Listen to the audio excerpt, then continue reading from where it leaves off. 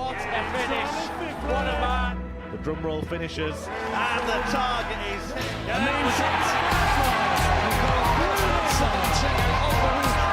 comes on finals night, and it's a knockout. Dirty Harrison!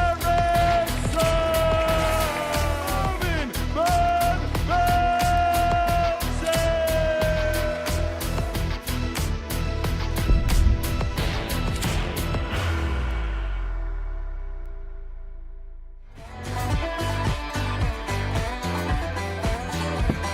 Himself in tip-top shape in her first day on Friday, and that'll be a good start. 60 now for Tops. Take the third leg and he finds it. Chance here. Evans on. Tops required for Wilson. And Tops is found.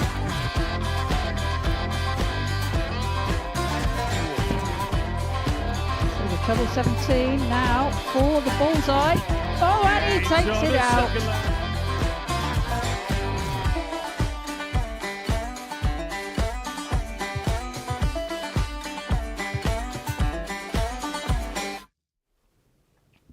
Hello, welcome along to the Modus Super Series here from the live lounge report. So it's Thursday afternoon, so it is time for Group C to get underway. Yesterday, it was Graham Usher who played his cards right. Yeah, it was a good game from him to qualify through to the finals. Will the standard be higher or lower? We're going to find out in the company of Scott Mitchell. And yes, you do get a pair in this particular game. Graham Usher yesterday, top of the group, won Group A. It's like he's never been away from this place. Yeah, I mean, he has that sort of mentality as well, that he's just dropped off the tour and feeling a little bit hard done by for himself. Feels he's got to prove some things to other people again, and he's dropped right back into here and done exactly that. Back in Southampton, he was probably the standout player. Is this the type of level where he could have some serious success? Yeah, definitely. I think so. I think he's that type of player. He's learned as well while he's been away. He's been on a big, broad learning curve, and he's at an age where you take these things in. You don't let too much of it go away. All the things that have gone wrong, you take them all in and make you a more complete all-round player. So he's come back here a better player than when he left. Well, this is how the table finished up. Graham Usher, 24 points. Devon Peterson did top the table. He lost his first 3 yesterday. That's how he dropped out. And this is how the tournament bracket looks going into today's action. Graham Usher, the winner of Group A. We're going to watch a blockbuster Group B later on the scene, which features former champions Jim McKee and Andreas Havsen, and of course, the reigning global champ, Devon Peterson. But this afternoon, we're going to have a look at the right-hand side of that bracket. Group C will get underway in a few moments' time. And it really is an intriguing affair over the course of the next couple of days. We've got some former weekly winners in there, but I want to talk about somebody first who hasn't won a weekly title here in James Wilson, somebody that sought out the Super Series as a place where he just wants to come and enjoy his darts. Yeah, very much so. I think, you know, James is in a similar boat where, you know, he's trying to reinvent himself again. He's trying to find that form again. And this is a slightly more relaxed atmosphere here in the back room than it is other places he's been of late. So he'll enjoy his time here, and he'll enjoy going back to the similar to the sort of BDO WDF atmosphere he was used to before he went over to the Pro Tours. Johnny Haynes, former weekly winner. He's somebody that on his day is incredibly tough to beat. Well, self-proclaimed best player in Swindon. I suppose that's an accolade to have. There's a lot of good handy dart players in Swindon. Yeah, you know, he's one of those, Johnny. He's really he hits the vaults hard, doesn't he, with the ADC. He's playing regularly. He's playing matches all the time. So his match practice should be good, and we'll see when he gets going here this afternoon. So this is the international variety of the Super Series. We've got the best player in Swindon this afternoon and the best player from Sweden later on tonight. Let's have a look at the odds then and see what the bookies think about today's action. Now, I want to get an intrigue of the players, maybe in the middle of the order. Robbie Long has played well on debut at 15-2. Romeo Gerber at 10-1. Is it fair to say that he hasn't quite got going yet? I would say yes. I've played him in the WDF scene and he beat me pretty convincingly, and I haven't seen that yet this week. I've been tuning in trying to find it, but yeah, it's frustrating for me to not see him like it. So we know that he's got a little bit more. I think he's about right there, and I think Robbie Long, I think him being on debut as well, I think he's got a little bit more than what he's shown, a little bit more consistency. Could say he was a bit unlucky to drop into Group C, but now he's in there. He's got to make hay while the sun shines. You're only frustrated because he knocked you out of Lakeside. Well, he did, and then he went to Ali Pali. But anyway, that's another story. Nobody gets political around here. All right, another story, another day. Scott, thank you. 18 plus gambleaware.org if you're going to have a flutter on the Super Series today. Right, let's get into the crux of the action then, shall we? And hear from Johnny Haynes. He's in action in the first match of the session. Let's hear a few words from him now. Johnny, back for another tilt at the Super Series. How much are you looking forward to the next couple of days? Yeah, looking forward to it. Good. Just hope they go all right. Saw you here at the back end of 2024. We saw some decent stuff for you. What do you reckon we can expect to see from Johnny this time around? Same again, hopefully. Maybe a bit better.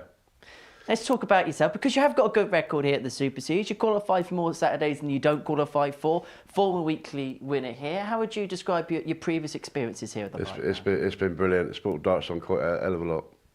When you won that week, what was that like, that moment when you picked up the title? That was just mental. That's something like you wish for when it happened. Moving on to this, are you set any goals or expectations? What, for this week? Yeah. To win it. There's nothing else, is there? No, that's it. You come here to win it. So. When you look at the group and you look at the week and you look at the players you're with, how tough a task is it? It's hard. It's going to be hard all the time because you've got decent players here all the time. But this is the round robin element. You love this bit, don't you? Yeah, the round robin bit. Because I'm doing the vaults, a few of the vaults, and that's all round robin, so. Still the king of Swindon? Yeah. Johnny, always great chatting to you. Wish you all the best today. Cheers, mate. Thanks a lot. Should have been paid per question in that interview. Anyway, let's get straight into the action, because Johnny Haynes and Romeo Gerber go toe-to-toe in the opening match of the group. For Johnny, well, he's a regular campaigner here. This is the 8th time he's appeared at the Super Series. He's made finals 94 the previous 7, including a win in Series 2, Week 11, where back in them days he received a check off of Corin Hammond. But he'll be hoping to lift the trophy come Saturday night. He takes on the 30-year-old from Split in Croatia, Romeo Gerber, who won in Series 9, Week 9, and he is hoping to turn his fortunes around this week. He finished bottom of Group A on Wednesday afternoon. He'll be hoping to be climbing to the top of the mountain come Saturday night. Jack Garwood is in charge of all of the action over the course of the double session day that we have here at the Live Lounge. Game 1 of 25 that we're broadcasting to you exclusively live here on Pluto TV in the United Kingdom and across the world. Great to have your company, and it's great to have the company of the 2015 Lakeside champion Scott Mitchell as well.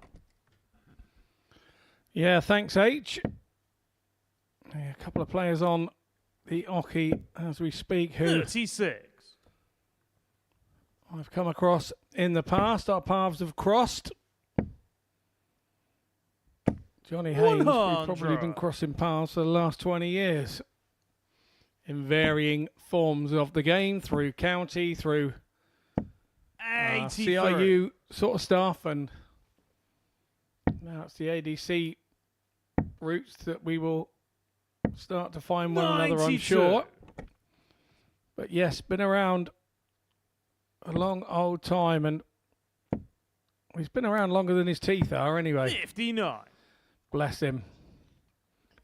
But yeah, no, really good guy at darts. Real sort of tough campaigner.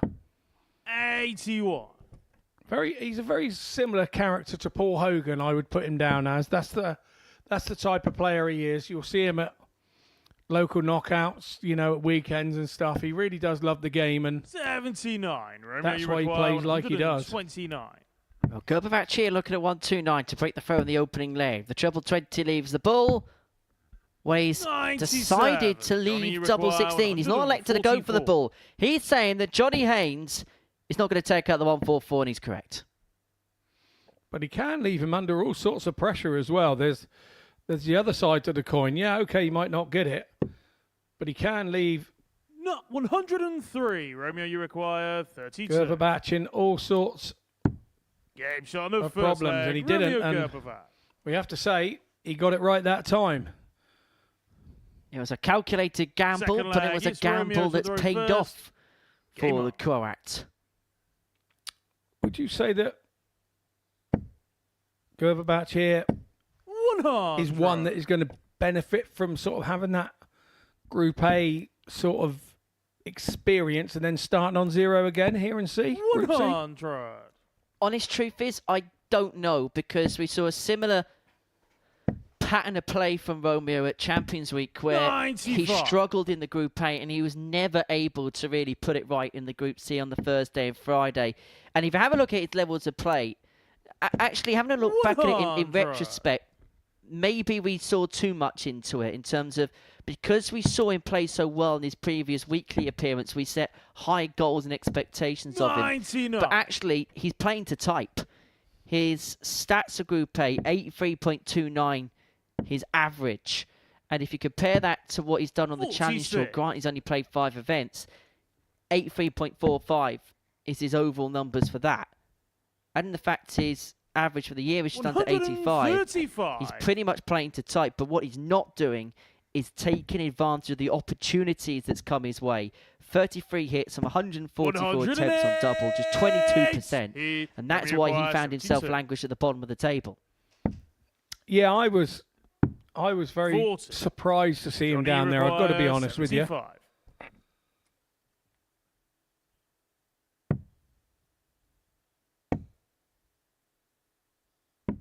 $35. Yeah, I played him in a Romeo, you section of require the 32. draw in the WDF or Yeah, champion John as he is goes second out leg. again. He's 2-0 Romeo up Gerber here back. against Johnny Haynes. Johnny won't worry about that. He knows he's got the darts in this one. He will be Third concerned leg, if it's Johnny he to lets the this one go. first. Game Yeah, on. going back to what I was saying, I played him in the WDF sort of qualifiers out in Hungary and back before obviously the 140. end of last year, and he beat me fairly convincingly there. It was an easy game for him. He really did sort of 58. make me look silly and got up for the game, and I just wonder whether he's thinking in that type of form. And our particular run through, I think 100. the person that got through our section of the draw as a qualifier was Jorge Roneveld, who we've seen here as well in the past, and we've seen him 43. sort of move on. He's sort of doing very well for himself at the moment. But yeah, I think he beat Romeo actually. Stopped him 135. getting through, but yeah, he's more established player than we've seen from him. But he started well again today. 47. But Johnny, he you started require well, or is it 126. because Johnny just isn't quite at the races yet? Well, this would change things, but he 86. didn't have to go for the bullseye. Because he definitely knows that Gerber batch cannot get out on 3-5-3. 83. Johnny, you require 40. Well, he had 9 darts, because even a maximum 3-5-3 wouldn't have given him the opportunity to have Yeah, finished John, things the off for third another leg, couple of visits. Johnny But double Haynes. 10 is found for Johnny Haynes. That's a 14 darter. Good quality contest, this. 16-16. Romeo's Fourth legs to leg, go it's 2-0 Romeo up. to the Haynes upping the first. quality of a Game 14 on. there. Tidy. Yeah, very tidy. And you can see from Johnny Haynes' throw, and you will in a second, he uses a very smooth dart that looks 44. extremely lightweight.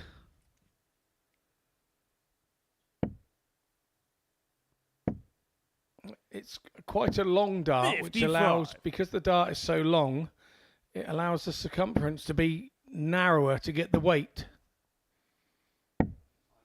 41. And you can see there's just a little groove halfway up the dart. There's a little dip. And I think he grips it there in the middle of that kind of dip halfway up the dart. It's a very unique style of dart as well. 100.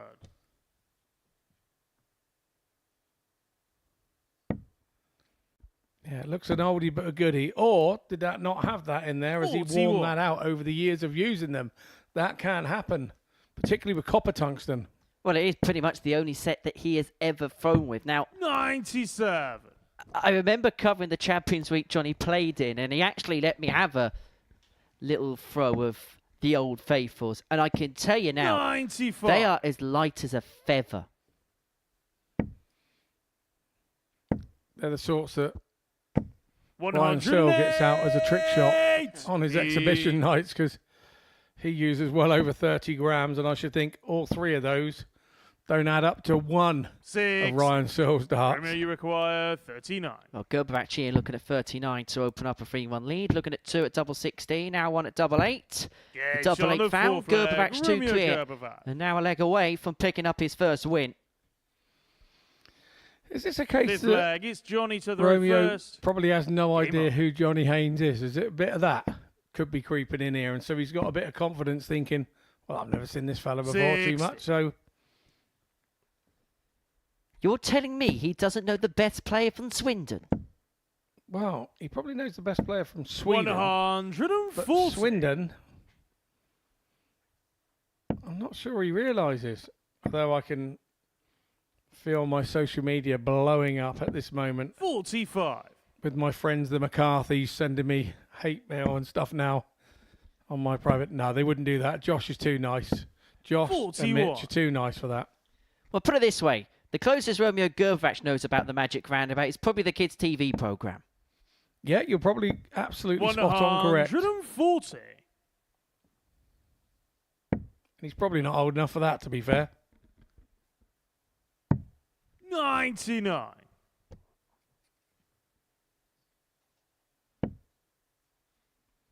Well, Gerber here 100. has left himself in a position. Yes, Haynes is on a finish, but it'll feel like he's got 6 here from 2-2-1 to wrap this up. And in terms of performance, he'll take 65. it for an opening Johnny, affair. you require Mid-80s average, got out the 156. gate quite quick.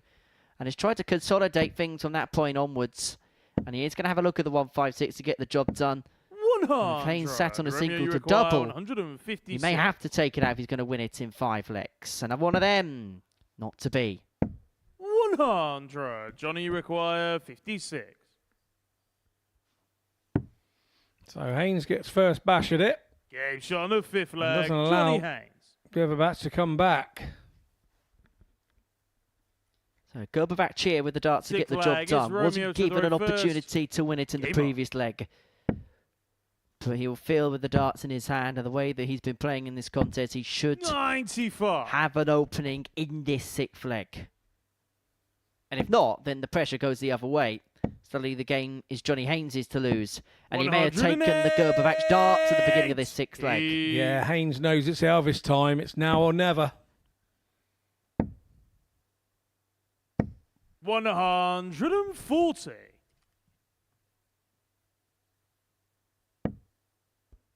Hang on, Johnny. No, Johnny, no. 100. We were almost on Go Johnny Go, weren't we?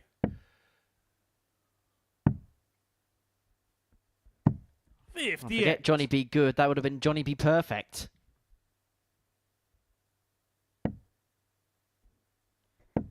But I tell you what, he's finding that triple now with a 100.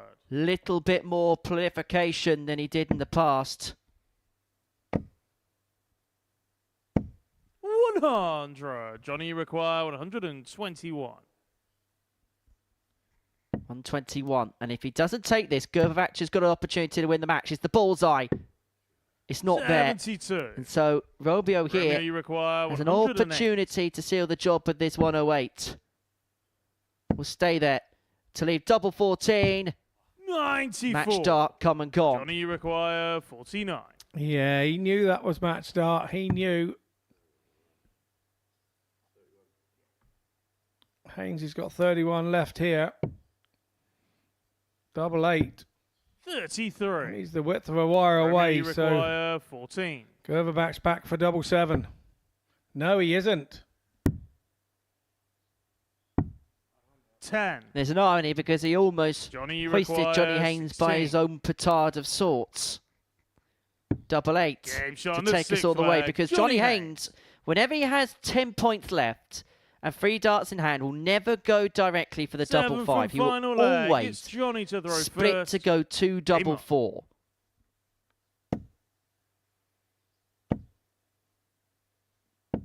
$60. He's the most famous dart player in Swindon, the best dart player in Swindon. I wouldn't say the most famous, probably my dear old mate Dennis Smith. Everybody remembers Dennis Smith. 100. Quarter finalist, I believe, at one point in the PDC World Championship. Big Den, if you're watching Big Den, 95. hello, my friend. Not seen you for a while.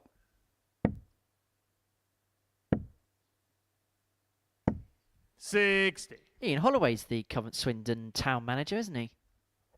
Who can be bigger than Ian Holloway in any town? $60.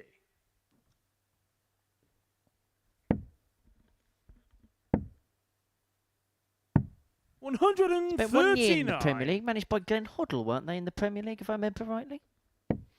Yeah, I think they were. Wasn't he player manager, I think, at I think the time? so, yeah, might have been. 60. Well, Gerber here, 6 starts on 202 to wrap this contest up and 44. seal an opening win to his Group C campaign. He'll feel like he should have wrapped it up much quicker, much sooner than this, and Haynes could actually leave himself in a 2-dart if he could find another treble. 80. But a bounce out with the last means that Romeo, his you job has require become a lot more 158. difficult. Both players pretty much at the same point in the leg. But Gerber, having taken the foe, gets first dibs. 45. Johnny, you require 146. So Haynes, 146. Is it going to go? And so Gerber will have a look here at the 113 to complete a 4-3 success. 94. If the truth be told, Romeo, you require he's actually made hard work of it. 113. And if he doesn't take this, Haynes is back on a single to double. And he's going to get a look at the 52 to win a game which, 81. from pretty much Johnny, the you get-go, he has require been a 52. passenger in.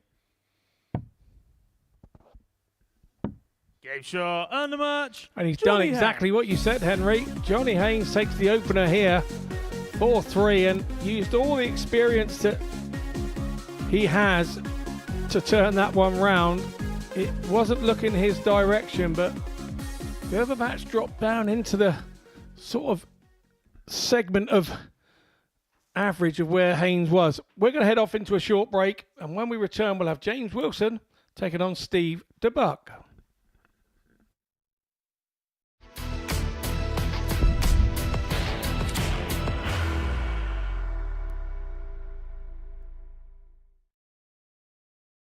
Are you ready to lift that trophy, Darius? Yeah. Let's do it then. Ladies and gentlemen, your Modus Super Series 9 champion is Lucky D, Darius Labanowski!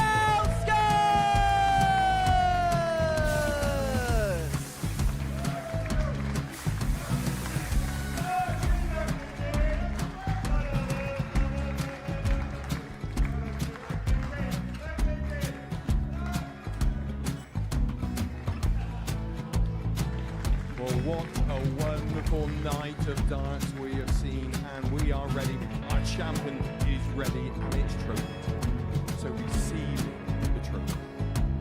£25,000. The new Modus Super Series champion, the Terminator, Marvin Van Velzen.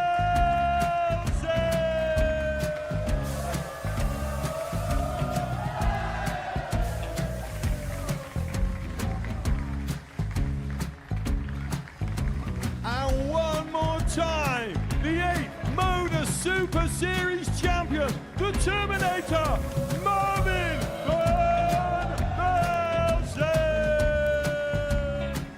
And the new Modus Super Series champion is Andreas Dirty Harrison.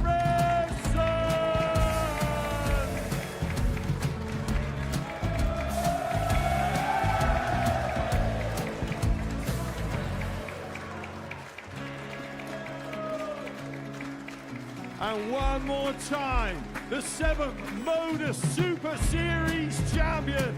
Give it up for Andreas Dirty Harrison. The moment we've all been waiting for. Would you please show your appreciation for your Series 6 Modus Super Series champion, Scott Taylor?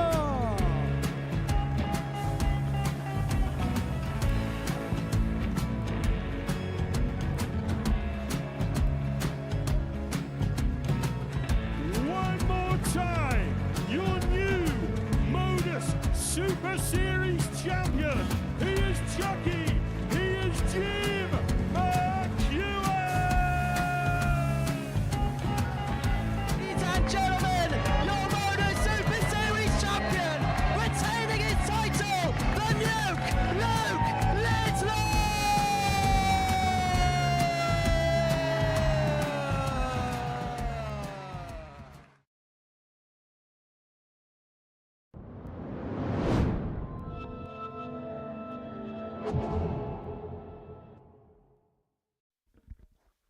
Welcome back to the Modus Super Series. Before the break, Johnny Haynes got the better of Romeo Gerber by 4 legs to 3 to kick off his Group C campaign. A match which he had trailed 2-0 and 3-1 in, did the punk from Sweden.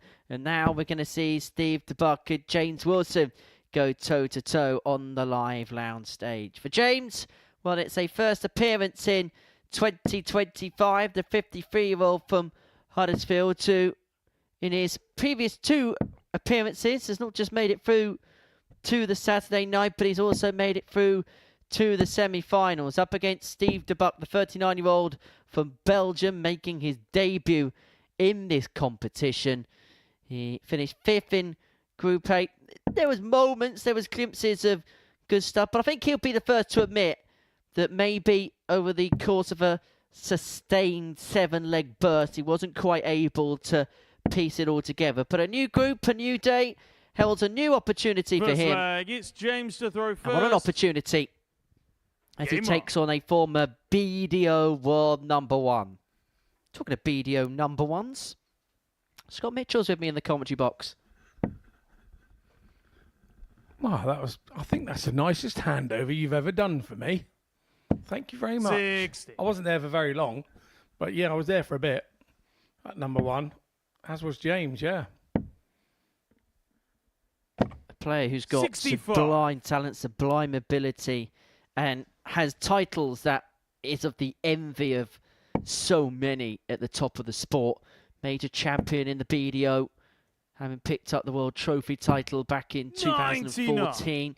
He also picked up the Zidane/Finder Darts Masters, which was, I suppose, the unofficial 4th major on the BDO circuit. 12 titles all together over the course of an illustrious career, including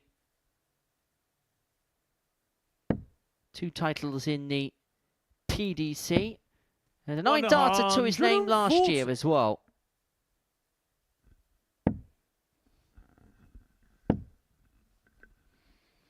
Yeah, he's very 40. He's very underestimated, is James. Such a powerful, strong player, because he is a bit of a first starter follower. 100. And he'll be disappointed with that. That one was perfect. And he's got other members of the family that are quite tidy as well. His brother Dave. Dave has 100. been on our James travels and and sort of been on the same trains and planes as Dave. And Dave Wilson is one of those who's a fantastic dart player as well. And Dave's son Mason as well had a really good run through sort of towards the end of his youth career. 50. Winning a few titles. So, yeah, the Wilson family, a fairly talented bunch. 60. James, you require Chucking the arrows, 52. Lark. And he's got it to a very solid start here. We're going to take the opening leg. If he can find double 16. 2 8s. 44. To be, but Steve Steve has left himself on 136 to get the break. Another. Wood left double 8, and so Wilson will come back James, to eventually take the opener. 8. And I think James would say if he has an Achilles heel, it'd probably be here on the outer ring with, on that situation maybe elsewhere, he wouldn't have got back, having had a couple of darts at it. Second leg, it's Steve So, to throw first. We're going to see Game on. lots and lots more of him.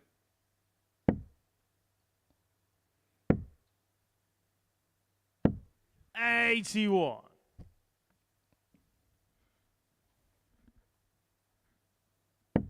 When you drop off the tour, off the Pro Tours, as I did, you find there's a wanting to find where you are in the game.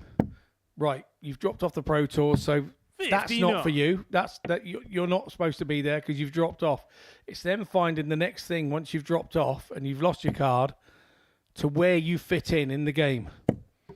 And James feels that he loves playing here, and he feels this is his sort of fit. And I suppose because when you're on that Pro Tour, look, let's get facts straight. That is the be-all and end-all. That is the top echelon of the sport. So every player naturally wants to play at the highest level, particularly those that have lofty ambitions. And I suppose it's fairly simple to say when you do drop off it, because the only thing you want to do is be there. I suppose you struggle to kind of find what that happy medium is, I suppose. It really does. It really does. And it's very difficult. And back in the day when you dropped off the tour, you had to go back to the BDO WDF system, but that's not the case now. The case is there's the seniors, there's the ADC, the WDF is there, and obviously there's here. So all of a sudden there's 4 places that you can start trying to qualify for their bigger tournaments, but you can't do them all. So all of a sudden it's been all very easy for you before you went over to the Pro Tours. There was only one thing other than, you know, the Pro Tours. Now you're coming back, you've got 4 options at a certain age, and it's very difficult to decide where's the best place for you to be, because you are wounded when you drop off the tour. You're wounded, and your game is wounded, and your confidence is wounded, and you've got to find the best place that suits you and go back to square one and sort of start again. Steve DeBuck. What a lovely 80 shot out there from Steve DeBuck. But yeah, so you're then sort of soul searching, if you like, about where your game is and where should you be going with it.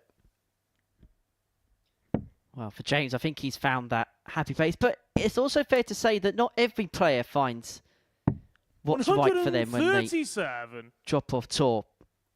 And I think sometimes the players, it could take a year just to really rediscover what is right for them. 140. It can. Sometimes it can take longer than that. It just, it's all about finding that belief again and coming back and finding where your game is and where you're happy with your game, because you have to reset. What happens when you're in the Pro Tours, when people start doing 100 averages against you, and you're not getting darts at double, it's fairly frequent that you will do a 90 and 90 plus, because you're not wasting darts around at the outer ring trying to hit a double. So sometimes they can be a fairly false average, particularly if it's a big loss. It's, you know, 6-1, 6-2, and you look there and go, wow, 90, sir. He's in a 94 average. Well, that's mainly because he's only been chucking at the treble 20. You know, there's a knock-on effect about going for the outer ring. So you have to remember that when you look at some of the averages on some of 54 the Pro Tour games. But here you find you're back at a more genuine average, because you are getting darts at a double, you are missing sometimes, and then you are hitting sometimes. So it's difficult to work out where you were. You think that you've dropped off, when in fact you probably haven't dropped off as much as you think you have. But you're led to believe you have, because you're no longer holding a tour card. Well, Steve there with his first max of the match. It's left himself on double 13 to get the break, a sneaky max, because James Wilson, who looked in full control and full command of this leg, has now got to try and stave off 3 opportunities from his Belgium opponent to get the break of throw. It's double 13. He's got 2 inviting guides. He shuffles across, but he cannot clip the third dart off the barrel of either dart 1 or dart 2. And so Wilson, with his blushes averted, will come back to have a look at this 44 to open up a 2-1 lead in this match. He's going to get 2 in his hand at double 16, just about in the single 12. He just had to have a double check to see whether it was in or not.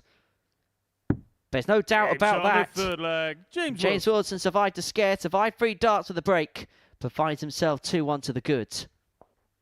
Fourth leg. It's Steve back in the day, in our BDO days, game on. Around 2013, 2014, if James left double 16, the leg was over. 121. He is one of those players that double 16 was on a string for him. It just looked like it was just going up a tube straight in there. Very similar to Duzzer later on when he was winning championships. 90, Duzzer was the same. Double 16, double 8. If he managed to leave that, if he left tops 10s, 18s, you might have a stab at it. 83. He could miss it, but if he left 16s, that was it. You were done. And towards the end of Glenn's career, if he left any double, he wouldn't hit it. Of that, I can't comment, because probably I was one of the last players he beat at the Pro Tour. So 125. he never had a problem beating me, so that was all good. BDO adversaries. 100. Yeah, Modus Super Series commentaries now. I was going to say, you're both united in one thing. You're stuck with me all day, every day. And the good side of that 99. being... Oh, sorry. Yeah, I get what you're saying. It's called the next step in our careers, Henry. You're called the next step in our careers. 60. Well, what's the next step of this game going to bring? Because, yes, Steve's left himself at a finish, but James will fill in with just one treble here, who'd be the favourite for the leg. And the way that first start sat above the treble, that looked inviting. And that looks inviting for another to join. 140. Tops up to 12 Steve, you require 137. for the break. Steve the Buck is under it here.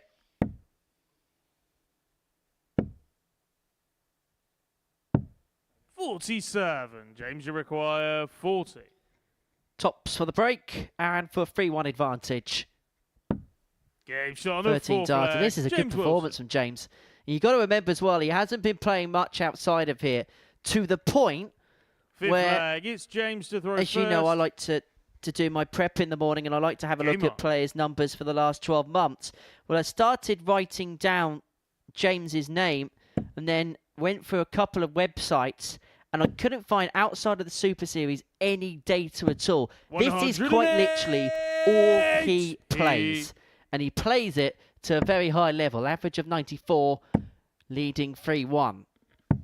99. Yeah, I think I spoke to him earlier before we started today, and I think he thought about maybe going back playing for Yorkshire, for County, once he lost his card and went to a game and said it kind of didn't have the same feel to it when he left. But I suppose it probably wouldn't have done with, the likes of Scott Waits and so on playing around him around that time.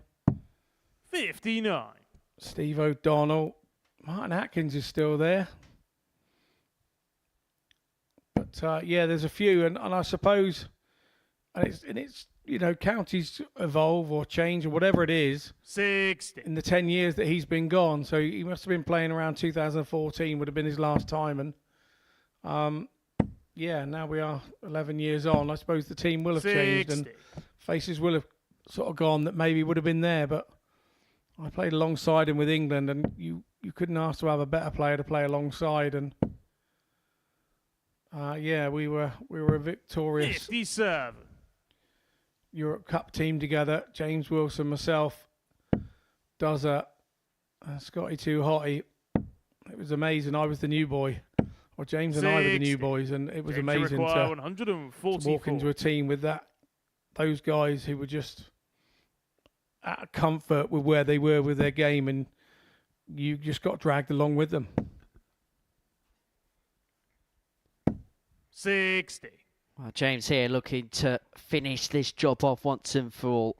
Decent opening performance, particularly, as I say, when you add in the fact that he hasn't been playing anything outside of the 59. Super Series. James, you require 84. You can tell that he's prepped correctly, because this opening performance looks fresh, to the point. And it may well be the button to seal it. Decides to go treble 8 to leave tops. 44. Steve, you Decided to require take 164. Bit of a risk there with Steve on 164. And it was a well-laid one.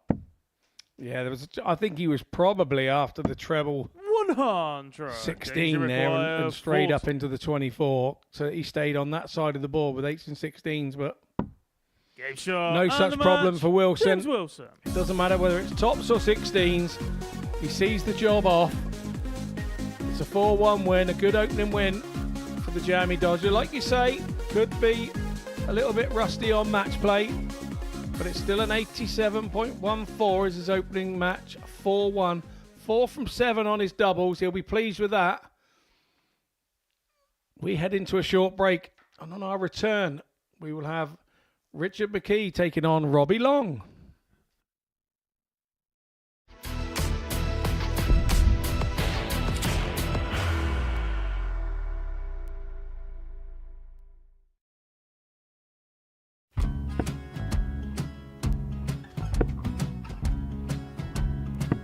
$54. Charlie McGuire, 164.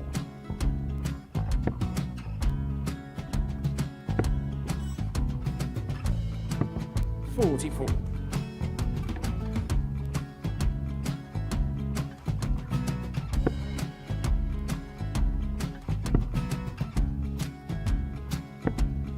$32. Charlie require 120. Well, 120. He's got a fair, at least 2 handfuls at this. Just needs to stay 60. there. That's a good shot. Halves his score. Leaves himself on a 2-darter.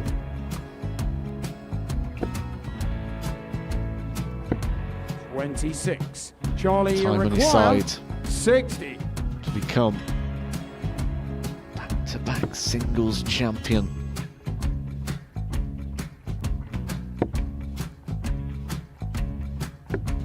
$40. Definitely a couple of nerves in those last 2 darts. But he'll be coming back. It's the moment he's been in before this situation. Standing at the back of the stage, Charlie approaching the require hockey with a 20. chance to win the title.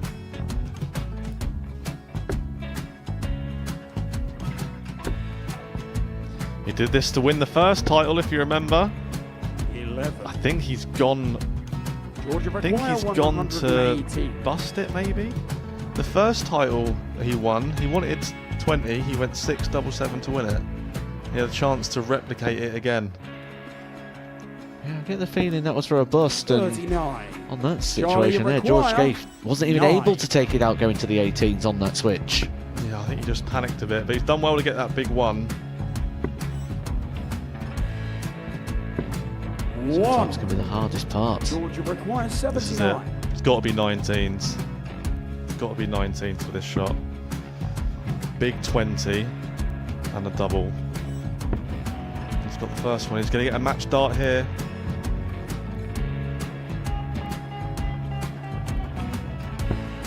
$59. Charlie Threw the entire require body into that 8. one. Just didn't want to let go of the dart.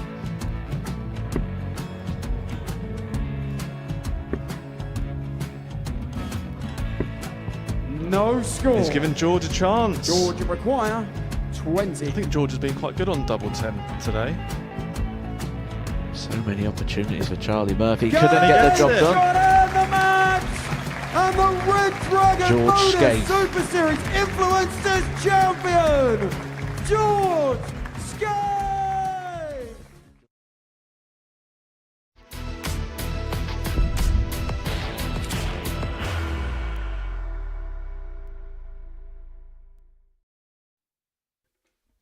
Welcome back to the Modus Super Series. Before the break, James Wilson got the better of Steve DeBuck by 4 legs to 1. Next up, we're going to see Richard McKee make his debut on the live lounge stage as he takes on Robbie Long, also a debutant this week. We saw him in Group A, finished 4th behind Chris Quadtock, but some solid displays. There was enough good stuff from Robbie over the course of the 3 days that we saw from him there to maybe give us some encouragement that he could progress through this group to Saturday. But next up for us, it is Richard McKee, the 34-year-old from Banbridge, making his debut here at the Super Series, nicknamed the Keg. Next, he will take on Robbie, the 37-year-old from Bristol, making his debut here with the nickname of Admin. Admin doing admin things, but he's looking to file his place through to Saturday night's final. But for Richard, opportunity to play on the live lounge stage for the first time. Yeah, which I'm sure he's going to enjoy. First leg, it's Richard to throw first. Game on. Always when you come here as a debutant, you want to be hitting that nice treble 20 as quickly as you can, and he's got that under his belt in his first throw, so that should settle him down nicely.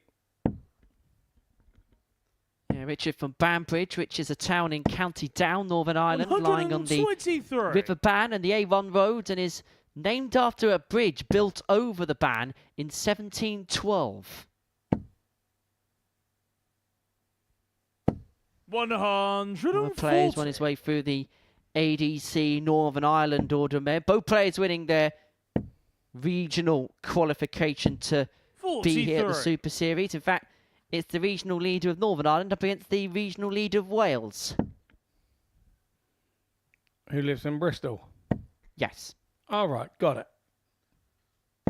100. Shows I wasn't paying attention to the scrolls that come up. Same reason why the Welsh Open last year was played in Western-super-Mare. 60. Richard, you require 161. They put the boards up in Wales. It was just really windy that day, and they ended up in Western-super-Mare, and so they all played there. Number 17, the ball's out. Well, this would be some way to start. Some way to announce your arrival. 128. You could tell that was a little bit tetchy, that last start. He knew he was about to do. 130. Richard, you require 33. So McKee looking at double 16 to take a 1-0 lead. 17. Not to be, and so Robbie you has require a 145. chance, but it's a long shot.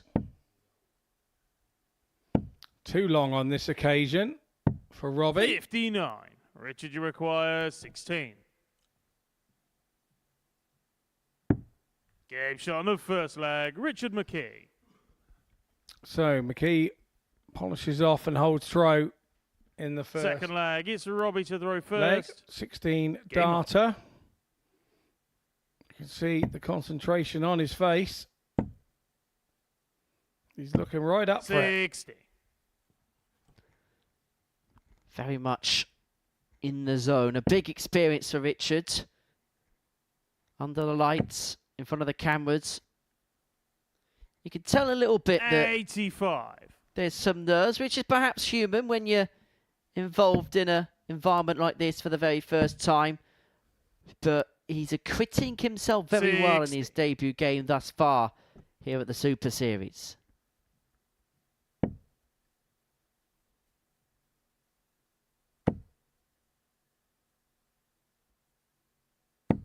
$60.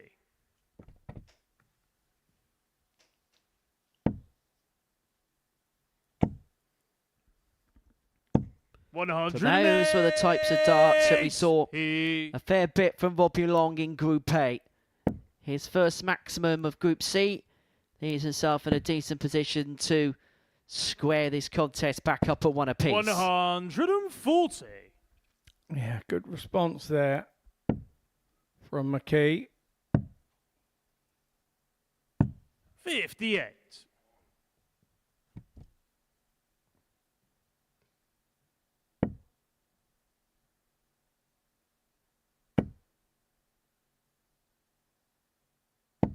$60.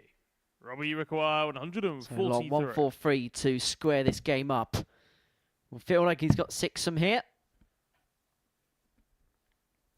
Unless McKee can 43. pull something Richard, out you the fire. The require 156 is on offer. But not now, and so Long looking at a ton to square this match up at 1 apiece. 44. Robbie, you require 100. Double top. 60. Well, there were 2 well thrown darts, not too far away, but neither 112. could find the target.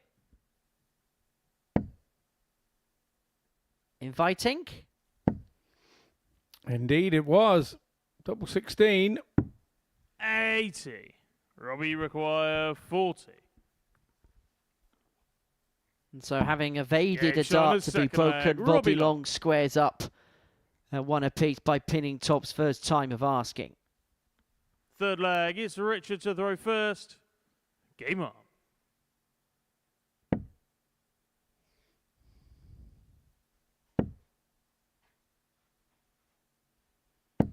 $60.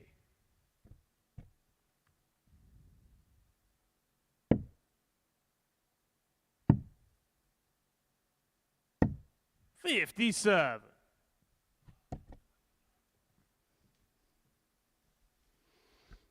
Robbie has a very unique throwing style where during his backswing, he doesn't actually point the dart 81. anywhere near towards the board.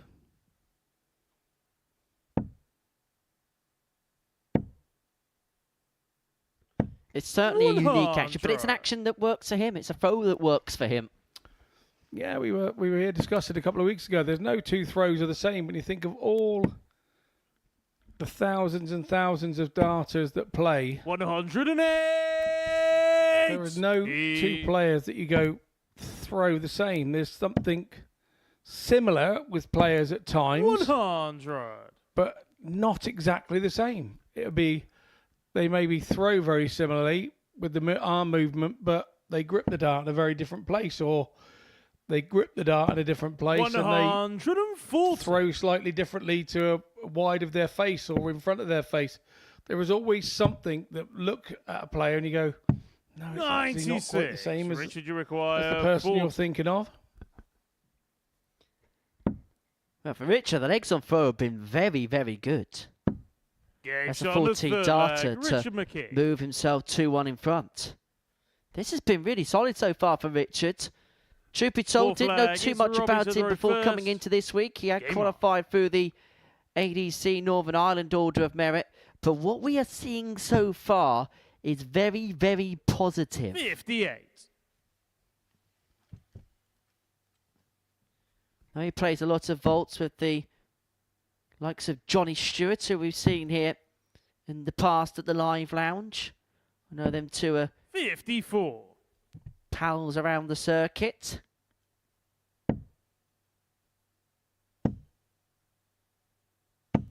$140. Impressive from long there.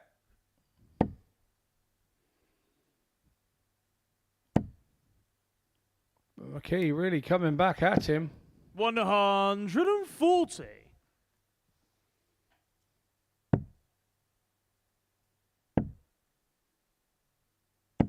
$139.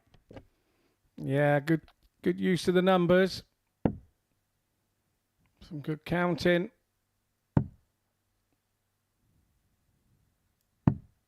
$77. Robbie, you require 164. 164. And 6 darts from here to level up at 2-2. This has been a really, really good leg of throw from won't be long. 121. Effectively, playing like this, he's forced Richard McKee to win this leg in 12, and he's not on a finish after 9. And so, chance here to square this match up at 2 apiece. 100. Finally stay straight. Robbie, 2 you darts and a require double a 43. choice. And the double is double 16. Game shot and the full double flag. is pinned. Robbie Long. 14 darters split either side there. 2-2. What is a high quality contest. Both players Fifth flag. It's Richard to throw first. really coming out the gate quite strongly. Yeah, teetering around the 90 average. One just slightly over and one just slightly under. 30. But McKee would have wanted a better start than that, knowing how Robbie Long ended the previous leg. 58.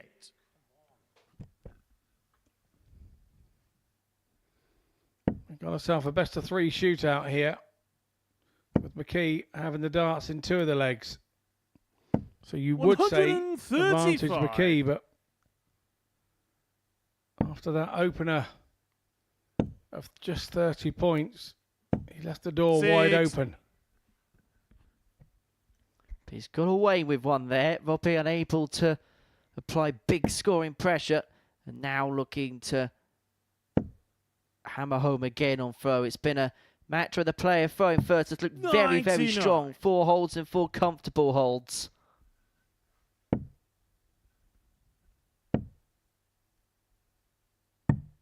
$43. Yeah, I think that's a fair enough assumption of the match so far.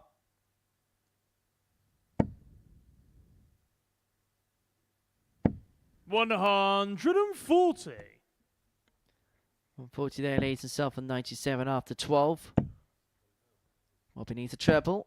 100. To keep Richard, himself ticking along, 97. and so McKee looking at 97 to open up a 3-2 lead. And plenty of time on his side.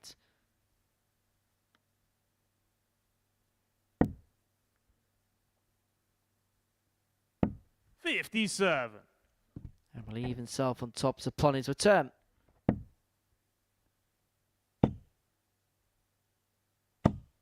100. Richard, you require 40. Game shot on the fifth So leg. that's with Richard the first McKee. leg of this match. McKee sees it off in 16 darts. Holding Sixth leg, throw. it's Robbie to throw first. Game on. So Robbie Long with it all to do here, needing to win the 134. last two legs of the contest if he's going to pick up a first Group C win. Got off to a strong start in the leg in which he has the darts in. 60.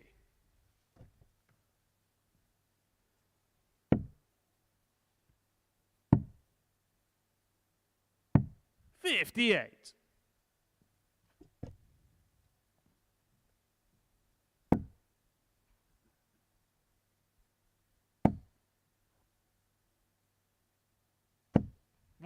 $140. And for once, Richard just asking a few questions 40. of Robbie Long's throw, and poor score there has opened up the door for the Northern Irishman to wrap up victory here. 100.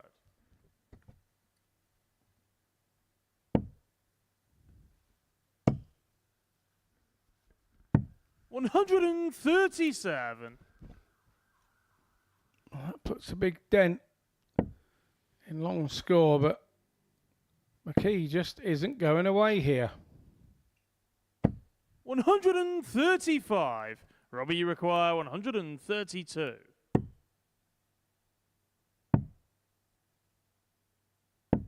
$104. Richard, you require 66. For the match. And to wrap up a first Super Series win in his debut match is double top. 46. That would have been for Robbie required perfect 28. way to round it off what has been a very good debut performance. But Robbie Long free in hand to save the contest. One more at double seven. 14. Doesn't go. And this should Richard, be you it. require 20. Free in his hand at double 10 for Richard McKee to get the job done. Game And that shot time and he only the needed the match, one. Richard And a McKee. really good debut performance that from Richie McKee, who really has announced his arrival on the live lounge stage. Averaged just under 93, 4th and 10 in terms of his finishing. A real promising start. And he really has emerged as a player that could cause some real problems, that could cause the top two some disruption. A 4-2 win for him to kick off his campaign. Coming up after the break, Romeo Gerber up against James Wilson.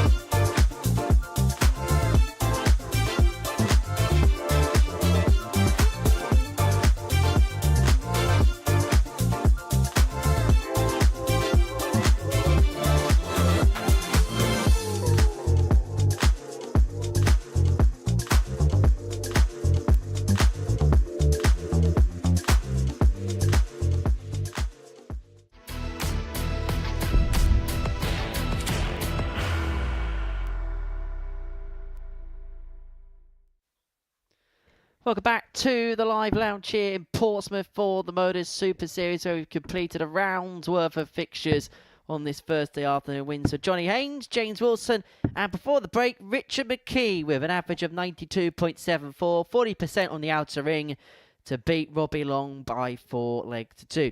Game 4 sees James Wilson and Romeo Gerber go head-to-head. Wilson, who went off the 5-6 favourite with the bookies to go on and win this Group C, and he got up to a strong start against Steve DeBuck. Average of 87.14. The doubling was good as well. 4 out of 7 on the outer ring, and it just looked like he was beginning to brew up to something. As we mentioned in that first game, hasn't played too much. This, quite literally, his only darting First goal. leg, it's Romeo to throw Up first. against Romeo Gerber, Game on.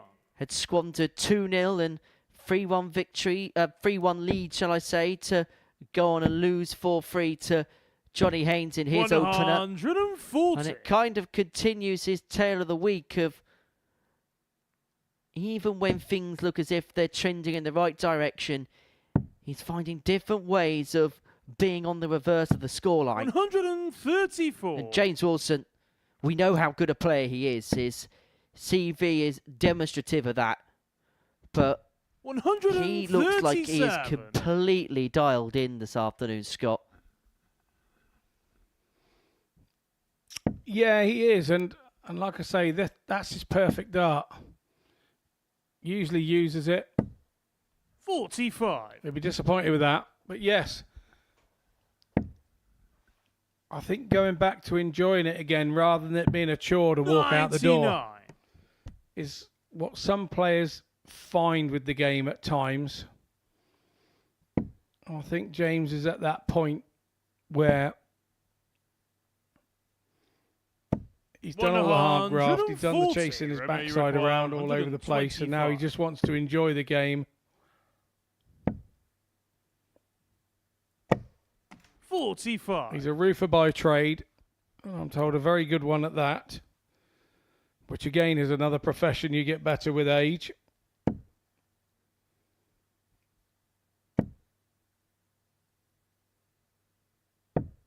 And these are the sorts of things James Wilson does.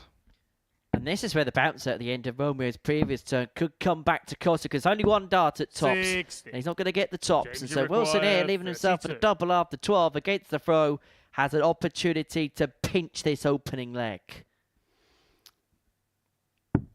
And he looks like a player, does Romeo, that will let the world On the first jump leg. on his back James and Wilson. drag him down if you give him half an opportunity. He's quite happy. He's turned around and facing the other way. Second leg, it's James to throw first. Game on. He's not taken that not holding his throw very well at all, has he? Now looking to visualise. One thing he didn't want to do was look at his opponent one bit. 42. Soon as that dart went in, he turned around and he faced the wall. 81. Now, I don't want to sound like William Shakespeare here, Scott. And I don't know whether you've ever read Romeo and Juliet. 100. It really is a case of he wants this week to be two-sided. And they don't want to be both alike in dignity. 121.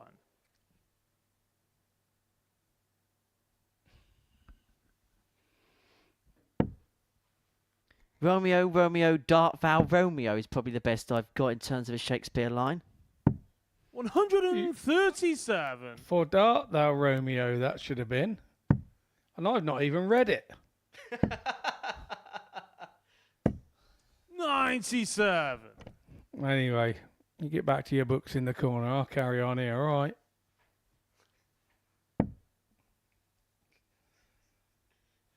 Wilson, 6 darts on 222, the Richie Benno. 58. As goes the ATs, leaving himself on 164.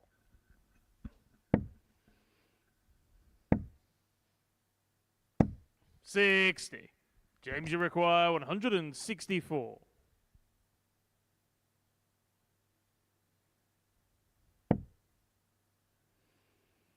First one's good. See by the look on Wilson's face. 138. Second, Romeo, not so require good. 142. Had blocked his route to the treble 18 again, so went back to the 48. James, you require treble 26. 20. I've seen him do this before.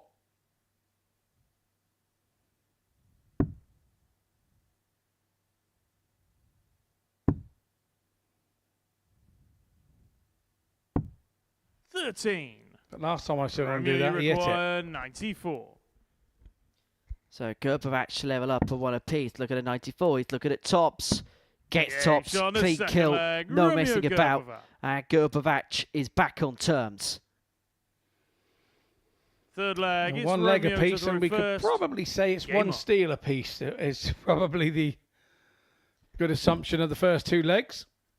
One run's the right scoreline, but the wrong way round. 98. Exactly.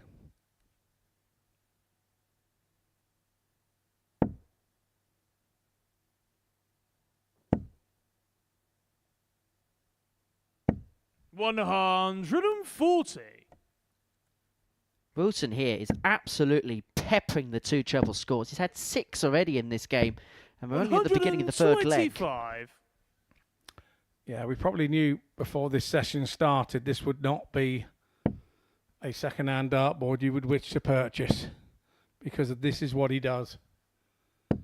100. His scoring ability is just on par with everybody within World Darts. It really is. Well, you can see the difference in the scoring power there.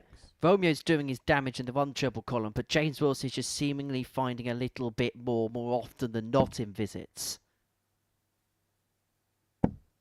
Just the way that he throws it, the way that he holds it, there's just nothing moving. It looks like there's nothing to go wrong. And so if you question why Wilson hasn't done better, James, you require it's what he allows 81. sometimes to creep in between the ears. But every time I've been stood behind him and asked him to do something for me, he's gone and hit it. Not just once, twice, and 3 times to prove it wasn't fluke first time.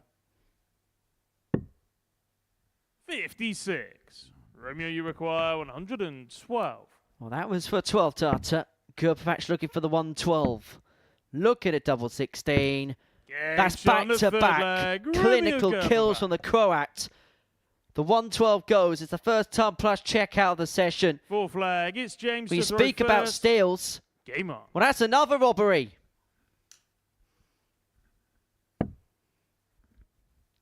Yeah, I was going to say, is that what Jelly does? That sort of wobbly.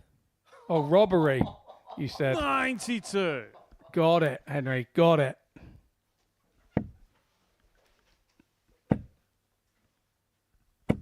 $140. That was vicious. What a fun and games here at the Modus Super Series. Not just on stage, but off it. 45.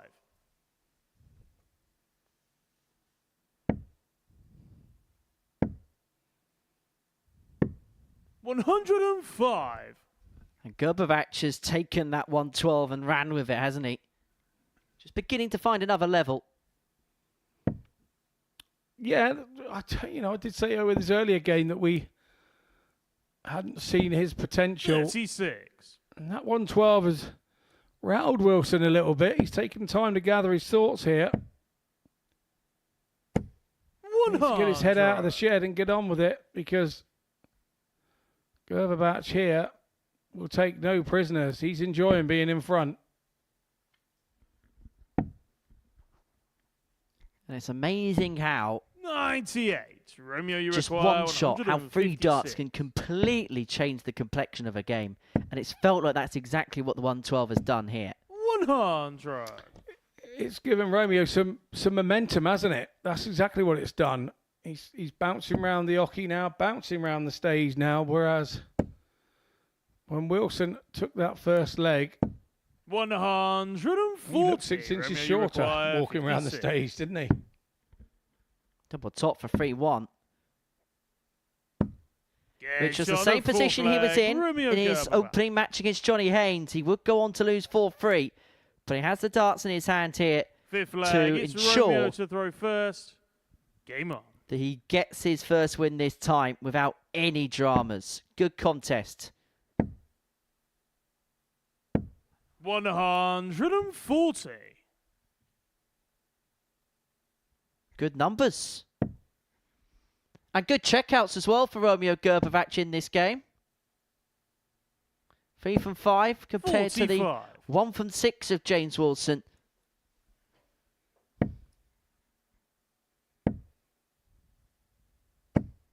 $85.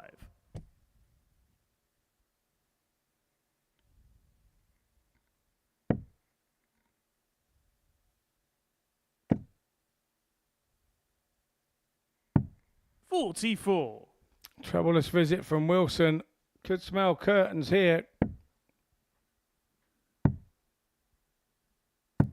58.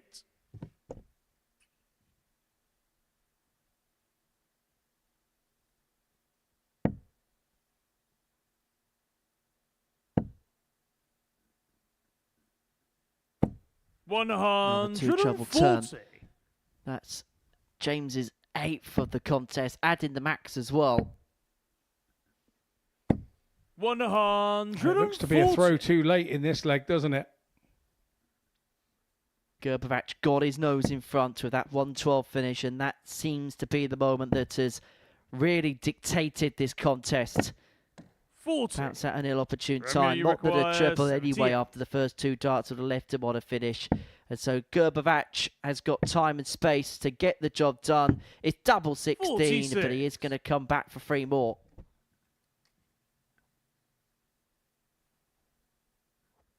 James hasn't really been able to recover the setback of the 112 finish that his opponent put in to put his nose in front at 2-1. Romeo, you require Now 32. Romeo Gerber has 3 darts in his hand, a double 16 to get his first win on the board. 16. Found double 8 with dart 2. James, you Couldn't require locate it with dart 3. 132.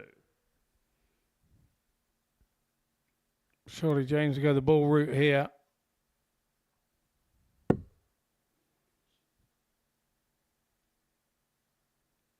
Treble 19 will even McDart at the ball. Not to be on this occasion. 64. Romeo, you So require Gerber 16. to eventually see it off. Double 8. And James double Shaw 8 and is the match. found. Romeo Gerber. And finally, the Croatian is on the board. He'd spurned opportunities in his game against Johnny Haynes, but once he found himself in front, he wasn't relinquishing the lead. The 112 finish to put him 2-1 to the good, well, that really was the game changer. And then from that point onwards, he really did dominate proceedings. He's beaten James Wilson by 4 legs to 1. Coming up after the break, it's Robbie Long up against Johnny Haynes.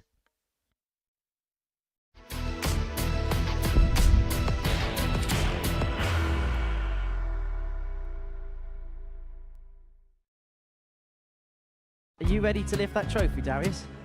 Yeah. Let's do it then. Ladies and gentlemen, your Modus Super Series 9 champion is Lucky D, Darius Labanowski!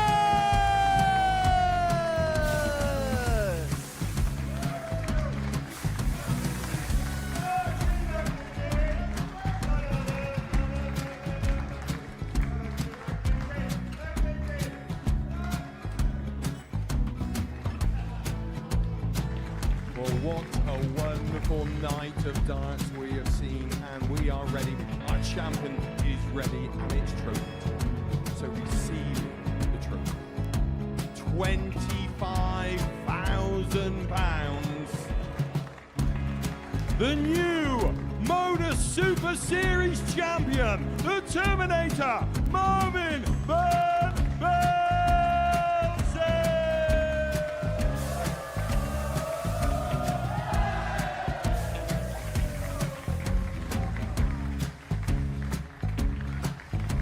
And one more time, the 8th Modus Super Series champion, the Terminator, Marvin Van Velzen. And the new Super Series champion is Andreas Dirty Harrison.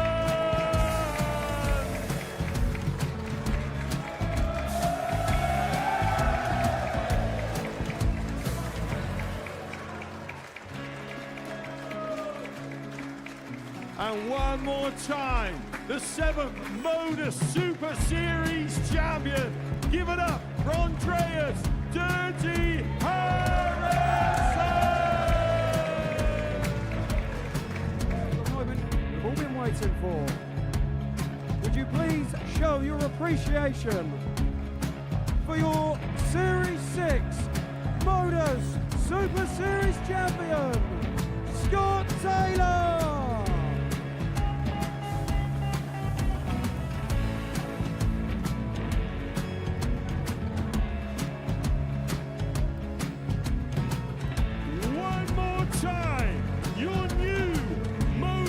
Super Series champion. He is Chucky. He is Jim McKee. Ladies and gentlemen, your Modus Super Series champion, retaining his title, the Luke Lidlow!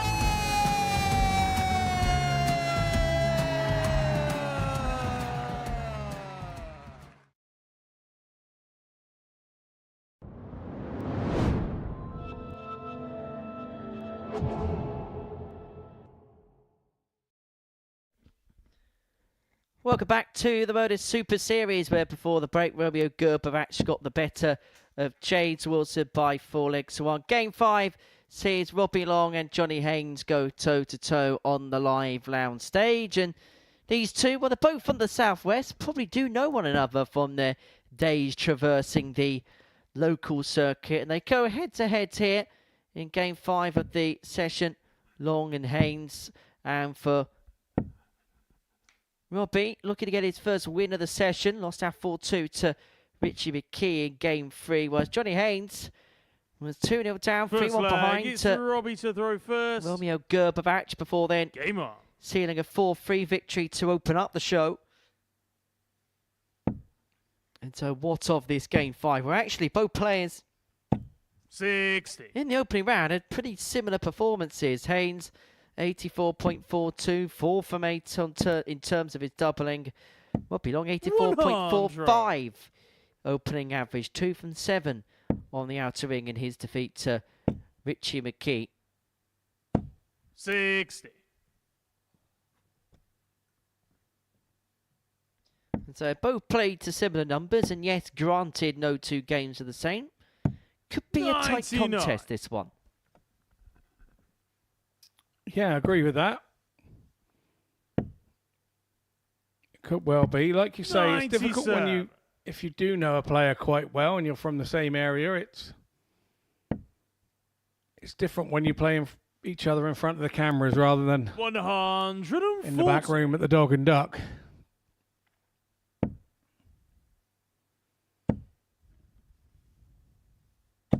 $60. As Johnny has got off to the quicker start of the two. He's taken the darts in this opening leg. 60. Would like to treble there to have left himself on a makeable 2-darter. Robbie looking for a couple of trebles to do exactly that. 140. Johnny, you require 102.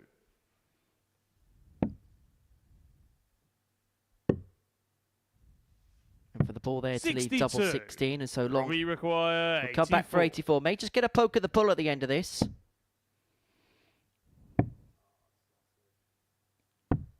44. Thinking about the ball, wasn't he? Johnny, you require He needed a big number 14. Johnny Haynes needs double 10 now. Double 5. Which he really goes for because he hates Johnny it. Haynes. Then hits it when he does. There's an irony, isn't Second there? leg, it's Johnny Haynes, who could be so prolific on tops, will do absolutely everything in his power if he can to avoid the target just to the left of it. Nobody said dart players were intelligent. What we do is whatever comes natural in the moment. And in that moment, he was absolutely stood on the edge of the cliff and had no choice but to jump at double 5. There was no two ways about it. And on this occasion, he hit it. If he'd have two'd up there with his opponent 41. where he was, I think there'd have been bigger questions asked.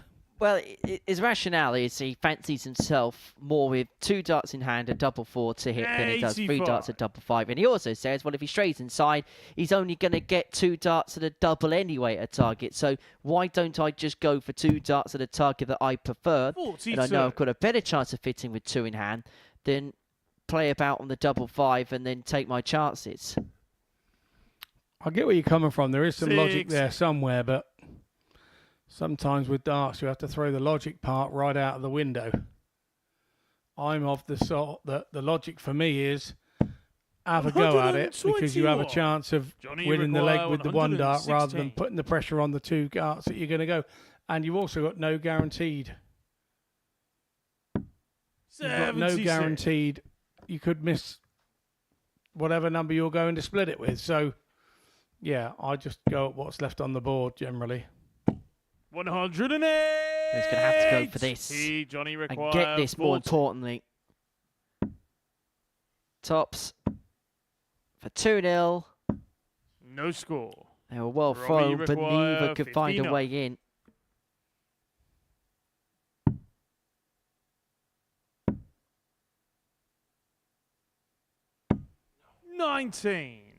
Johnny require 40.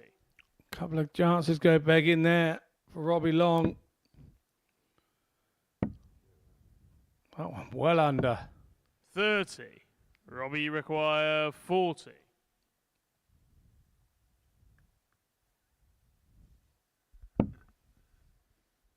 Double 10. 30. Doesn't go. Johnny Now we will see require the Johnny 10. Haynes split. 2 for double 4. 8. And ironically, he's gone inside Robbie of both require targets. 10. We gave it such a big build-up. We did indeed. Game shot on the second leg. And then Robbie double Long. 5 goes once more. So 2 legs. We have seen 2 legs on double Third leg, 5. it's Robbie to throw first. Both finding it Game on. quite ironic.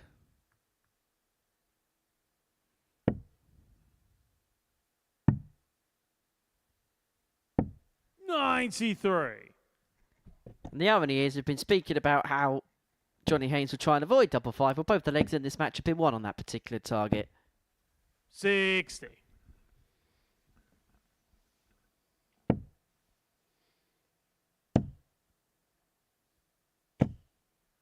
$100.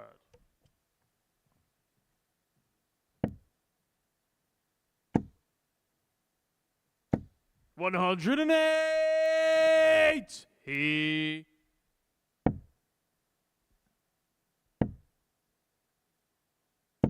98.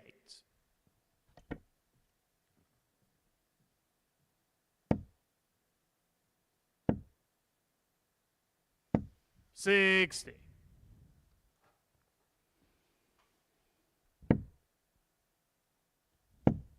The game's starting to settle now. So in a period, it's starting to settle down. 100. Robbie Long wanted more there from that visit. And could say unfortunate not to get any more. 139. Robbie require 110. We saw 112 in the previous match really change the direction of travel. The double 18 there leaves Robbie Long with double 7. 96. Johnny require 62. Yeah, just a little bit too much of an adjustment there to go from top to the bottom of the board. Game shot on the third leg. The man that Johnny doesn't like Haynes. double 5, he hits tops on the double 5 side of the Fourth leg. It's Johnny to throw first. of the double Game on. 20.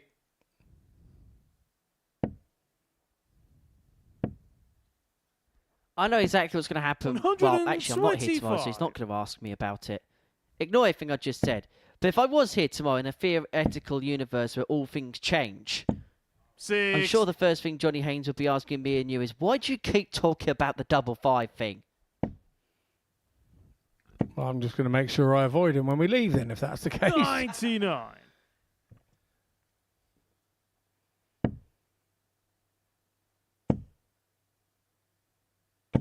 $140. Johnny Haynes is one of darts characters. There's nothing particularly around our area. I've known him for a long, long time and played 97. around the south and southwest. He's been at the opening of an envelope, that boy, he has. He'll go to a dart match anywhere. 58. There's a fiver to be had. Johnny Haynes would have been seen there at least once in his darting life. Johnny very much does play the game in an old school way. He does his thing, and he does his thing very well. He's looking at 96 here to open up a 3-1 lead, 96. To open up a 2-leg gap in this match. We'll hope to get 3 at tops. We'll hope for a return. But that relies on Robbie Long not taking out 103. He's going to get a dart, a double top. Oh, beautiful. On the 4th leg, and level we are at 2-2. Long takes out the tops. He takes out a ton topper. Just as Johnny Haynes was sat waiting to establish a 2-leg buffer.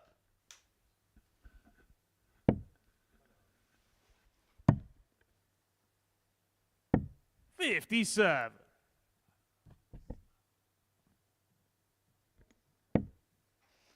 Johnny, I say, plays the game in an old school way. You may see the odd occasion where he may leave the old bogey number. Interestingly, last time he was here, 30. He was in conversation with Owen Binks. And you know what Owen's like? He likes talking about numbers in his sleep, doesn't he? 60. Johnny's retort is, I'm too old to care about your numbers rubbish. Yeah, I've got my own numbers rubbish in my head, and that's the way that I play the game, and I've done fairly okay doing it my way, I think, is the answer to that.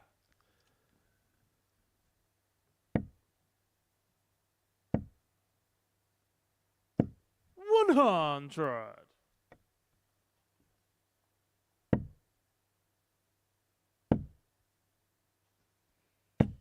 $140. He's not going to get the break to get himself 3-2 in front. Will feel like he should be darts to get the game done and dusted.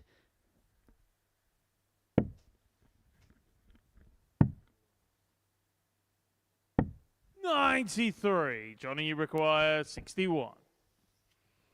So Haynes was 61 then. 25 for double 18, and that is a nice 5th leg. Johnny Haynes. 2-dart combo for him. He now has the throw. 6th leg. Close Johnny this game out. First. Game on. Well, when you consider the problems that Johnny Haynes has had in terms of finishing legs off in this contest, that was a cool, clean 14-darter to put himself on the cusp of victory. And he's got the darts here to get himself home and hosed. 134. Yeah, good response to the opening ton from Haynes, from Long there. 140. Yeah, nicely done. In turn, another good response from Haynes, but you feel Long leads a treble of some sort, and yes, nicely done.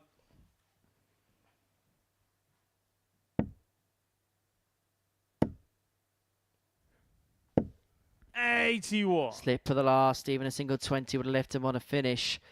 But Robbie can only really pounce if he finds something really big, and really big he finds. 140 leaves him on 130. Dream score here would be 140 from Haynes, but he makes sure with the first start that he does nothing silly. 100. Robbie, you require 100, not bad under the circumstances. Long will come back for the 130, and anything not straight was not what 44. Robbie Johnny, was looking for. 80. And so Haynes here to wrap the match up, looking at 80. 20 for tops. 40. And that was to claim Robbie, you require his 86. second consecutive victory in the group. Bull to save it. 61. Doesn't go, and so Haynes to wrap it up. Johnny, you Yeah, require not to be this 40. time. Double top to double up the tally.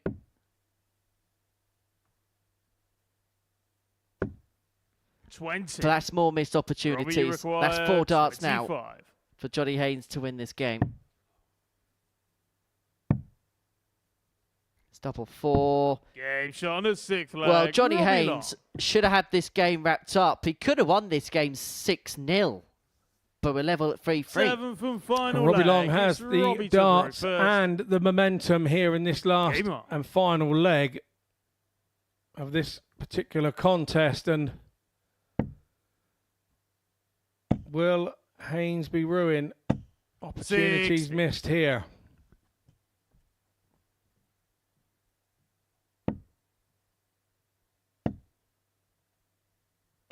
$60.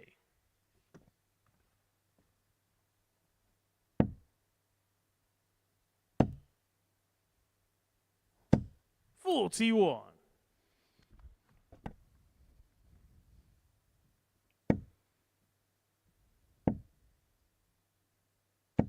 83.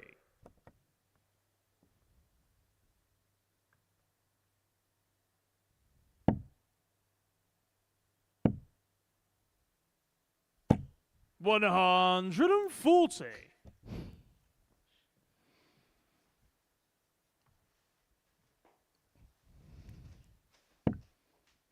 Nice 140 from Long. 140. And a good response from Haynes. This is really warming up here.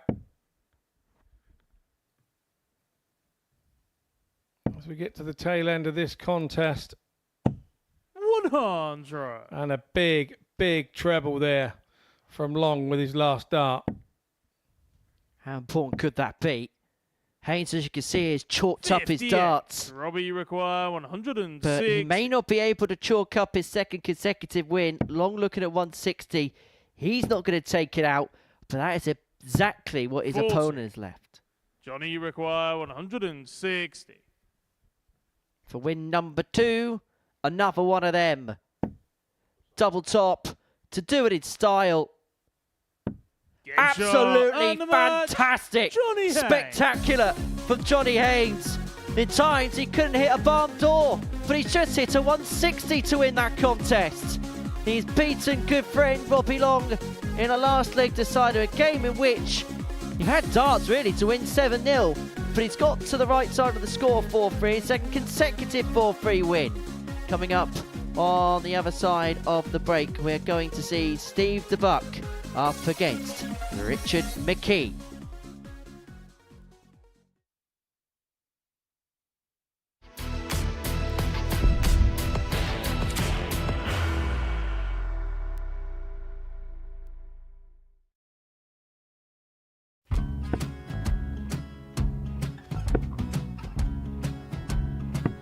$54. Charlie McGuire, 164.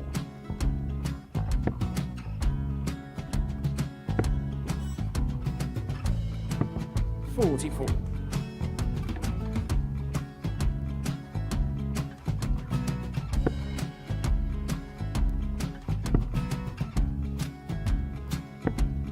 $32. Charlie required 120. Well, 120. He's got a fair, at least 2 handfuls at this. Just needs to stay 60. there. That's a good shot. Halves his score. Leaves himself on a 2-darter.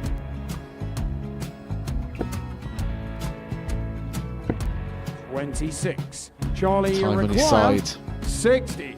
to become back-to-back singles champion.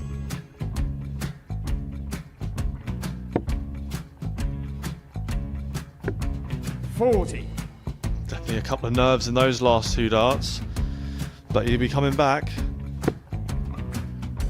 It's a moment he's been in before this situation. Standing at the back of the 81. stage, Charlie approaching the required jockey with a 20. chance to win the title.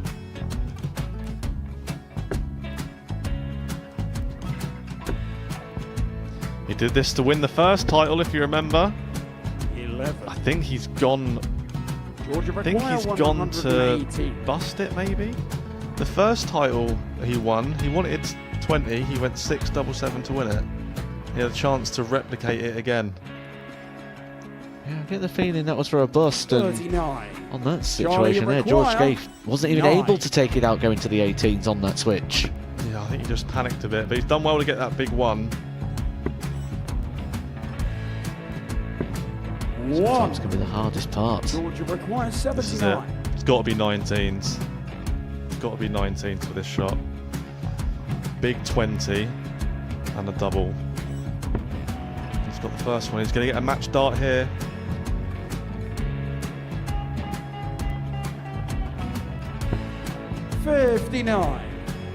Charlie Threw the entire body into that one. Just didn't want to let go of the dart.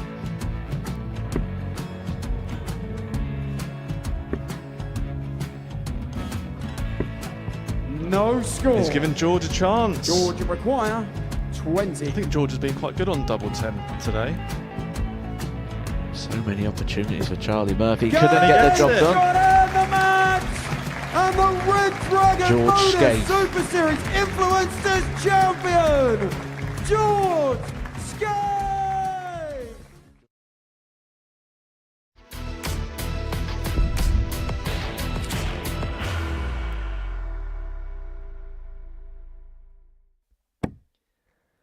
Welcome back to the Super Seeds. For the break, Johnny Haynes got the better of Robbie Long by 4 legs to 3. Game 6 sees Steve DeBuck and Richard McKee go head-to-head. For Steve, he's looking to get his first win on the board. Rise. Richard looked very impressive in his first game, put in the performance of the day so far. Average just under 93 in a 4-2 success against Robbie Long. Is a very good debut game for him. But I suppose the big question is, as we always say about debutants, can they back it up in this one? Can he back it up in this one against the Belgian Steve DeBuck? 85. Yeah, there's an element of when you're a debutant of when you come in and win your first game. You haven't really learnt a lot. Sometimes you learn more when you're losing than you are when you're winning. So, yeah, you're wanting to repeat it. 60.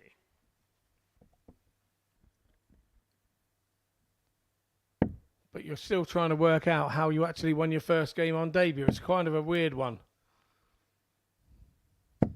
140. I reckon I have a rough idea by playing darts like this, and just the early indication I'm getting is it looks like he can just play to that type of level over a long course and a long distance. 60. He looks very, very, I suppose steady would be the right word, but I don't want steady to be seen as disrespectful either, because there is ability there.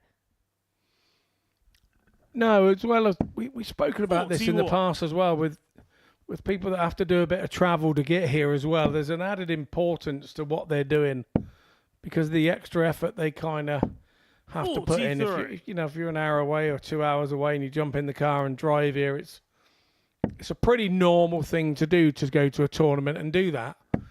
But for somebody like Richard, who 100 probably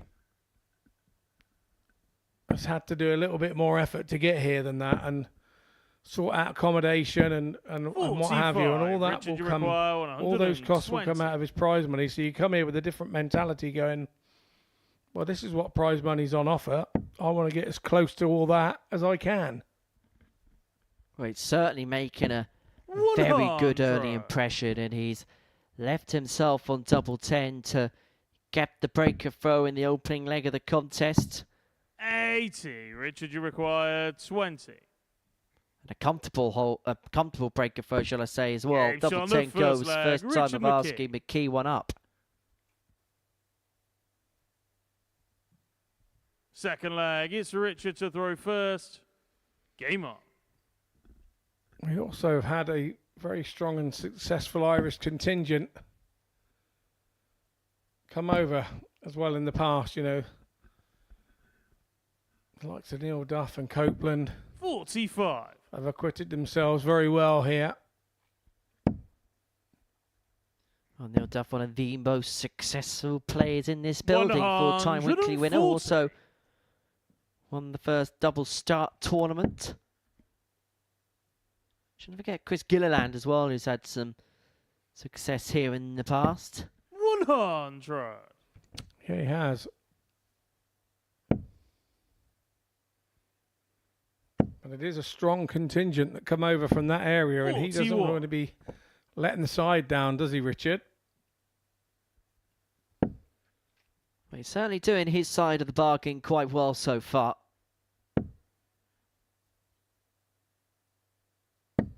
$60.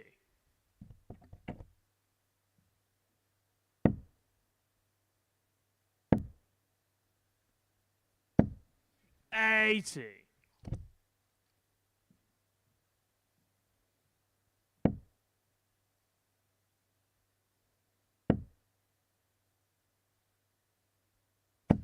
100.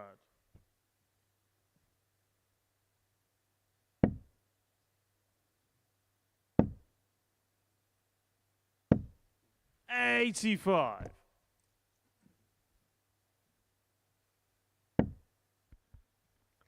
He's finding that first start, isn't he? So well, Richard.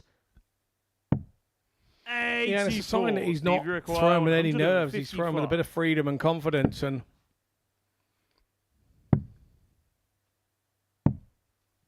83. Richard, you require 112. bit of a big switch there from DeBuck. He wanted to go down, but that was a long way down in double 3. Double 16 incoming then for McKee. 80. Steve requires 72. And so Steve here looking at 72 to level up. But there's a lot of sloppy darts. 32. Richard, you require 32. You'll be absolutely incensed about the way that this leg is unravelled for him. For 2-0.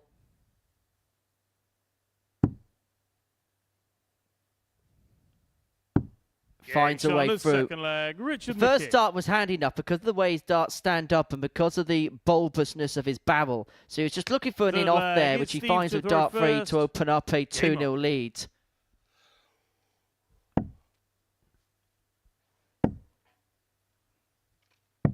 I think the Buck made a bit of a mistake there when he had 65 left. Having the confidence to go for the 25, I get that. But he really had to go for the 15 route and try and get himself a dart 43 at the bullseye to win the leg. If you don't get yourself at a dart of some sort of double, you've got no chance of winning the leg. And I think he missed a trick there. 60. He should have maybe, yeah, it's nice to have the confidence to go for believe that you can hit the 25. 9 times out of 10, you hit the bullseye in that situation. Because when you're aiming for that area, 60. You're not aiming for the 25. You're aiming for the bullseye to be in the area. So 9 times out of 10, in that situation, the bullseye comes along when you don't want it. But what he needed to have done is really hit the 15 and then gone for the bullseye and then hit it when he needed it.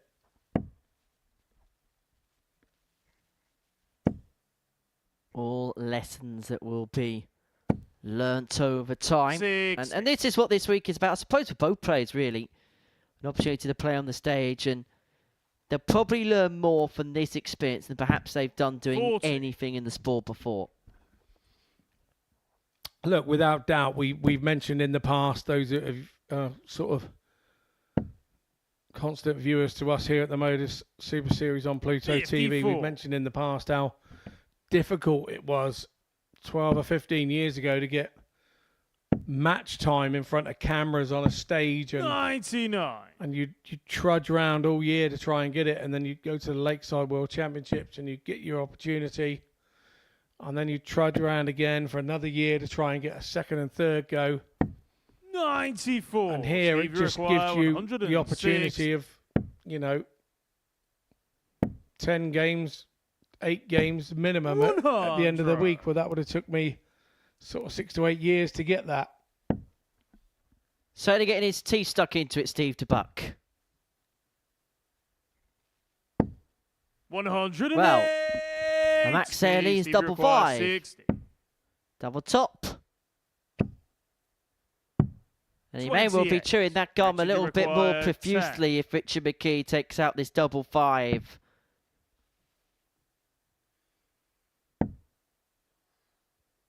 Two twos. 6. Doesn't go. Steve, you require 32. Yeah, not to be this time, and that's double 7. So double 9 now. Now he's inside the 9. It's No score. Richard, you require 4. That's a good marker. Slide along the barrel. Other side of it, Richard. Other side of it. Listen up. Oh, didn't 2. quite clip it. So Steve, you require 32. the buck back for 32 again. Surely this Extra on time. the third leg, Steve DeBuck. And the answer is yes, it is this time. Fourth leg, it's Richard to throw first. Game on.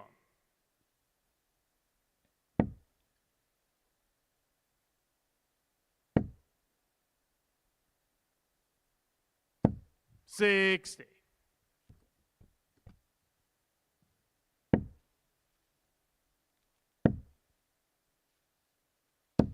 45.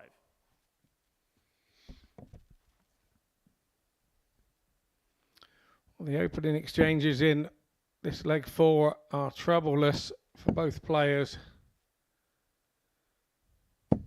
100. And McKee looks like he's blocked the treble, and then somehow or another, I've seen him do it on 2 or 3 occasions where he squeezes a dart round the side. 43. Certainly knows how his darts behave, doesn't he? Yeah, and I think that's a big part in playing knowing. I'm one of those that when the dart sits on the outside of the double and the direction the flight is sitting, 9. I know where I can aim and where I can't aim. Sometimes you have to go to the top of the bed and avoid the dart that's already there, and you can't use it because the flight, the way that the cross on the flight, looking at it from the top, is sat in the wrong direction, and all it's going to do is cause you problems and avoid, and you're going to deflect away from the target you're aiming for. And that just comes with time and the equipment, using the equipment just over and over and over and being repetitive. It seems repetitive, but in those moments when you need to know what it does, 100. you know what it does. Well, another case in point there. 86 left for McKee to move 2 clear and to move within Richard, 1 you of the finishing require post. 86. And he's got time on his side. Double 16. Can he just clip that off the barrel? 54. Well, that was the intention, but not the execution. But he is going to come back for 3 more.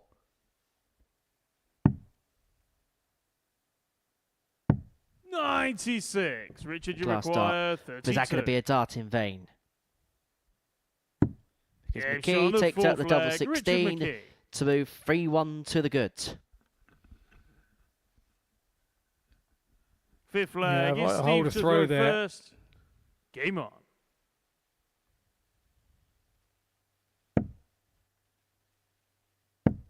DeBuck needs to find his scoring boots a little bit, doesn't he? To 100. trouble McKee. McKee's not on his pomp at the minute, but he's not having to be because DeBuck is allowing him off the hook on the scoring front.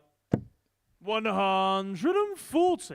They both look in cruise control towards the middle of the leg, but weren't hitting anything. This is better from DeBuck. 81.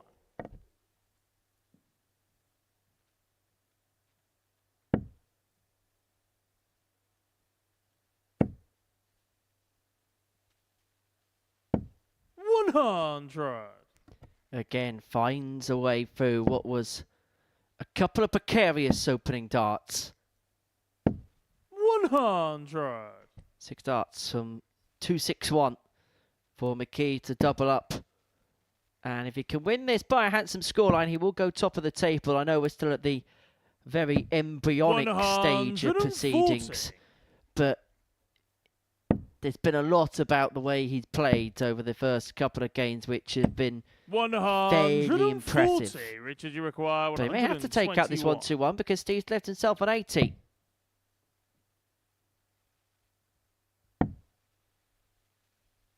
The ball. 88. Steve, you require 80.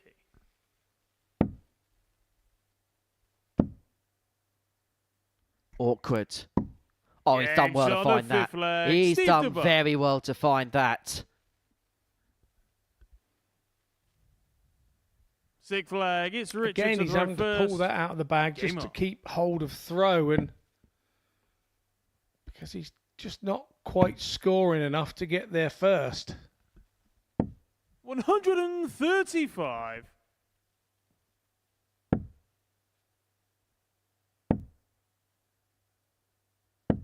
$41.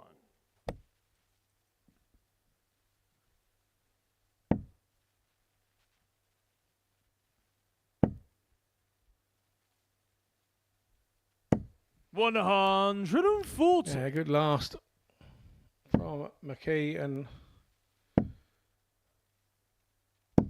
good response too from DeBuck. That was a nice exchange there, but DeBuck still trailing. 82. And even more so now with Richie McKee hitting that last treble 19. 100. Well, Richard, a big you require find with the last start for Steve, but it's not good enough to leave himself on a finish. And so McKee looking at 144. This would be some way to wrap it up. Another one of them. Would have left double 12, but he has got time on his side. 96. He's going to return, having left 48 after just a dozen.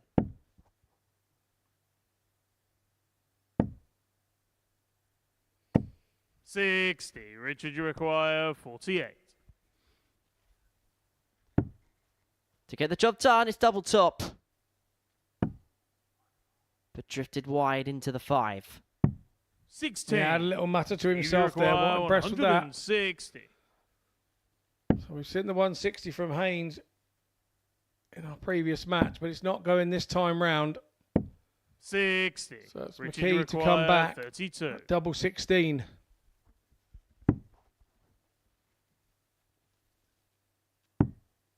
Double 8. This is awkward because there's a flight in the way. There's a lot in the way. 16. And he almost found a way through that 100. wall of tungsten. Well, that was the worst possible dart, 40. wasn't it? Richard, Even a bounce out would have been better in that scenario. But this will eventually get the job done. Game shot. And get the job done, he will. And for Richard McKee. McKee, that is 2 wins from 2. And a really impressive start to his debut here at the Super Series. Couple of really polished performances. Okay, there was a lot of missed darts there, but there was a lot in terms of the scoring there, which you'd be impressed with. A 4-2 win against Steve DeBuck in the second round of matches. Coming up on the other side of this short break, Romeo Gerber up against Robbie Long.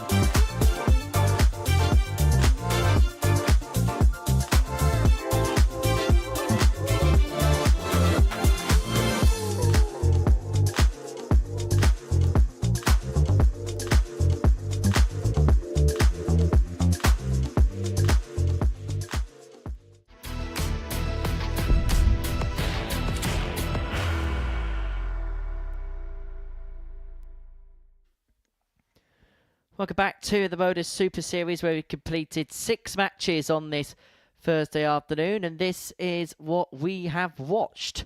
A couple of wins for Johnny Haynes and a couple of wins for Richard McKee. They have taken the ascendancy in the Group C table. It's fairly uniform at this present moment in time. McKee and Haynes with 2 wins apiece. Gerber and Wilson with 1 win apiece. Long and De Buck yet to get off the mark. And for Gerber, an opportunity to move on to 4 points if he can get the better Robbie Long here. Although Gerber should probably be feeling that it should be he who's on 4 points and not Johnny Haynes, because he squandered a 2-0 and 3-1 lead in his opening match. But then once he hit the front in his second fixture against James Wilson, he never really relinquished that advantage. Hit a 112 checkout to move 2-1 to the good in that match, and then rallied home from that point onwards. As for Robbie Long, well, he's kind of been playing to the level that we've seen from him throughout the course of the week. Averaged 82.6 in his Group A campaign. So far today, averages of 84 and 81.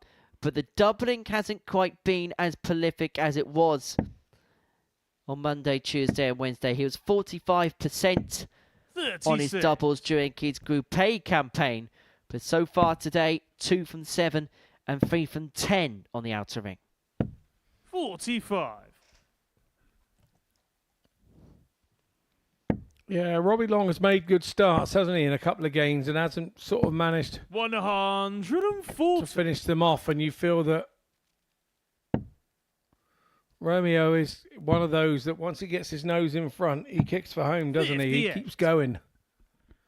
He doesn't take his foot off your throat, and he's got to get himself to a position where he's in front to be able to do that, because 100. he chastises himself so much with bad darts that, with any bad dart, that eventually he just stops himself effectively. 85. The quintessential frontrunner, isn't he? When the going is good, he looks very good.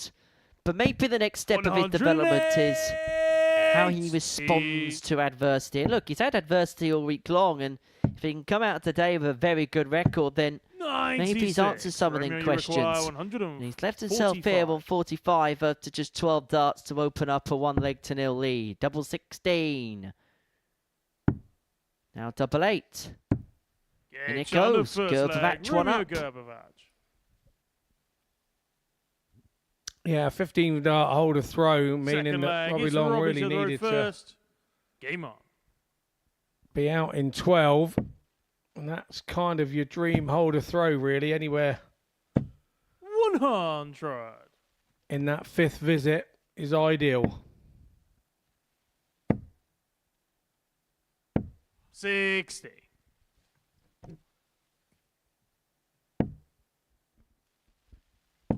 Romeo certainly playing to a much higher level than 60 we saw in Group A. It was a good performance last time out, average just underneath the 90 mark to dispatch of James Wilson 4-1. Kind of played to type 58 in his opening defeat to Johnny Haynes.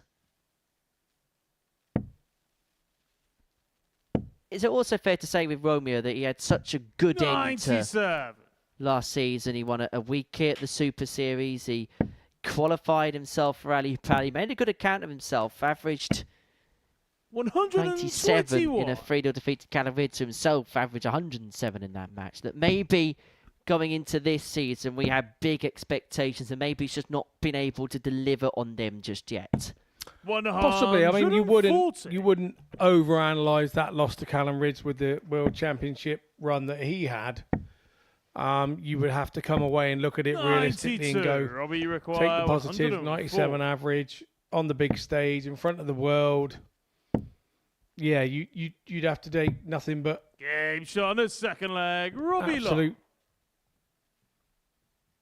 quality of what you've done. And third leg, it's Romeo to throw first. Robbie Long there. Game on. Popping out a 104. 100. Well, that joins the 103. So the Low Tongue Club is something that Robbie Long is very much a part of today. And now 140. Looking to kick on.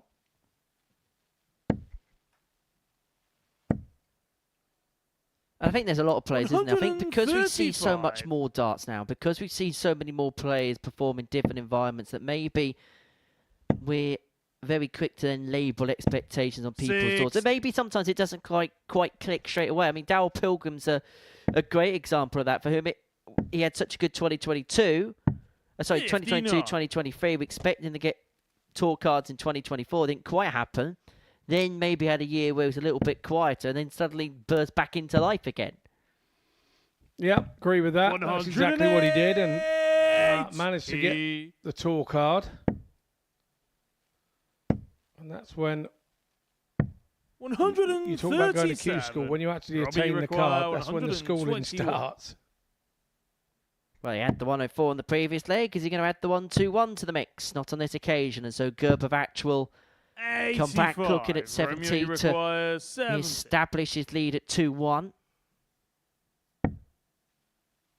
Double 18 leads double 8.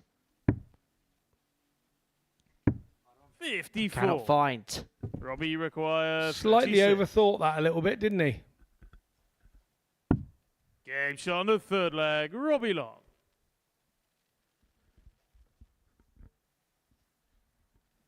Fourth leg. It's Robbie to throw first. Game on. I don't think you need words to describe how Romeo's feeling right now. Well, that's desperately unlucky. 120.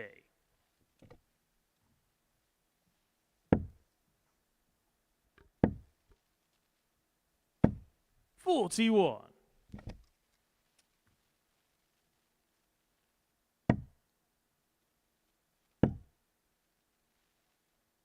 137. Yeah, good visit there from Long. What's going through his mind right now? He's got to be going through it saying, I've just got to close one of these out. Get my first 123. points on the board, and then I can work from there. Obviously, see as a shorter, more straightforward format, because obviously play each other twice, once with the darts and once without the darts. It seems to be a lot Robbie fairer group. You have 123. 5 games with the darts, 5 games without. 91. You know exactly everything is fair and square, and so if you don't make it through, it's probably because of what you've done. Well, that Matsie's put lots of pressure on this 32 for 3-1. Game shot of Robbie Long is in control of this game. Just when Romeo may have felt as if he should have had the authority in this one. Fifth leg, it's Romeo to throw first. Game on. 26.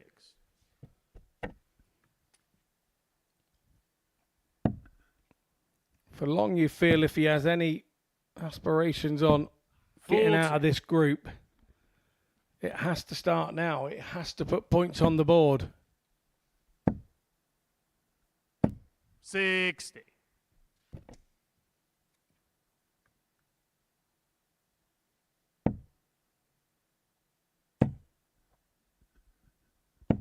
60.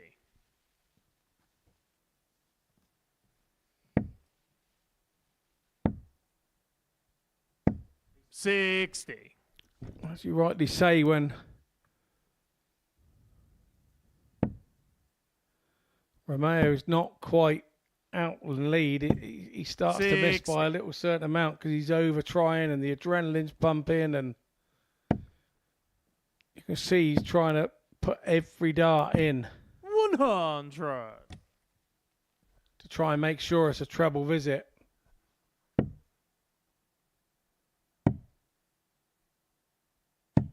84.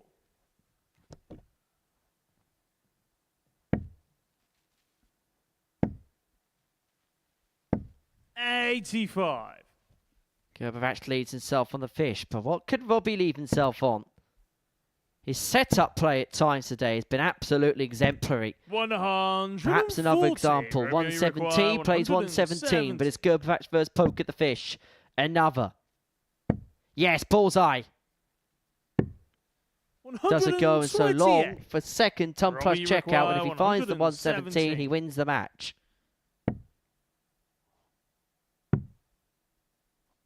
Double top. 90, Just sir. below. Romeo, you require 42. So one match point comes and goes for Long.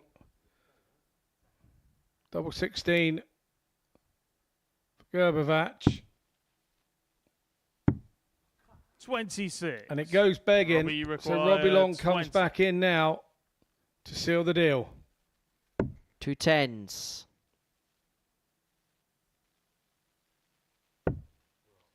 Double 5, clean target. 15. But it doesn't go, and Romeo, Gerber you is require back. 16. Look at a double 8 to reduce the arrears to 3-2. Game shot on the fifth Plum in leg. the middle of the Romeo bed. Gerber.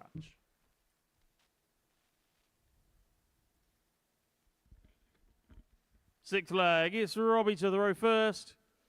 Game on. So you want to get off now. A couple of treble visit here, particularly after he's hit the second. 100 should be a good enough start.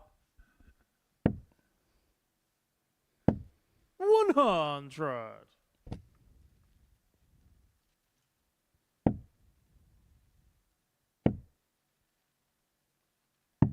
$42.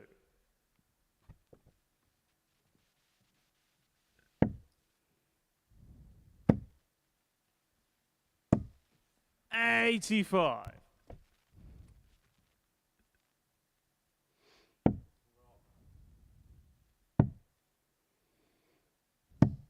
115. Yeah, that's a good cover shot in from Robbie Long. 81. Romeo's got his tail up here. Interesting exchange, this.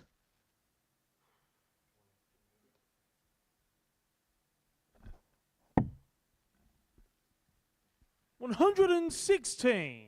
He's himself on 128 to win this match. What can Gerber do by way of response? Could do with another here. 100. Robbie, you require 128. That's 40 points the difference between a 3 darter and a 2 darter. This to win it. 128 isn't going to go. 42. Romeo, you require 135. So to take us down the last, he did the treble 20. 95. Robbie, you require 86. Good last start as well. Is he going to get a chance? He will, but it's at the bull. It doesn't go. It's a Gerber Romeo, you who was require 3-1 down a 40. bit, but looks at tops to take us all the way. Game shot on the sixth Gets leg. tops, makes no Romeo mistake. Gerber. Well, he led 3-1 and let a lead slip against Johnny Haynes in his opening match. He trailed Seventh and 3-1 final here leg. It's and is Romeo hoping throw to first. be on the other side, the right Game side of the 3-1 reverse. But for poor Robbie Long, he's having those deja vu feelings, isn't he? Feeling that he's been here before. 100.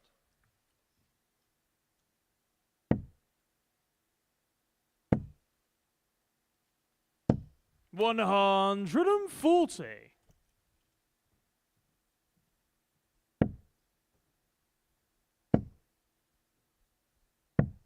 91.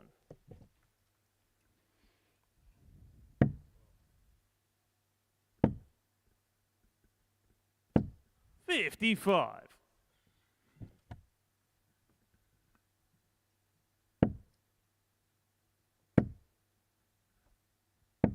60.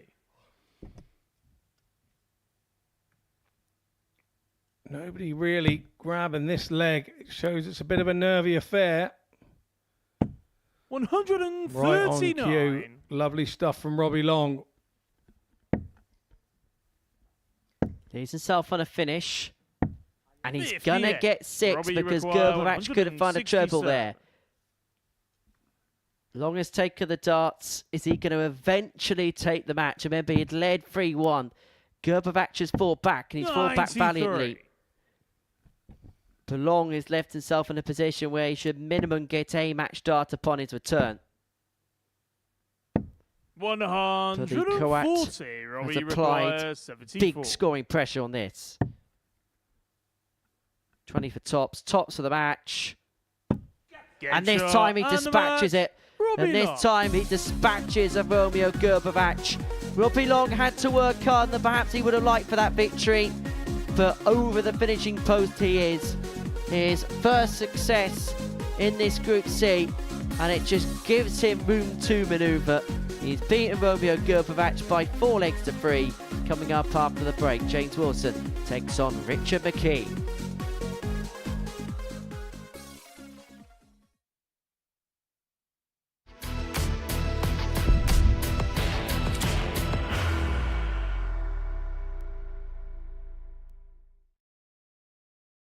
Are you ready to lift that trophy, Darius? Yes. Let's do it then. Ladies and gentlemen, your Modus Super Series 9 champion is Lucky D, Darius Lewandowski!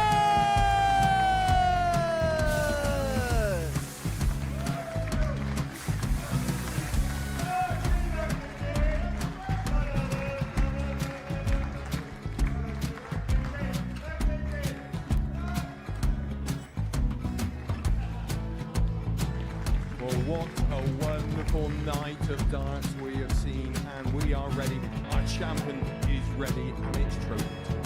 So receive the trophy.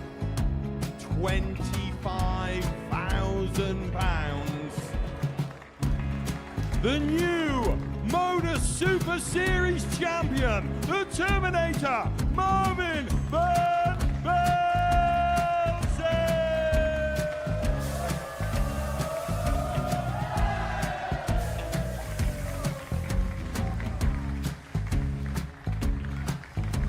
And one more time, the 8th Modus Super Series champion, the Terminator, Marvin Van Velzen. And the new Modus Super Series champion is Andreas Dirty Harrison.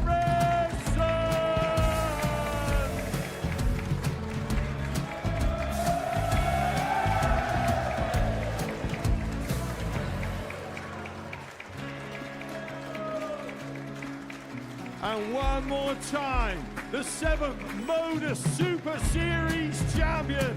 Give it up for Andreas Dirty Harrison. The moment we've all been waiting for. Would you please show your appreciation for your Series 6 Modus Super Series champion, Scott Taylor?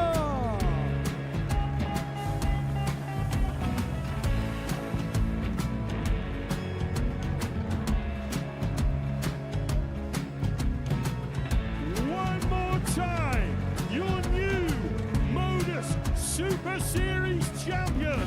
He is Chucky. He is Jim McKee. Ladies and gentlemen, your Modus Super Series champion, retaining his title, the Nuke, Luke Lidlow!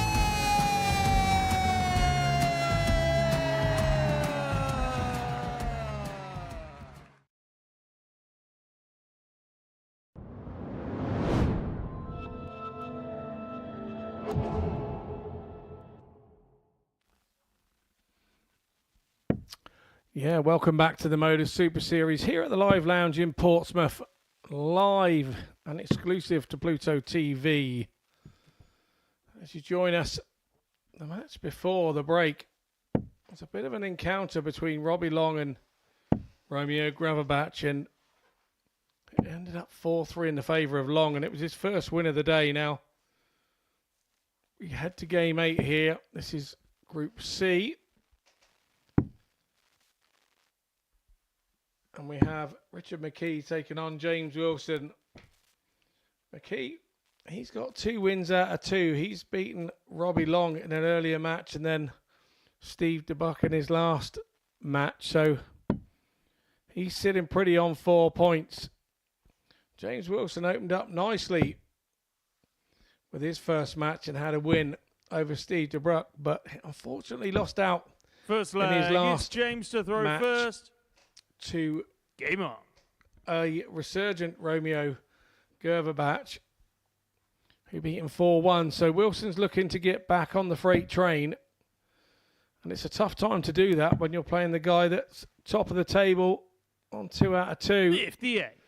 And he's on debut as well. He's just concentrating on his own game and reaping the rewards thus far, is Richard McKee. Well, this is part of the double-edged sword nature that comes with unknown 85. quantities, which, and I don't mean this of any disrespect to Richard McKee whatsoever. We know about his numbers that he's punched in Northern Ireland, but we didn't quite know what to expect from him here. Well, the bookmakers had him as the 50-1 second outsider of the 12 players to make it through the beginning of play today. Only Steve DeBuck at 80s was a further price chance, and he was 14-1 to win this particular group. But what he has shown already is a level, particularly in terms of his scoring power, which is going to be very competitive and is going to ask questions, particularly in this group, of his opposition. But maybe one thing we have seen between game 1 and game 2 is maybe when he does have an opportunity at a double, he may need a couple to get legs 1. Yeah, I think that's a fair assumption of what we've seen thus far. There's no two ways about that.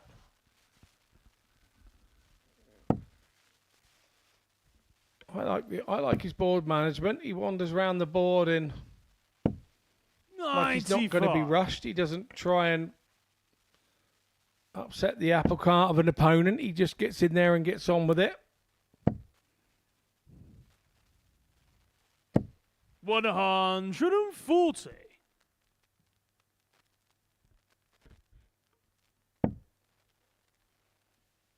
McKee's left himself first to finish in this leg. How handy can Wilson leave things at 165? Will leave himself on a ton. 136. Sensible shot. Another one of those.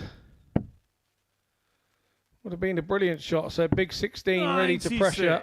James, you require the Wilson 100. throw from the get-go. So a ton for Wilson. Now that's actually quite handy for the treble to leave double 10, but he perseveres with tops, gets the first of them, gets that second of them, and the jammy dodger with a jammy finish to lead 1-0. Yeah, nonchalantly wanders up there. Top stops for Wilson. Game on. Cool as a cucumber that's been sat in your fridge for a week. 100. But just like a cucumber that's been left in a fridge for a week, James Wilson is showing there is no sell-by date in terms of his quality. 92. No sell-by date at all. And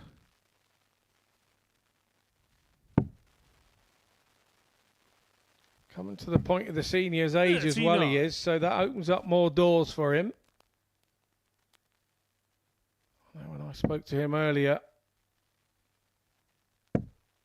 before play started, he was 85. looking at maybe a couple of run-outs, hopefully in the seniors.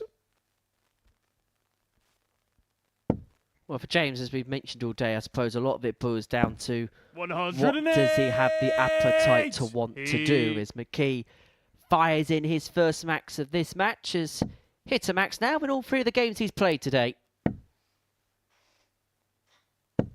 45. And looks in a very good stead now to level this contest up at 1 apiece.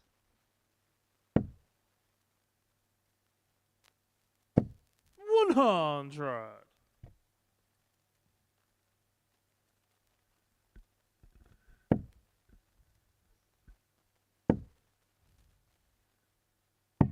$99. Richard, you require 82. So McKee then for 82. Goes the ball route.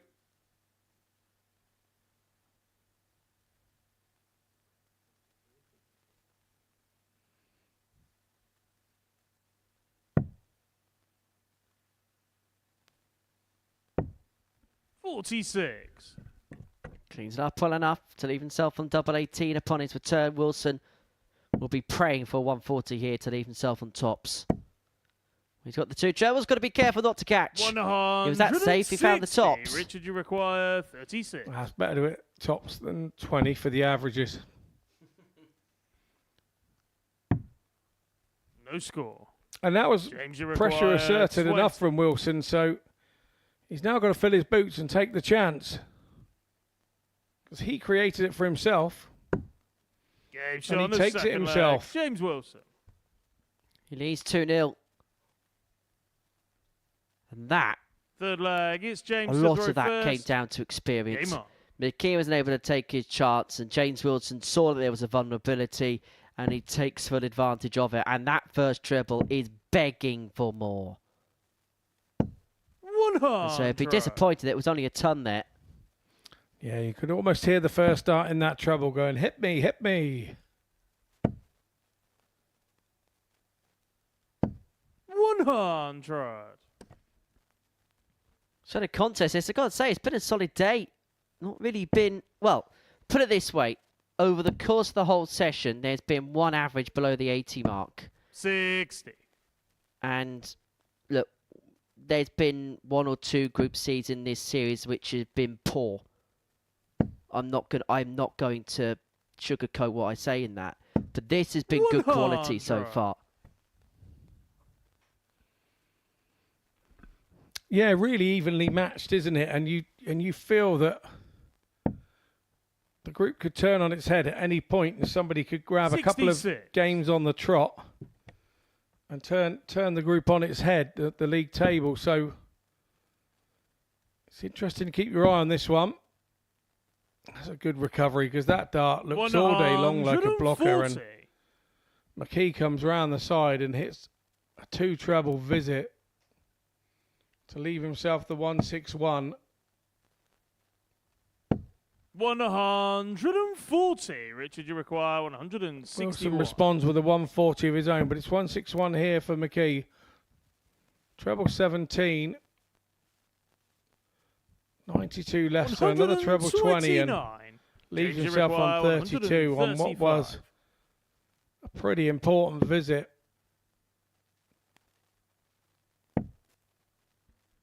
It would have been awkward if he had a poke at the ball. 63. McKee comes Richard, back. You require 32. 3 more in hand, having spurt free a double already in this game. Game shot on the third leg. Richard McKee. Yeah, nice camera angle there showing how McKee slid the dart down the side of the other Fourth leg. It's Richard to throw first. into its desired target. Game on. Being the double 16 on this occasion. Takes us to 2-1 in legs.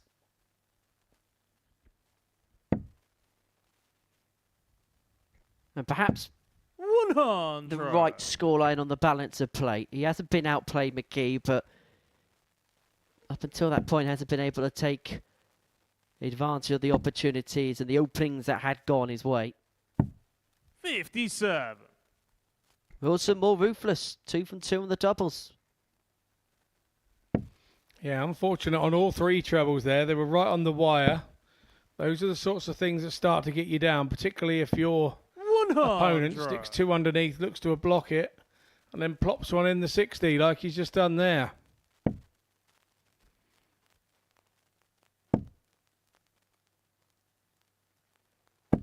$140. That always looked like that was going to be worst case scenario in that situation.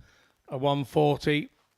The way that first dart was sat, ready for Wilson to clatter into. 100.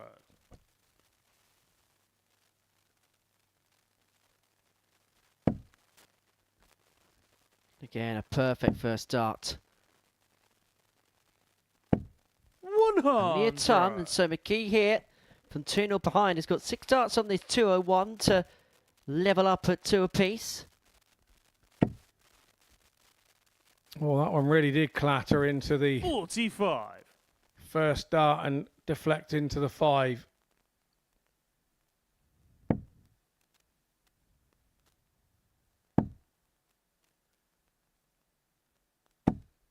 $40.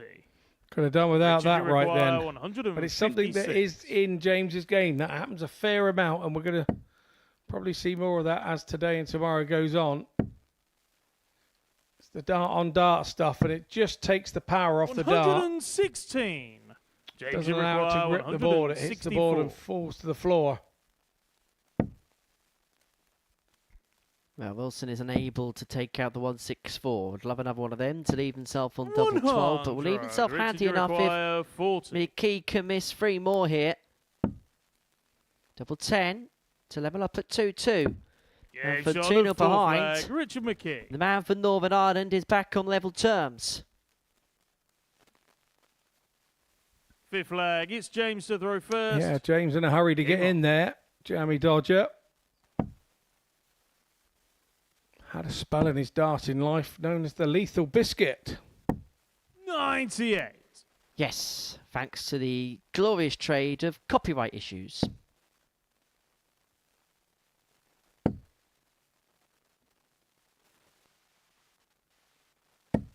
$140. However, I would like to make an argument that the way that James spells jammy is different to how the famous biscuit spells jammy. I think it's the principle of 59. what it... Yeah. However, it's a lovely biscuit, isn't it, Jammy Dodger? Is that one that you'd have on the... when you have the family round and you got the biscuits out with Jammy Dodger's being one of them? 60. Yeah, only when the posh people come round, though. I wouldn't go to the expense of Jammy Dodgers. If no, I would have rich tea. If it were people that, you know, 60. like a land agent or something coming round, you don't want to show them that you got too much money, do you? So you don't put the Jammy Dodgers out there and anything with chocolate chips in. You just don't do it. You keep it plain. You keep it simple. And your landlord, if he 40. comes in, just a digestive or something. Nothing flash. The landlord gets a digestive. Yeah.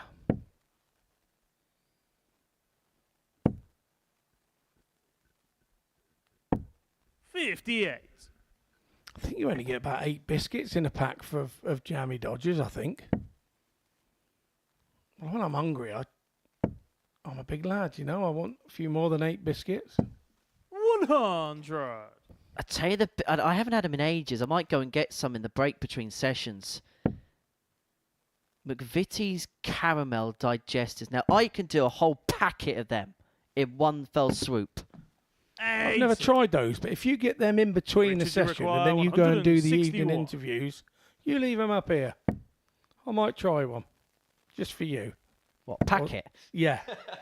I'll try one packet just for you. You better get 2 and keep one hidden 45. away. James, you require 146. 146 for Wilson to re-establish the advantage in this match. Not going to be taken out this time. 60. Richard, you So require McKee, 116. mid-range finish, and if you know the way he's playing today, this is very much in his range. He's found the chopper with dart 1. And he's going to get a look at tops. And he's going to get the James on the tops. fifth leg, Really good Richard finish McKee. that. It's been a really good display today for Richard McKee. He found himself in a little spot of bother in this match, but he's Sixth turned it flag, around it's well. Richard to throw He first. leads 3-2. Game on. And on the cusp here, 3 wins out of 3. And you have to say, if you're going to say that James Wilson's done anything wrong, he just hasn't 81. managed to maintain the scoring of those first couple of legs.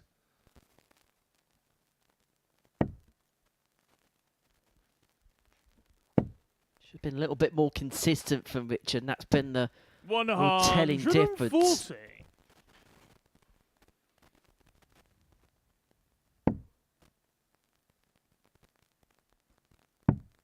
And look at scoring consistency from Richard. He's had 12 135. ton plus scores in this game. Yeah, and there's the breakdown on your screen now, and you're right. When that 6. first leg is up round sort of 13, you're being Mr. Consistent, aren't you? You're going to be around that 90 average all the time, scoring that many sort of 90 plus scores. 57.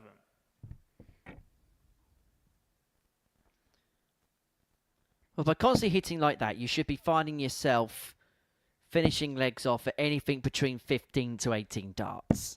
100. Yeah, you should, and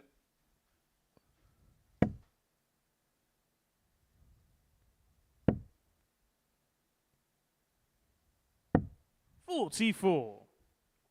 So a chance here for Wilson to turn the throw.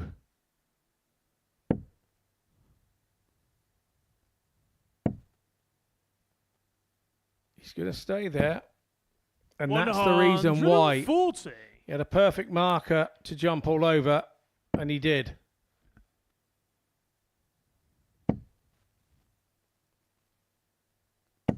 Yeah, good response from McKee. He really is not going away, is he? 50 left. Double 16 to take us all the way to a last leg decider. Double 16 bound. James Wilson. Stopping McKee from having a couple of match-winning chances. Yeah, that chosen route again. 7th and final is the leg. 16s and the 8s route on that side. Double 16 and double 8.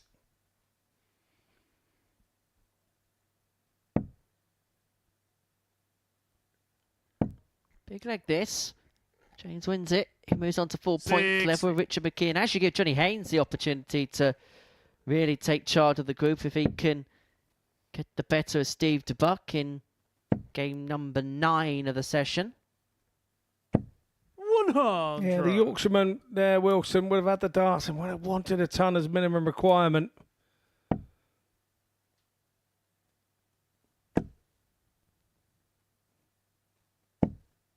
$123. That there shows you the deflections off that first dart. The first deflection went into the treble one. The second, what was the third dart that was thrown, deflected off the first and into the treble 20. Got sucked in, and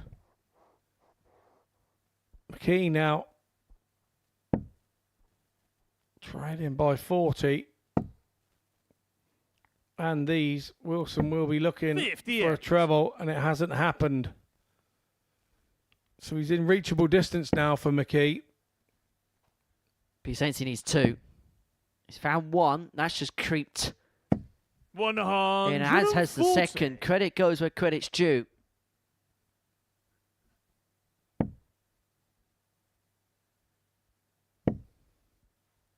Wilson needs 1 just to leave himself on a finish and finds the treble with dart 3. But McKee maybe in his mind will feel like he's got 6 here from 2-2-1.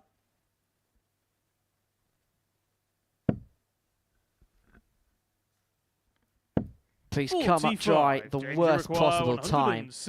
And so Wilson here has got 6 on 160. He's eyeing this up, don't you know? He's eyeing this up, don't you know? Oh, very tight. He's disappointed because he believed he was hitting that when he put his toe to the hockey. It looked good. It was thrown good, but it wasn't quite there. McKee's left himself on a double to win the match if Wilson bodges free here at double 10. Up for 5s. He's got a great guide. But he cannot utilise it. And Richard McKee's been given a life here. Double 18 to move on to 6 points.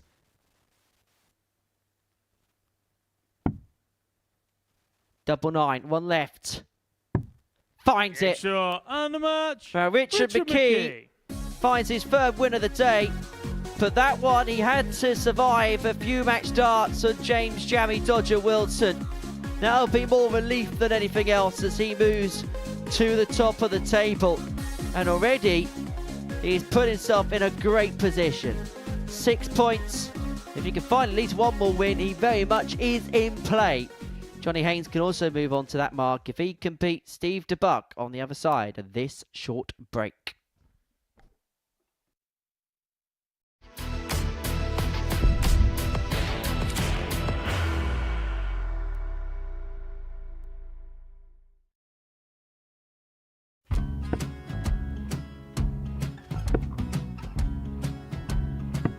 $54. Charlie McGuire, 164.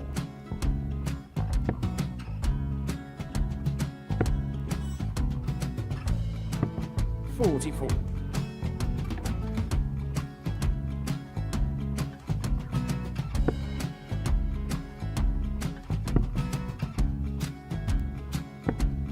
$32. Charlie required 120.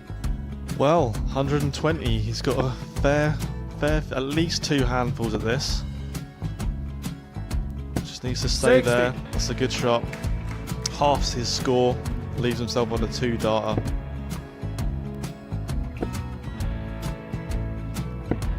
$26. Charlie Time on his require side 60.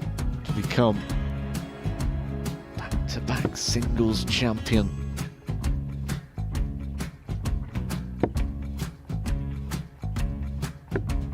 $40.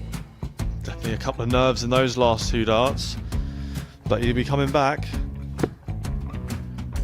It's a moment he's been in before this situation. Standing at the back of the stage, Charlie approaching the require Oki with a 20. chance to win the title.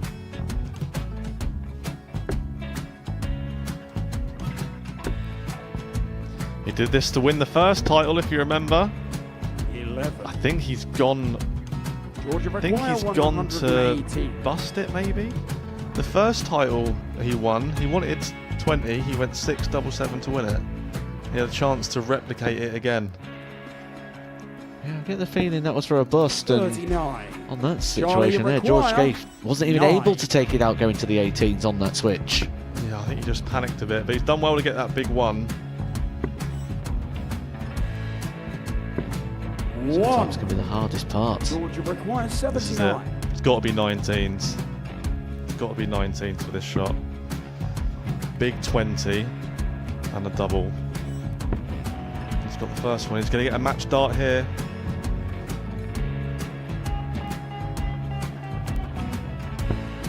$59.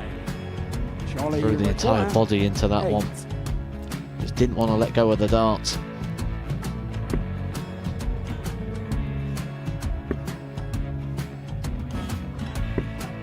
No score. He's given George a chance. Georgia require 20. I think George has been quite good on double 10 today. So many opportunities for Charlie Murphy. Go Couldn't get the job Got done. in the match! And the Red Dragon George Modus Scaife. Super Series Influencers Champion, George Scaife!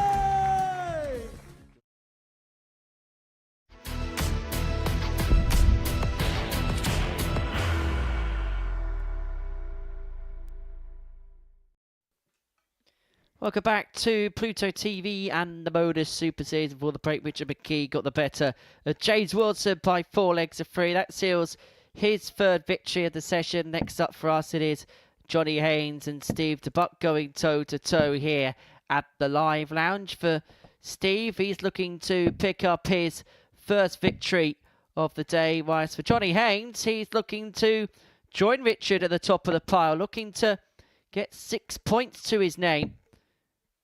He had to dodge a couple of bullets in the first match. He trailed 2-0 and 3-1 to Romeo Gerber, and then had to come for another last leg decider in his second contest of the day against Robbie Long. So Haynes, with the darts, a huge favourite to win this match. If the truth be told, if he plays the way that we know he can, Johnny Haynes, he should be able to 60. win this match in a leisurely fashion.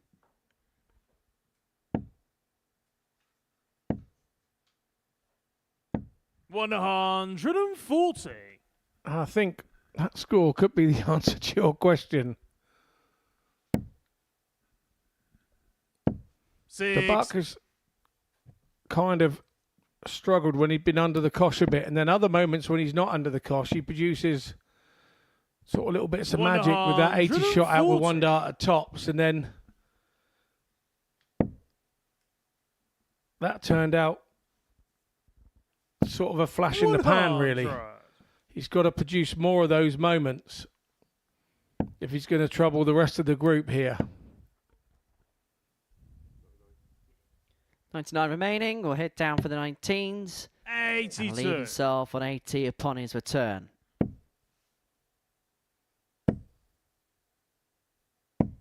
$45. Johnny, you require 80. Should get a dart at tops come the end of it. And gets tops at the end of it. Johnny Haynes. Comfortable 15 dart holder throw to open proceedings up for Johnny Haynes. Second leg. Yeah, it's climbed the Steve ladder Gerber to the top. first. Pretty convincing.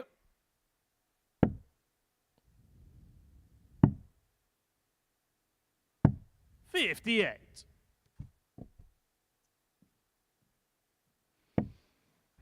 You'll see Johnny Haynes in the results of 2 or 3 vaults generally weekly down in the 97. southwest. He does travel a bit. He's never wanting for match practice, that's for sure. 140. Well, I had a message earlier from Danny Lauby and Jamie Atkins, 140. manager, with a couple of screenshots about some of the numbers he's been punching in on a local basis. And he is, 33. in elongated games, averaging 95 and change a lot of the time. And the text I got is, Johnny Haynes has been winning 41. everything. Literally every single vault. And that's why he is the self-proclaimed best player in Swinton. He also won last night in Lockheath in Southampton. And from what Johnny told me before in the interview, he said, just don't ask Jared Cole about that experience.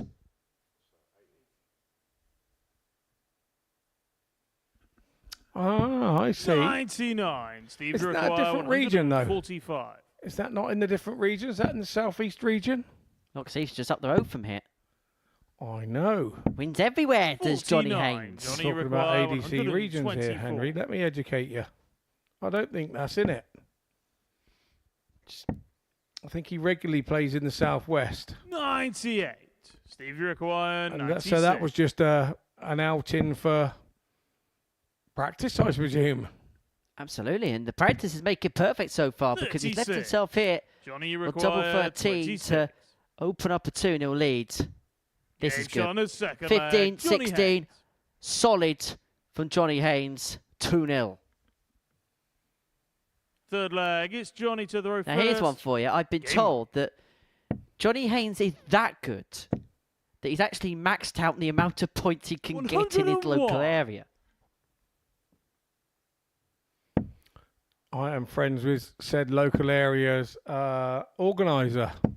And yes, he's told me 100. that. So it goes based on your 10 best results, and he's won 10 times. So you can't get any more points. 100. So if somebody else goes and wins 10 times now, would it be done on the averages? Would they? How would they do that then, I wonder? Distinguish who was top. 60. Goes on average, I believe, although it should be a shootout, shouldn't it, really? 60. Just for our entertainment, more than anything. Yeah, I get what you're saying, but yeah. Sometimes dissidents in these regional things don't allow that. 81.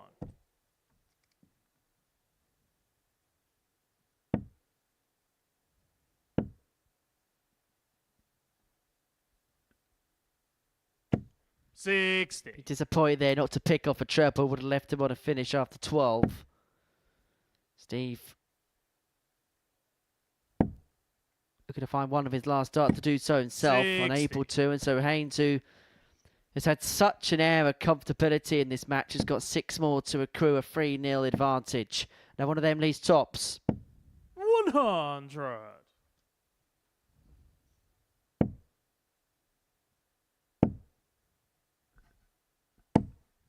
$100. Johnny, you require 80.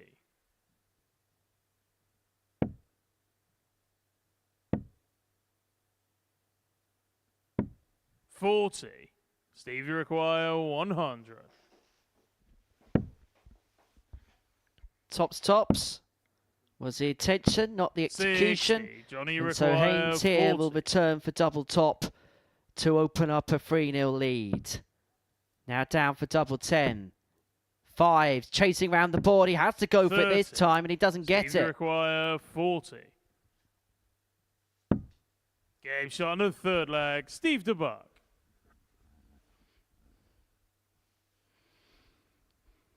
Fourth leg. So It's the Steve buck to throw breaks first. back. Game on. And now has an opportunity to level the match up at 2-2.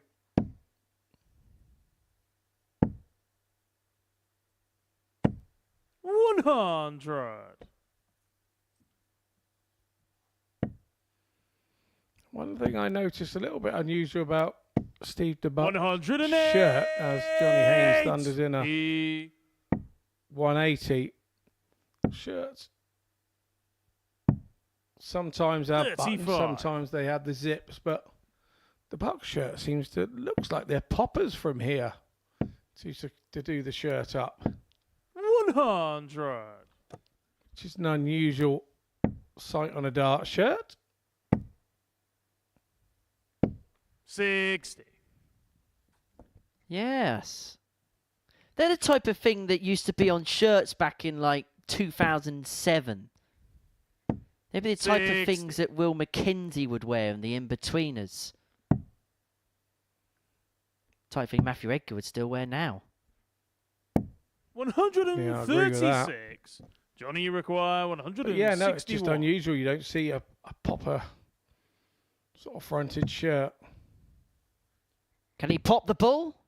124. Can Steve the Buck require pop the fish? 170. Be a Popeye. 90. Johnny, you require 37.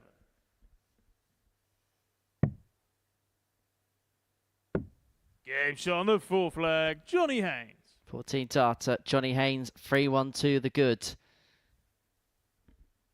Just been too much, hasn't it, so far from the man from Swindon? Game on. Just as you predicted from the get-go, Henry. His levels are in a situation where he puts a game up there very difficult to beat. 41.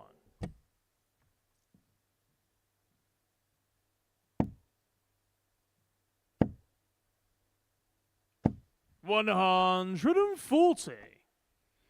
At this moment in time, Haynes is just playing the board and 50. not having to look over his shoulder for his opponent. It's all about playing the board for himself and trying to make sure he makes no silly mistakes. 44. Like a non-treble visit.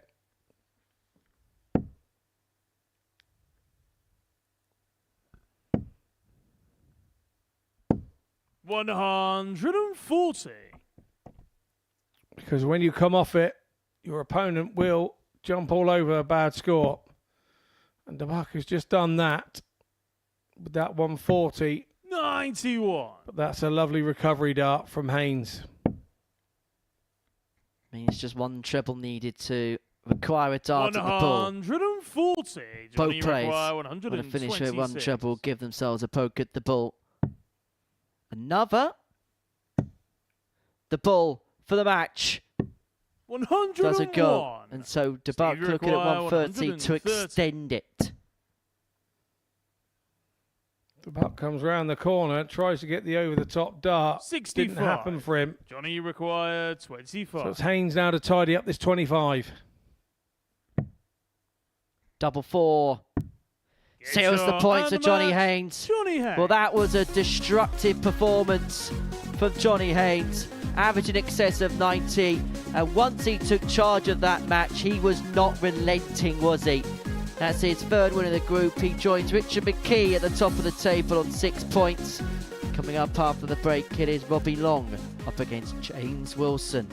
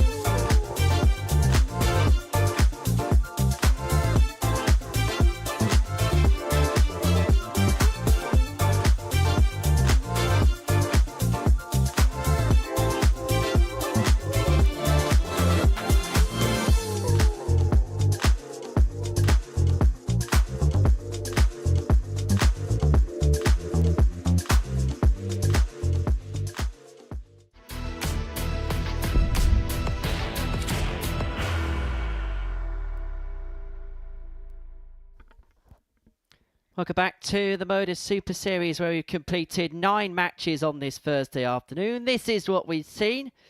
Johnny Haynes and Richard McKee, well, they're dominating proceedings. As you can see, 3 wins apiece to their name, whilst the landscape also, well, it's a pretty even picture. Well, let's confirm the table then. Johnny Haynes and Richard McKee, well, they can't be split, can they? Both on 6 points, both +5, both 12 legs won. And they will go head-to-head in game 12 of the session a little bit later on in around about 40 minutes time. But first and foremost, Robbie Long and James Wilson go head-to-head. The winner of this one will move on to 4 points in proceedings and will put themselves on the periphery of the top 2 with them going head-to-head in this round of fixtures. For James Wilson, it's not as if he's put in a bad performance so far, but he will feel like he needs to get going now. He needs to get results now. Otherwise, he could find himself adrift of the top of the table, particularly than going head-to-head in this round. Yeah, if I was in his corner right now, I would be having to ask him to say, we need now to throw a bit of spanner in the works here and put the hammer down, because you're getting gapped from the top 2 in the form of... First leg, it's Robbie to throw first. Haynes. Game on. And it's like the 2 guys at the top are on 6 and now we're down to 2. And with it being a short, it's not a shorter group as in day-wise, but it's shorter by 1 physical day. So you only get 10 matches here, and we're 3 matches in, and he's got 1 win and a couple of losses. He's got to kick in here. He's got to start running from the back, and you think he's got to kind of get on top of those players that are above him as well. 97. In the form of Richard McKee and Johnny Haynes. Well, Wilson has a chance. He has Johnny Haynes still left to play today. But you feel he'd have to win this one and go into that game with a bit of momentum. Well, the room for manoeuvre dwindles, doesn't it, as the week draws to a close. For Robbie, the safety net he had. 108. Well, Group A and then dropping into Group C is closed. And if he loses this game, well, he may well feel like the rules are beginning to cave in on him. But he's found a back's there to take full control of leg 1. 120. Another dropout for Wilson.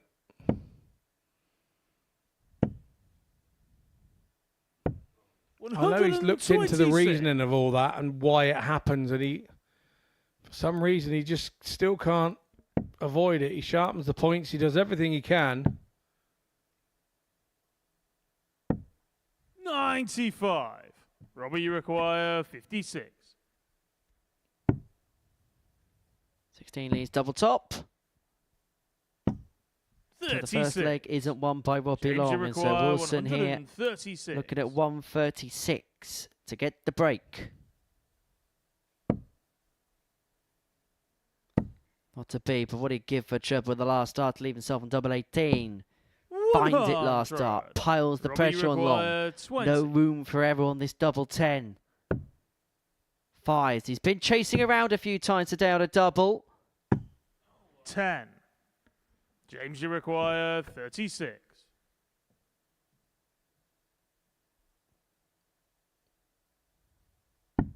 Game shot on the first leg. James Wilson. 16 dart break of throw there for Wilson, and he'll be Second pleased. leg, A bit of it's luck James to throw finally went first. his way. I Game say on. 16 darts. He did have one on the floor, so effectively it's a 15 darter. But obviously, because he'd thrown the one that was on the floor, it has to count. 140. Phantom 15. Yeah, I like that. I like that. It's a Phantom 15 darter because he threw 59. 16 darts. Like it. Sounds like the name of an indie band, doesn't it? I'm going to the O2 tonight. Who are you seeing? Phantom 15. Accompanied by Jammy Dodger. 131. Where's support acts? When you mentioned Jammy Dodger, well, it's good enough for me. It's good enough for you. 140. Oh, no. dodgy 90s band. Go back into your box. Yeah, that's my dad's favourite song. I never heard the end of it when I was a kid.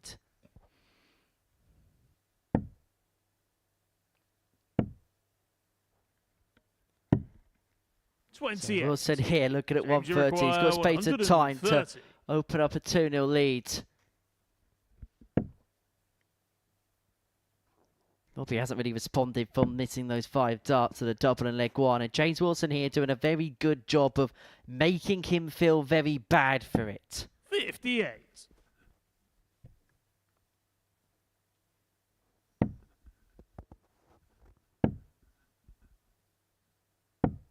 $44. James, you require 72.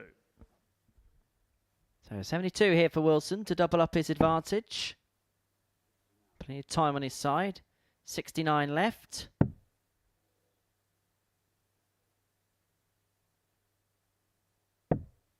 $40. He'll leave himself on double 16 upon his return. Which, if he's in form, will be on a string. 44. Yeah, double 16 generally is for Wilson. Make sure his foot's in the right place. Lines it up. Gives it a good look. All about the adjustment. Game shot on the second leg. On this occasion, the adjustment was good. Wilson holds. Third leg, it's Robbie 18 darts this time round. Game on.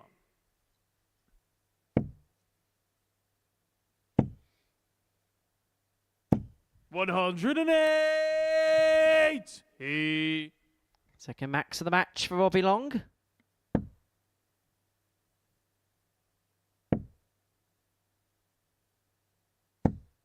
$24.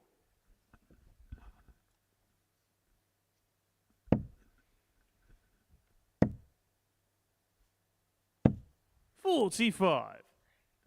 We saw Wilson have a 2-leg lead in his previous match against McKee, and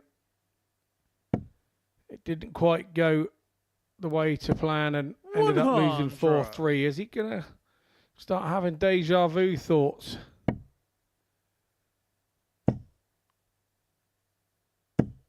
$60. He's got to kind of think, well, it's on Robbie's darts here. He has to break him. When you're throwing second, you have to break him to be able to beat him in this best-of-7 format. He's broken him, so 80, you kind of think he would want to be concentrating now on his throw in the next leg. But that's not the way James does it. He does it one leg 85 at a time. Long leaving himself on 1-3-1. What can Wilson do by way of scoreboard pressure? No one needs a finish. 100. Cannot find, and so Robbie require 131. 6 here for Robbie Long to get his first leg on the board in this contest, and he's going to need that full quota. 99.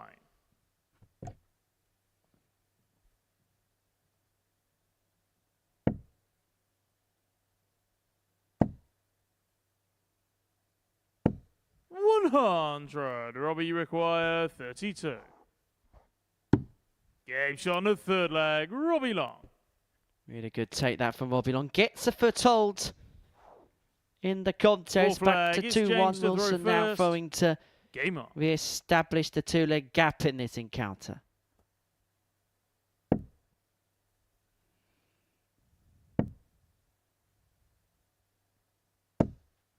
$81. Yeah, James will be disappointed with that first dart. It's kind of crept into his game a little bit. We've seen on a few occasions him drifting 24 across to the one, and that'll be music to his ears, that will.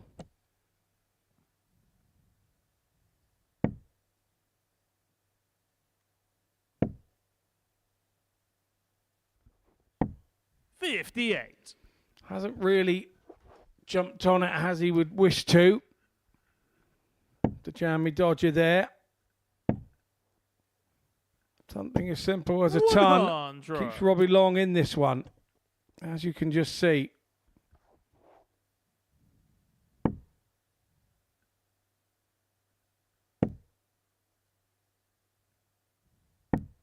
58.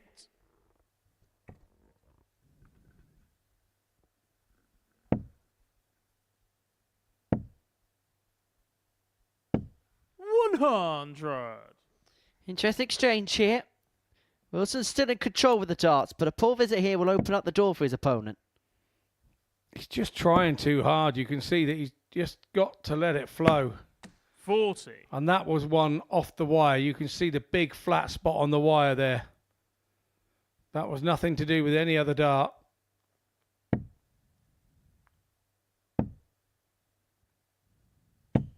$85. I have to say that Robbie Long is starting to creep away, isn't he? 45. So Long here, who had trailed by 2-0, has an opportunity to level up, and it's not for the first time today that James Wilson 85. has had a lead and it's gone away, because he did lead 2-0, didn't he, in his game against Richard McKee last time out before going on to lose 4-3, and he could find himself in a similar predicament if he's not careful. 100. Robbie, He's you had require 4 visits on the trot 107. without a treble, and that's what's causing him the issue.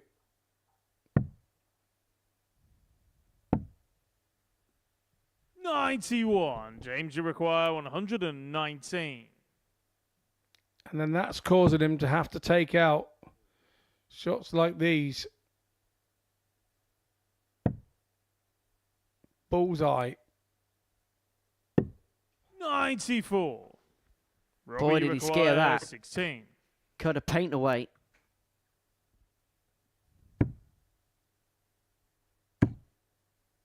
One left. Game Found shot of and full from 2-0 flag. behind. Robbie Long. Robbie Long's levelled up at 2-2. Fifth And now flag. It's Robbie Wilson to once throw again, if first. he has any Game on. inhibitions on winning this game, has to break. He has to break 25. here and hold. You don't want the pressure of losing this leg and then having to hold your throat. It would be nice if you had the momentum of breaking here. 100.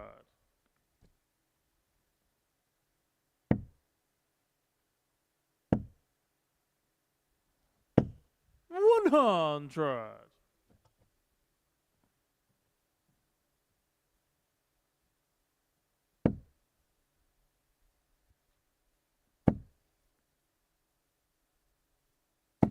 $108. Excellent max that for James Wilson.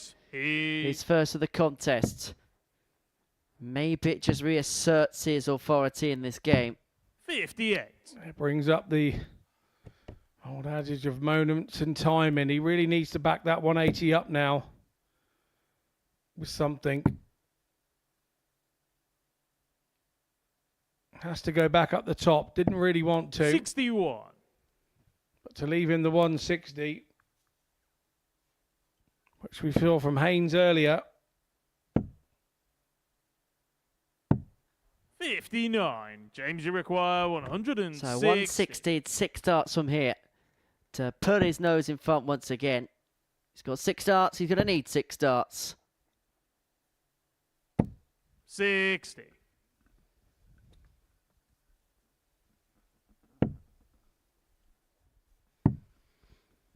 Yeah, Wilson 99. James, you require has shot a ton 100. already today, but he won't want to do it the same way. He want to do it more conventional.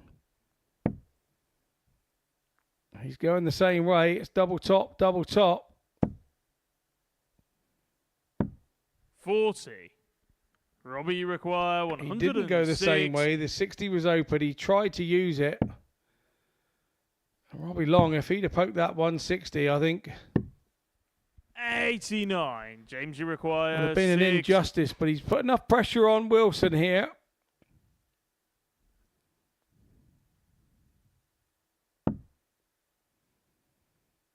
Went the other way this time, double 10.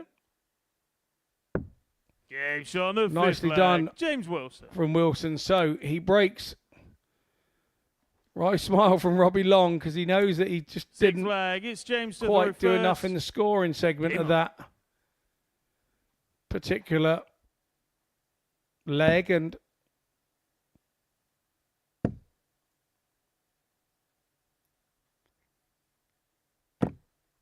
65.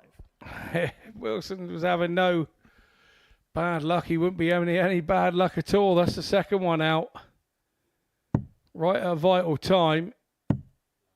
98. So Wilson, having led 2-0, was pegged back to 2-2. Now finds himself back in the lead, and he's now hoping to hit for home. 100.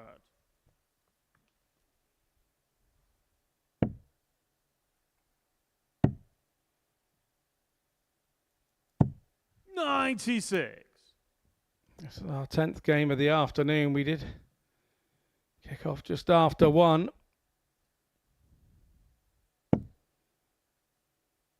Yeah, still 5 more to go after this. 100.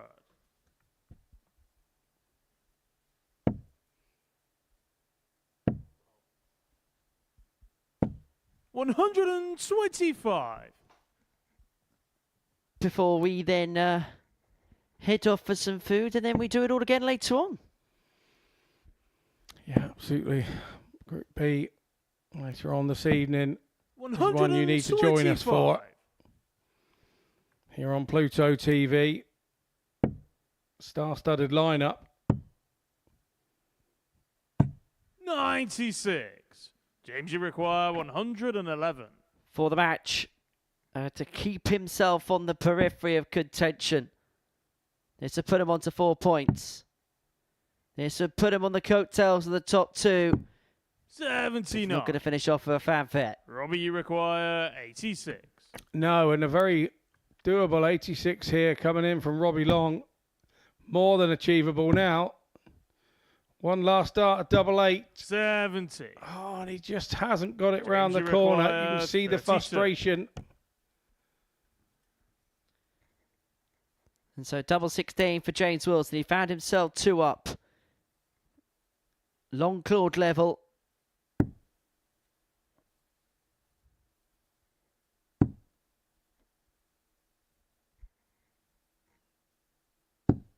No score. So James Wilson has spurred multiple Robbie, opportunities to win this 16. match.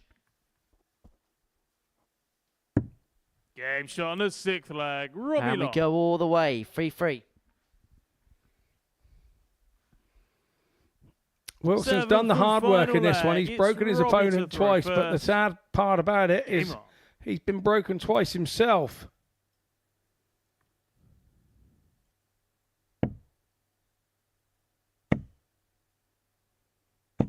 $140.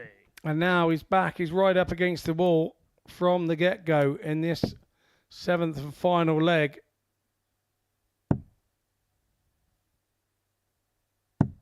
$96.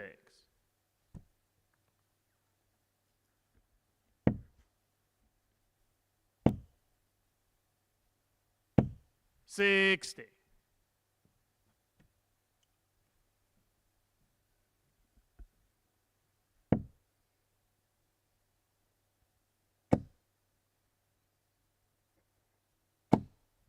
Perfect. The perfect visit at the perfect time for James Wilson.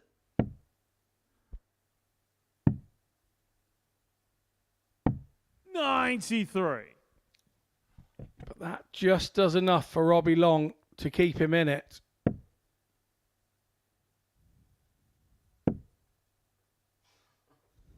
Back to normal. 24. And Wilson once again doesn't back up the 180. This is as frustrated as James gets on the hockey. 108. And that is a classy shot from Robbie Long. But through James in his own head will be saying he gave him the opportunity to do that. Robbie, by that poor visit, 28. the throw before after the 180. He'll feel like it's a game he's lost. Game shot. But for and Robbie the Long, match, that's a big, Robbie big Long. win. And that moves him on to 4 points in the group. He beats James Wilson from behind. Once again, Jamie Dodger relinquishing a lead. And it could be a long way back. So 4-3 win for Robbie Long there against James Wilson. Coming up after the break, it is Steve DeBuck against Romeo Gerber.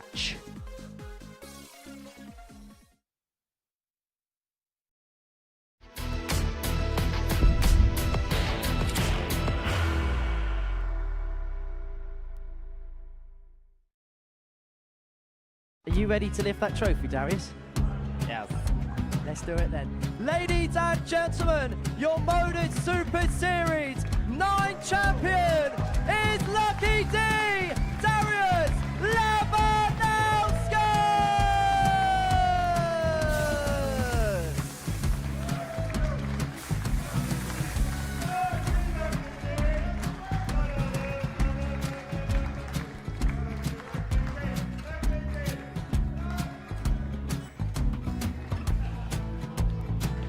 Well, what a wonderful night of darts we have seen, and we are ready.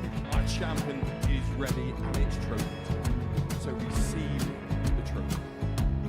£25,000. The new Modus Super Series champion, the Terminator, Marvin Van Velzen.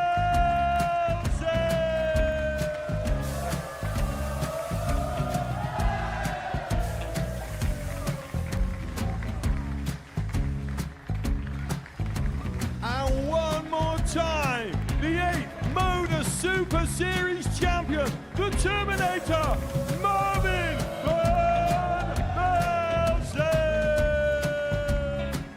And the new Modus Super Series champion is Andreas Dirty Harrison.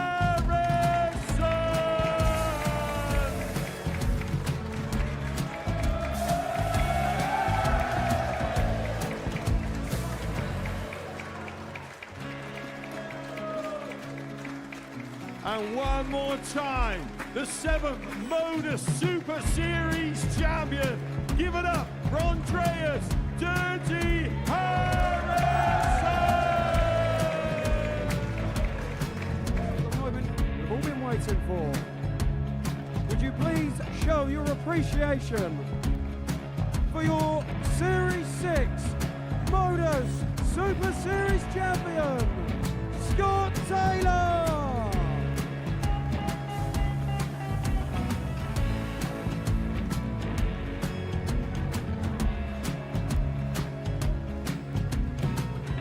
One more time, your new Modus Super Series champion. He is Chucky. He is Jim McKee. Ladies and gentlemen, your Modus Super Series champion, retaining his title, the Luke Lidlow!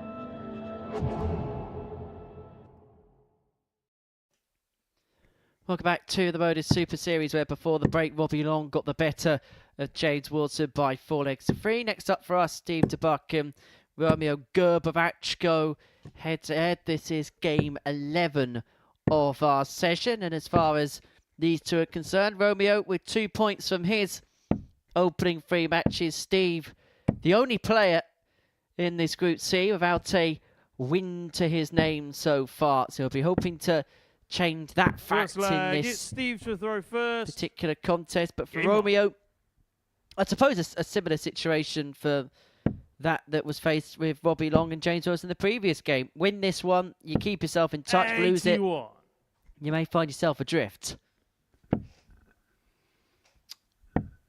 Yeah, very much so. You 92. No matter what, after this one, are going to have to start doing a fair run of games to get yourself in the mix. 140.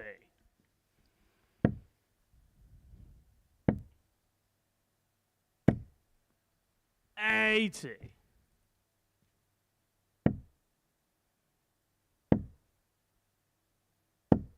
85.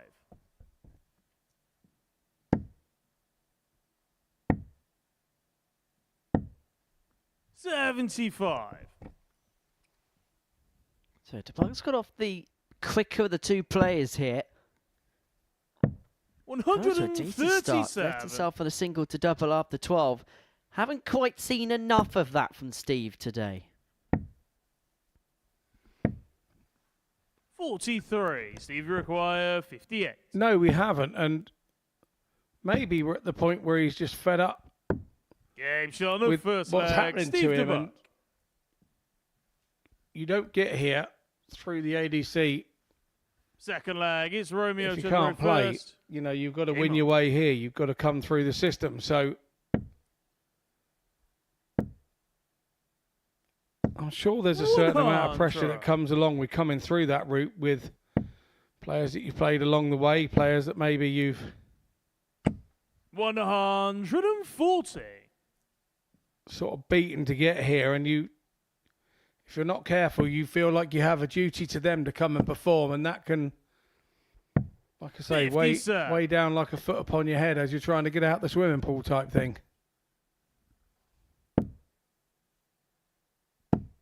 66. And I also wonder whether Steve, because of the predicament that he's in, maybe psychologically thinking, oh, this is beginning to get away and get away. Whether maybe he just believes that as his 135. chances begin to whittle away, that maybe he just play with a little bit more freedom. 60. The sirens will begin to ring.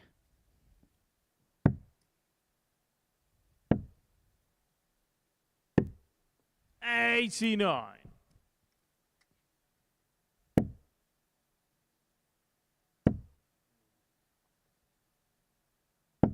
$45. Gerber Romeo, you match, require 120 120. to level up at one apiece. And 6 darts from this point. Tops. Oh, wonderful. Shot on the second leg. Romeo Gerber. Brilliantly dispatched from the Croat to level this contest Third up at leg, one it's Steve apiece. to throw first. It's the type of quality we saw so many times in his debut campaign, but perhaps has been lacking at points this week. But he finds it there. Not that he needed to, his opponent all the way back, but level we are at one apiece.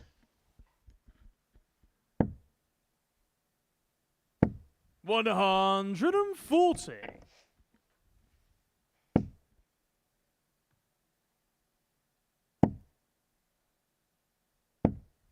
$100.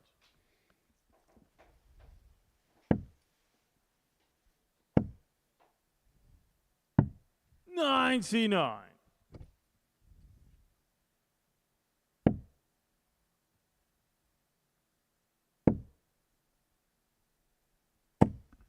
$100. Yeah, good find with the last there from DeBuck. 98.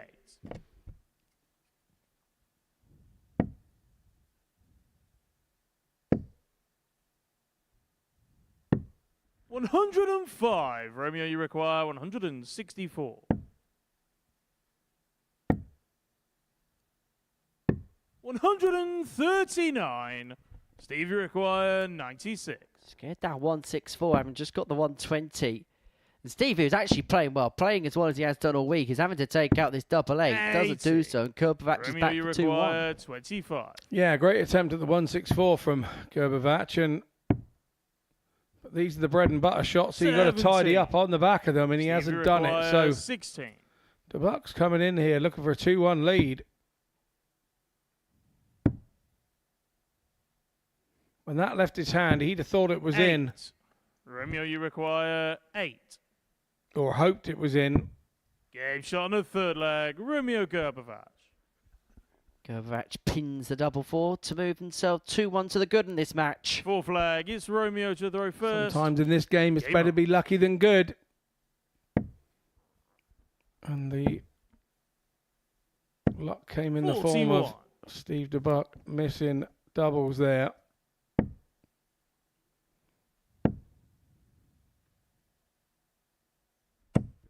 45.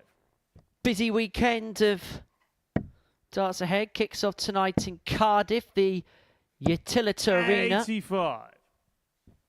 for the Premier League.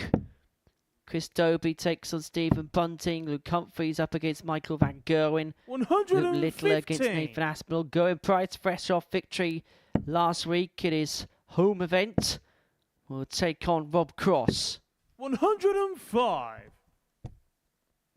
Interesting to see how that shapes up. And then over the course of the weekend, the second Duo Tour of the season, the Elton Safety Shoes European Darts Trophy.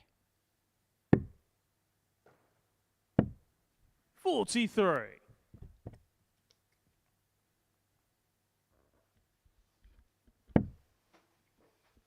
Not just any shoes, but safety shoes. 100. It means you've got no laces, so you can't trip over. Otherwise known as plimsolls. Can't beat them elastic themselves. 134. I think they're going to come back in, you know, if I ever go back to school. Plimsolls, when you toe punted a size 5 mite to a ball at school, was Romeo, not you fun. require 93. Anyway, Gerber 93 to open up a 3-1 lead. It's not going to happen. 53. Steve, you require Steve, 116. 116 to level this encounter up at 2-2. Strays wide with dart 1. It's not going to be taken. And so Gerber will look at double top 40. to extend his lead. Yeah, in the tops, 2 in front. Gerber 1 away from victory. A second win, which Fifth would flag, just it's keep Steve him on the to throw first. coattails of the top Game 2 on. that go head to head in the next one. 60.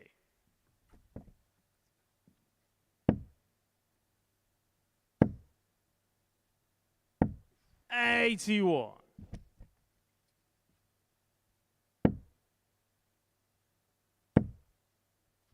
Actually, just having a look at the 60.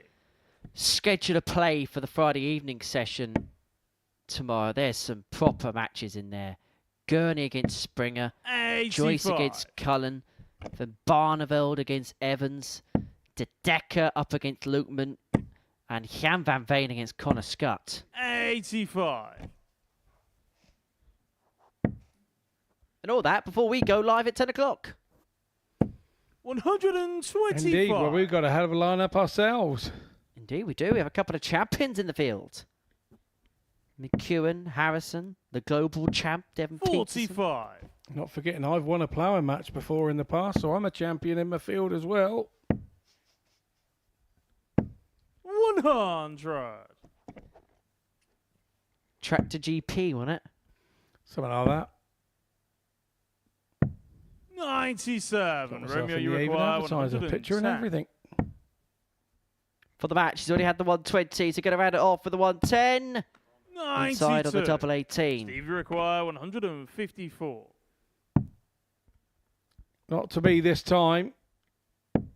41. Romeo, you require 18. And so double 9 to seal it. And the match, Romeo Gerber. Romeo Gerbevach seals a 4-1 win against Steve de Buck to move him on to 4 points in the group. Those are stats. Gerbevach, a 4-1 winner, 50% on his doubles. Coming up after the break is a battle between the top 2 as Richard McKee takes on Johnny Haynes.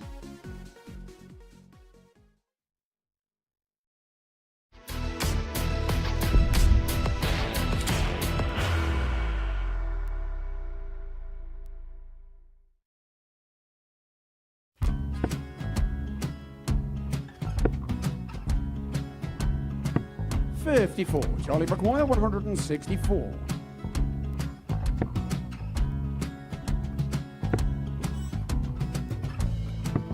$44.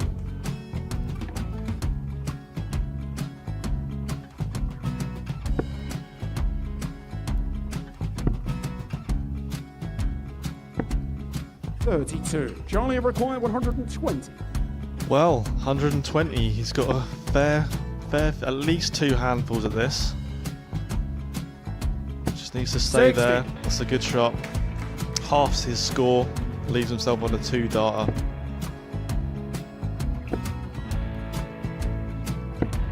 $26. Charlie Time on his required side $60. to become back-to-back singles champion.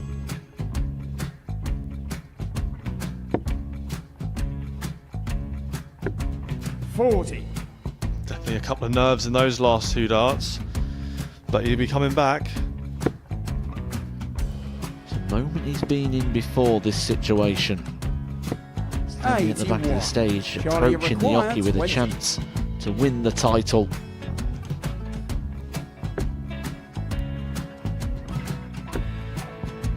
He did this to win the first title, if you remember. 11. I think he's gone. Georgia I think he's gone to bust it, maybe. The first title he wanted 20. He went 6-7-7 to win it. He had a chance to replicate it again.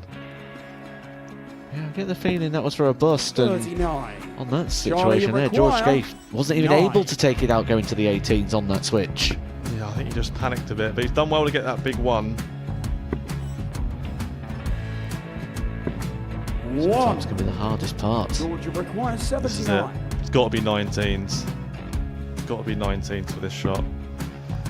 Big 20 and a double. He's got the first one. He's going to get a match dart here.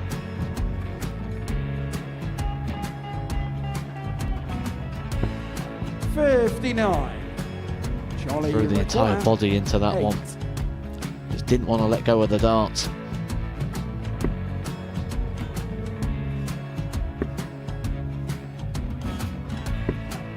No score. He's giving George a chance. Georgia require 20. I think George has been quite good on double 10 today.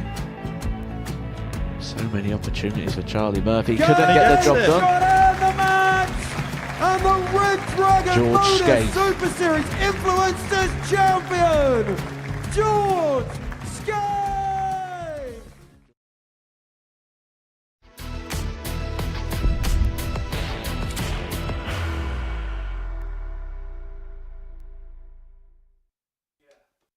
Welcome back to the Modus Super Series, where before the break we saw Romeo Gerber get the better of Steve DeBuck by 4 lengths to 1. Next up, Richard McKee and Johnny Haynes go head-to-head. Now, these two are the top 2 in the table, both with 6 points, the maximum quota after their first 3 games. The winner of this one will move on to 8 points in proceedings and move themselves into a position of authority going into the final round's worth of matches. They'd have the chance to complete the card. First leg, it's Richard Against, to throw first. Game on. Player in the bottom half of the table. For Richard McKee, he had to survive a bit of a scare, didn't he, last time out? 4-3 win against James Wilson. 40. There's been a couple of matches where things could have gone against him, but to his credit, he's dug in. Johnny Haynes, we know that's one of his greatest strengths and his greatest qualities. But last time out against Steve DeBuck, well, it was just a dominant display, wasn't it, from first start to last. But this, Scott Mitchell, the biggest game of the day so far, and possibly the biggest game of the whole group. 80. Yeah, I agree. I think it could well be.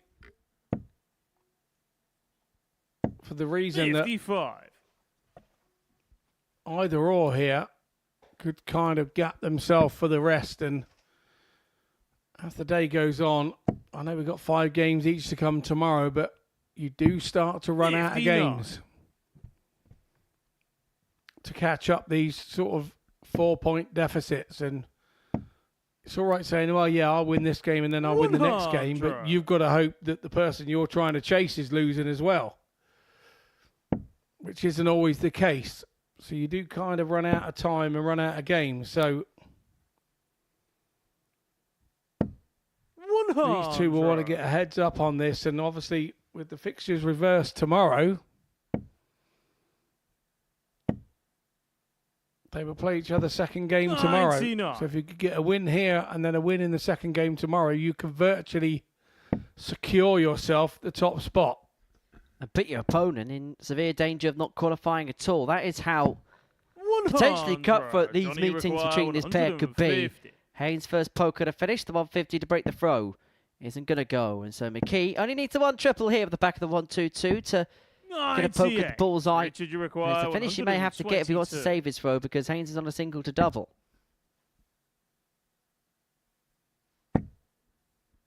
Can't locate it, so Haynes for the break, 52. And I have to say that is 56. unlucky. Johnny, you require It was a well 52. thrown dart, just didn't reach its desired target. Gave it every chance. 12. Richard, you require Haynes, he misses 66. out here, and that's unusual for him. Should get one dart. Commentator's curse. 36. Johnny, you require The 40. first time we've seen Richard McKee really nervy today. Double 10. Has to go for it. 35. Doesn't get it. Richard, you require 30. We are seeing signs that we feel this match is important. Game shot on the So are first they. leg. Richard McKee. And perhaps the important thing is they're the ones that are feeling the pinch a little bit.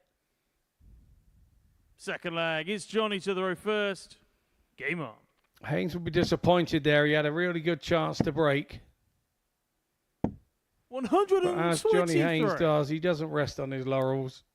Just starts throwing him in that treble 20 again. 60.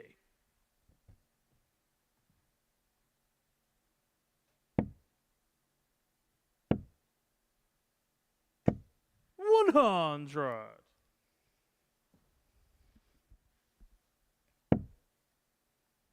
Edgy encounter. Important encounter. 60.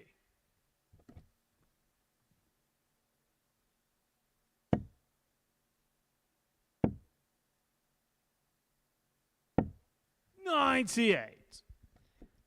Haynes getting the better of the second leg here, and he's got 6 and 180 to win leg 2 after spurning 5 opportunities to take out the opener. 100.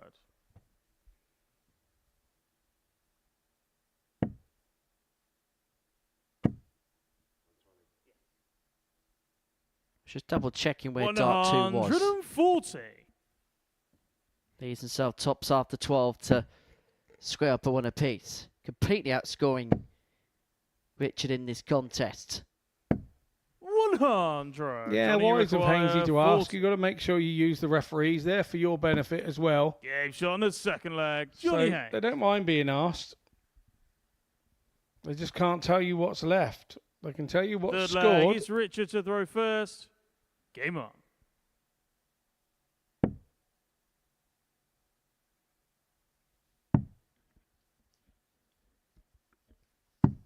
$58. Jack always on hand to help. He very much is our jack of all trades around here. 140.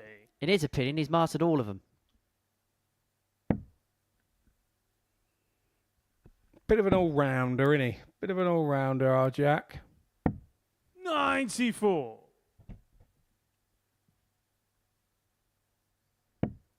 It's a good pal of ours, is Jack.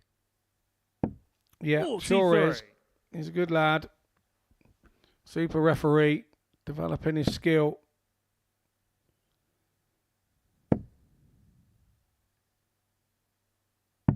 $59. Always service with a smile with Jack Garwood.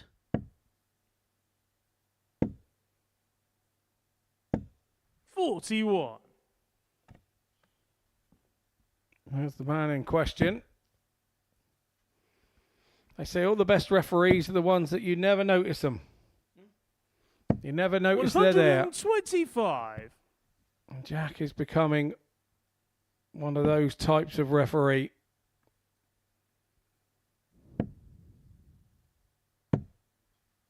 $44.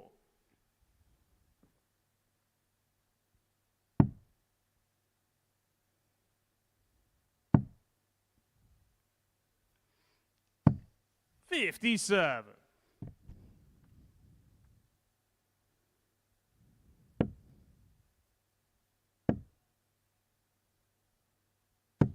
99. Richard, you require 108.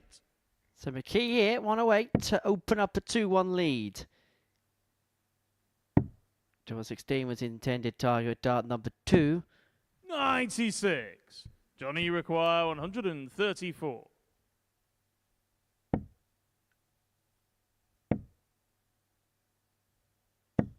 $58. Richard, you require So McKee, 12. double 6. Game shot on the third So leg. open up a Richard 2-1 McKee. lead. It has been a classic. But 2 for 2 on the finishing. 2 holes of throw. He's Fourth leg, 2-1 it's up. Johnny to throw first. Game on. And you have to say he's building momentum, isn't he, as the day goes on? He's building momentum. 140.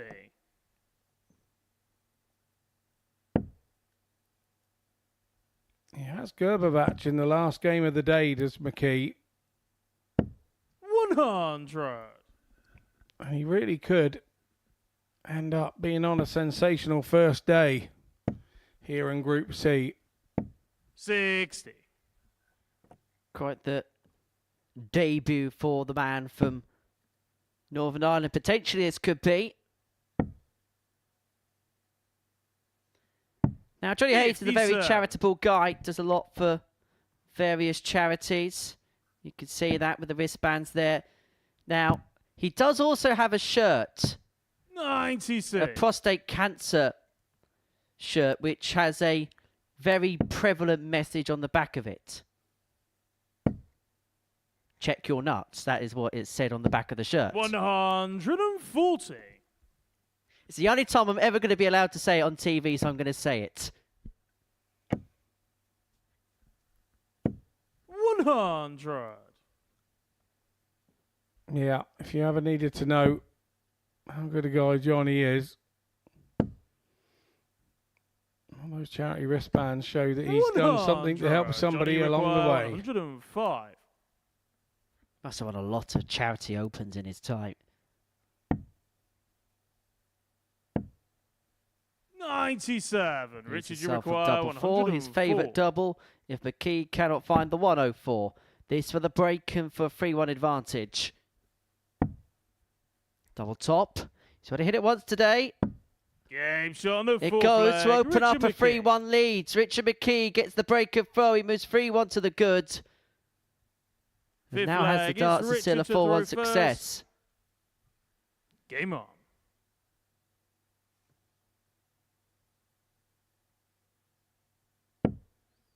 Well, shall I correct myself there? It has been got today, but it wasn't from Richard. 128. Yeah, it was Mr. Long got it today. I need to sort my handwriting out, Scott. It really is a scribble. Oh, it is a scribble. 96. It's an absolute disgrace. Funny enough, I actually failed handwriting at school. You can actually, genuinely, right? Our primary school 100. had handwriting classes, and at the end of the term, we had a handwriting exam. I think it was year 5. I was 10. 100. Genuinely, I failed a handwriting exam. And you're still writing like a 9-year-old. Well, that'd be an improvement. 99. You're writing pre-failure.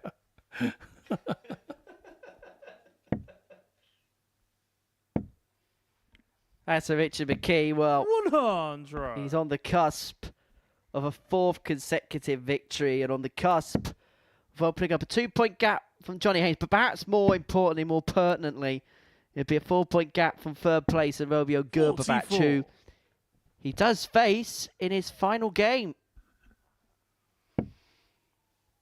He's not got the job done here just yet. You could tell by the look on his face he wasn't happy with that visit. 130. Haynes not able to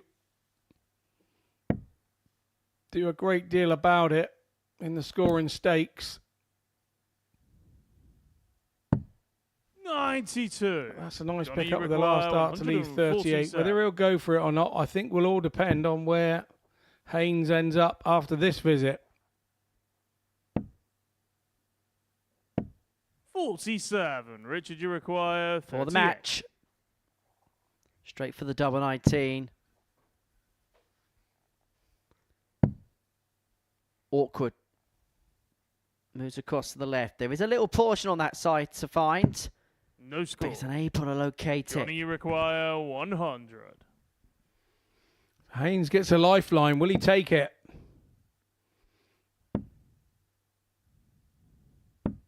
$60.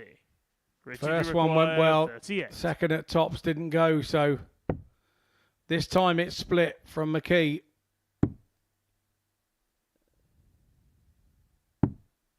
$22. And this time it doesn't Johnny, go. So require it's 6 40. darts he's had for the match. Game shot on the Johnny fifth Haynes leg. just Johnny Haynes. takes advantage.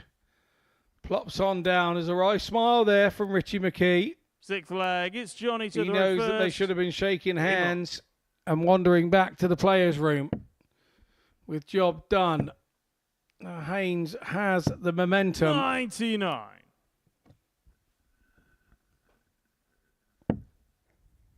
And what Haynes would be hoping is McKee is relaying what happened there into the back of his mind. 100. Opportunities have come and opportunities have gone for him to win this match. And Haynes 108. is really beginning He to find his range.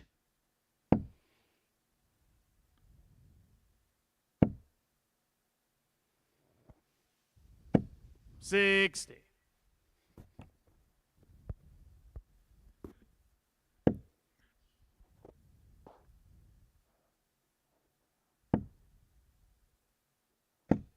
$62. Yeah, an unfortunate deflection there, and that can happen with a lighter dart.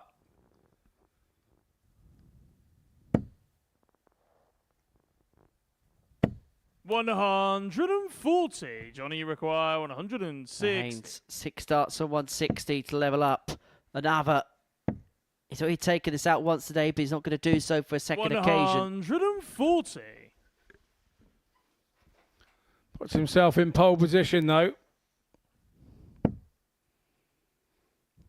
Last time he went for the ball. Oh, he went down for the 19s, and that was Johnny, big hit. require 20. 20 for Haynes to level it up. Game shot on the sixth leg. Johnny Haynes. Casual and cool. Up he goes. 7 from final leg. It's Richard to throw first. Game on. It was a top draw leg as well. It was a 13 darter to take us all the way to a 7th and deciding leg. 140. Richard McKee has had darts. He's had a couple of visits worth of darts to get over the line. Unable to take his opportunity, unable to take advantage of the chance that he's had. 44. But Haynes, kicking off dry, has given McKee another opportunity to push forward to claim the win. 83. It's one of those situations where, like, you're a swan on the water. The legs underneath are paddling like Billy-O, but you're looking as majestic as ever 60. above the surface.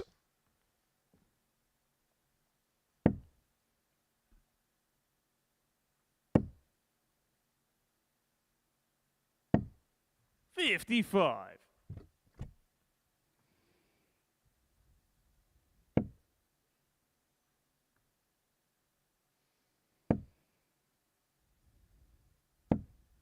$100.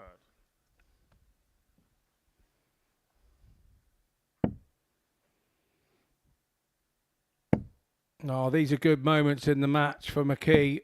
108. Very good moments indeed.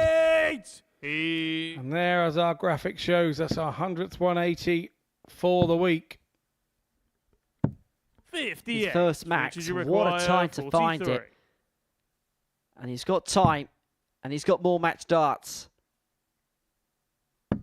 Game shot. But this time and he the only match, needed the one. Richard McKee. And Richard McKee with a 14 darter gets the better of Johnny Haynes in a last leg decider.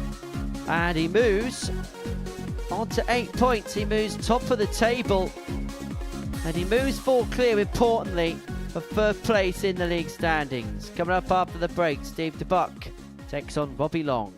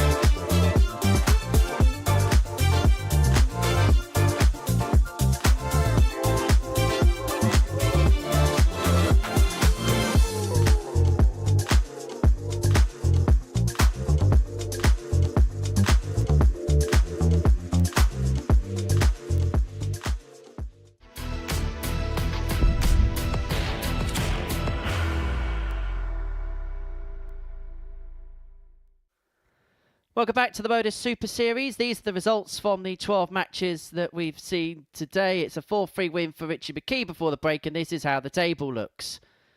McKee 8 points, Haynes 6, Gerber action long on 4, Wilson on 2, DeBuck without a point to his name, and into the final round of fixtures we go, and it is a meeting between Steve DeBuck and Robbie Long, and let's get into the darts, shall we? For Steve, he is looking for his first win of the day in his final game of the day.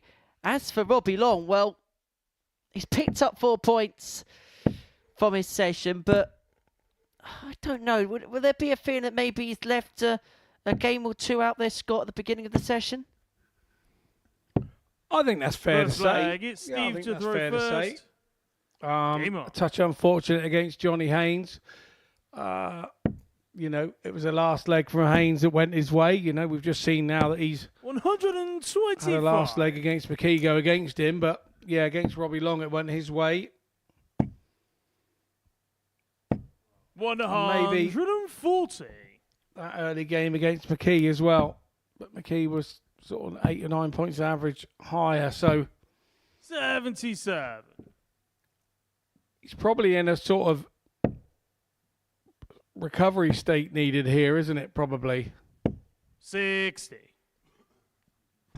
Everybody else has got the points on the board playing Steve DeBuck, and he's kind of 59. been, so far, looks to be the whipping Roy of this group, and everybody is now sort of jumping all over him. So Robbie Long will be, we've seen this in the past, and it doesn't always turn out that way. Steve DeBuck could turn up here and play a couple of games of his life, and then all of a sudden he's 64. back in the reckoning of it all, because he's not out of it just yet. If he can win a couple back-to-back, but it doesn't look likely. And when I say back-to-back, you'd have to win this one and then win this one again 96. tomorrow, first game. And he's on the wrong side of that last round, first round split, isn't he? Because this is the first game of the last round. This has been the last game of the first round. 60. Robbie tomorrow. require 145. So Long, 145. He's on offense. So Steve, we'll look at the 115. The only player 58. today who had a ton plus checkout. 115. Is that going to change here? No. 59. Robbie require Just 87. be a poke at the bullseye at the end of this 87. Oh, he's getting more than that. Double 18, 2 in hand. 51. Cannot take, and that's Steve kind of been the require story 56. of Robbie Long's day. His doubling was really good in Group A, but it's moved to the opposite trajectory in this Group C. Gage on the And first leg. Steve DeBuck takes full advantage of that to lead 1-0. Second leg, it's Robbie to throw first. Game on.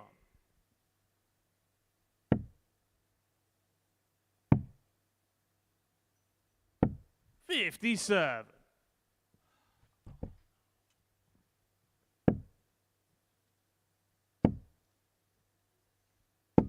$140.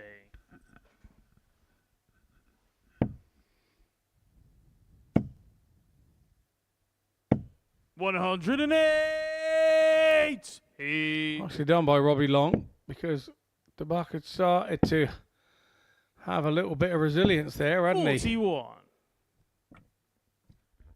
And that big score against the 140 of DeBuck seemed to have slowed him up a wee bit. 95. I feel like he's got 6 darts here to level up. We'll get 6 darts to level up. 44.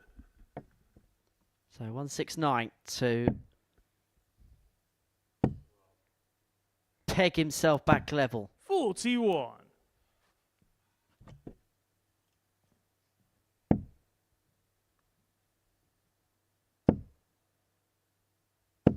$140. Robbie require 128. 128. Jumper 20 pull. Not to beat. 88. Stevie require 136. Good setup all the same, and Long will be back to level this up. 96. Robbie With require darts at 40. tops.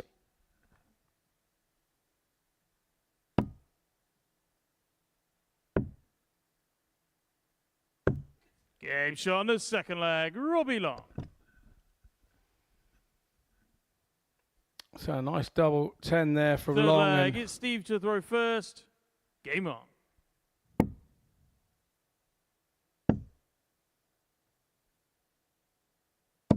$140.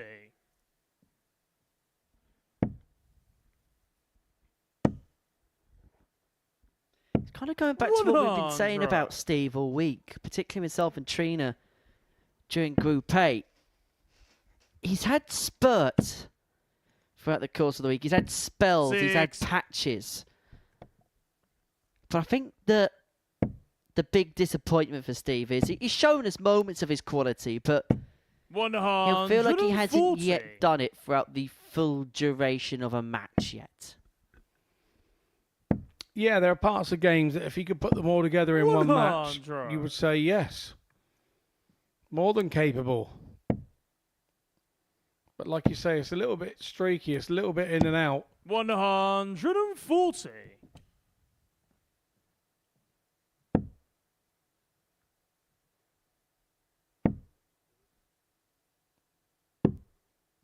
$56. Robbie, you require 121. Treble 17 then. Not to be. Back to the treble 20. 57. Steve, you require 145. Looking for more.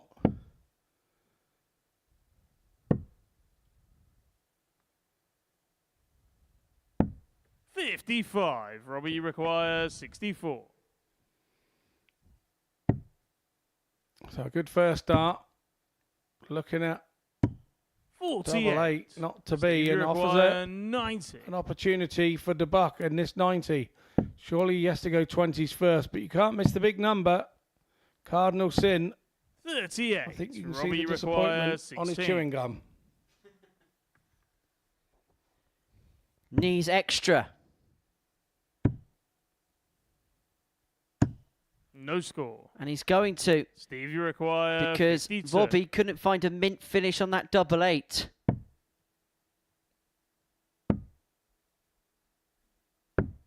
$32. Robbie, you require 16. Can he wiggle his way out of this one, Robbie Long? Game shot on the third leg. Indeed Robbie he can. Breaks the lead 2-1. Fourth leg. Bubbling up, it's Scott. Robbie to throw first. Bubbling up Game on. indeed.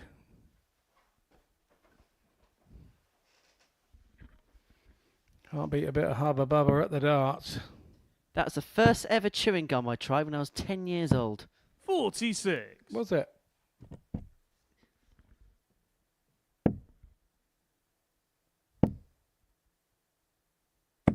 $140. It's one of my few detentions, that was. Chewing gum in class. French. 115.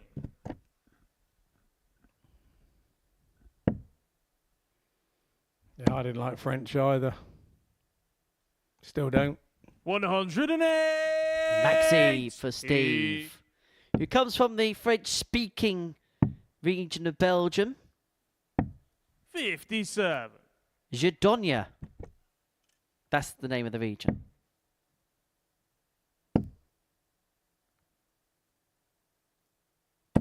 $60.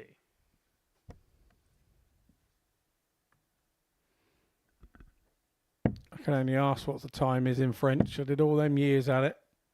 That's the only bit I remember. 125. Steve, you require 121. That could come in handy if I'm ever in France and need to know the time. I won't tell you about what happened in my Spanish 57. exam. Robbie, you require 158. CC, no, don't.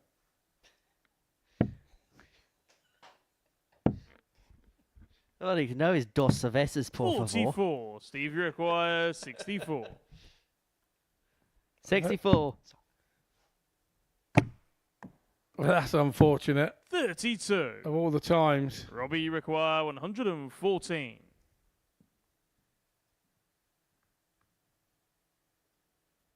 To open up a two-leg gap, treble 18, leads double top. for another ton topper. And that would have been his third of the 74. day. Steve, you require 32.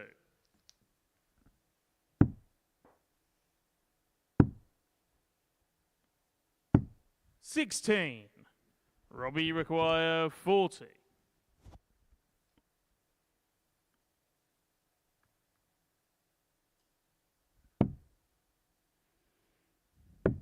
Game shot on the fourth flag. Robbie So Long. 10's nicely done. You can see what that means to Robbie Long. He knows he needs this one. Fifth flag. It's Try and Steve stay in the Gerber mix. first. Game on.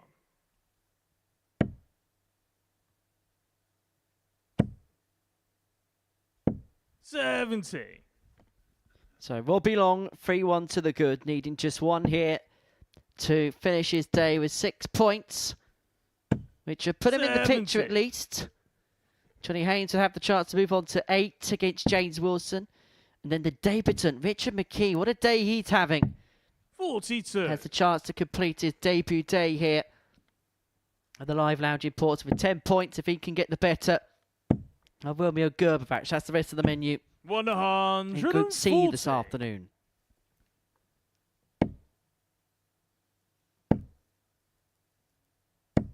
$140.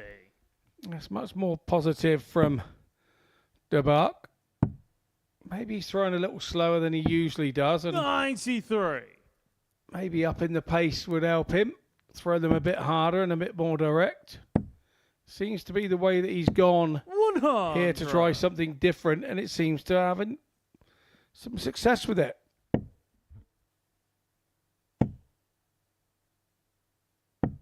$58. We'll Steve, be you unhappy with the require fact that he's come up 149. troubleless there. Steve 149 to bring it back to 3-2 isn't going to go.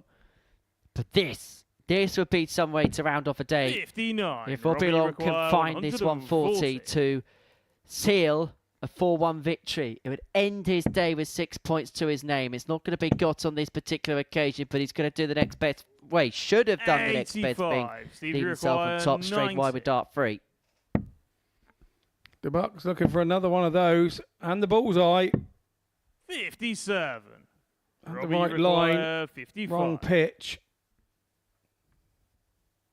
And so this to finish his day with 6 points is double top Game for Robbie shot Long. and the match. And what a Robbie recovery following a slow start to the day. He lost his first 2, but Robbie Long with 3 victories in a row has ended day 1 of this group with 6 points to his name. He puts himself in the mix going into tomorrow's action.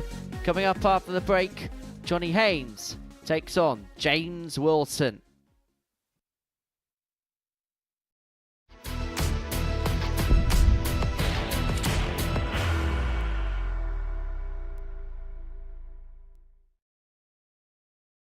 Are you ready to lift that trophy, Darius? Yes. Let's do it then. Ladies and gentlemen, your Modus Super Series 9 champion is Lucky D, Darius Labanowski!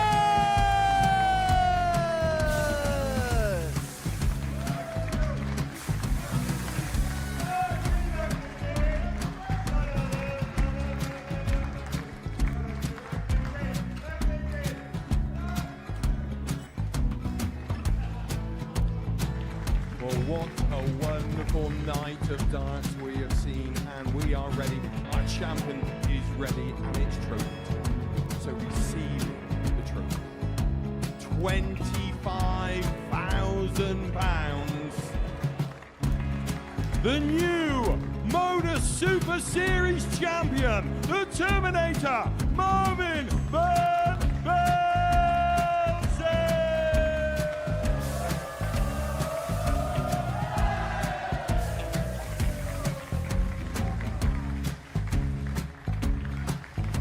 And one more time, the 8th Modus Super Series champion, the Terminator, Marvin Van Velzen. And the new Modus Super Series champion is Andreas Dirty Harrison.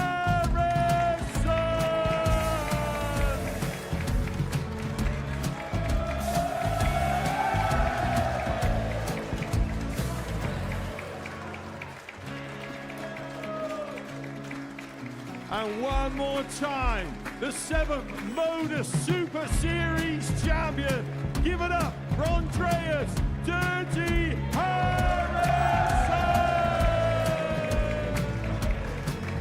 The moment we've all been waiting for. Would you please show your appreciation for your Series 6 Modus Super Series champion, Scott Taylor!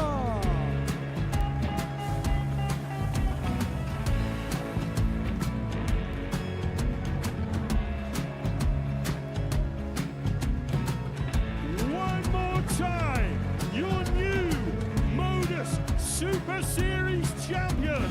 He is Chucky. He is Jim McKee.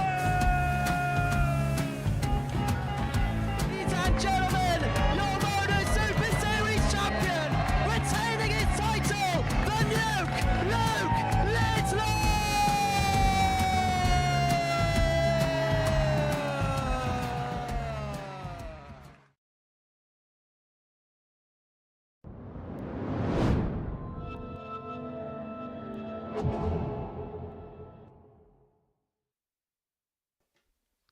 Welcome back to the Modus Super Series. Before the break, Robbie Long got the better of Steve DeBuck by 4-1, and the penultimate game of the session sees Johnny Haynes and James Wilson go toe-to-toe.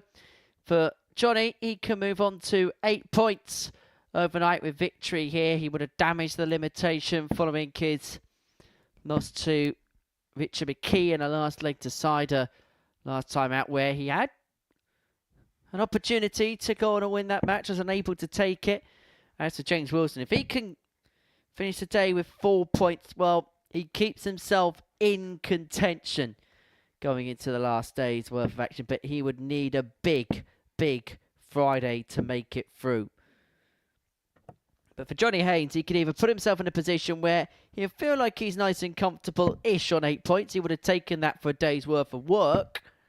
Or he could find himself right back in the mire because he's on 6 and potentially Gerber and Robbie Long could be with him by the end of the day's play. 140.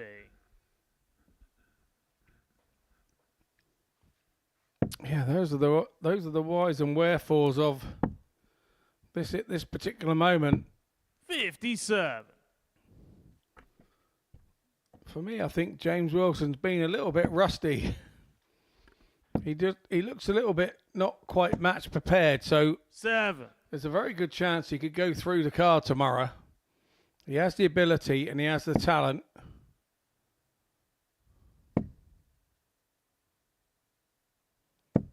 $60. But he has to be on 4 points to stand a chance, you feel, if he goes through the card and goes through. 2 points, you feel. 100. Yeah, it won't quite be enough, will it? Yeah, I think 12 and the legs difference that he's got as well, I think it'd just be a stretch too far. I think he's got to be perfect from this point onwards. 58.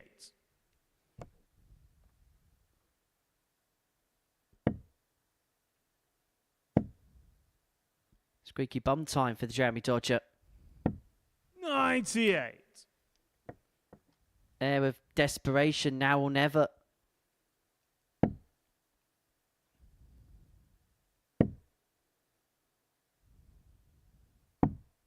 $84. Johnny, you require 116. So 116 for Haynes, and he's going to head down for the 19. Single leaves double top.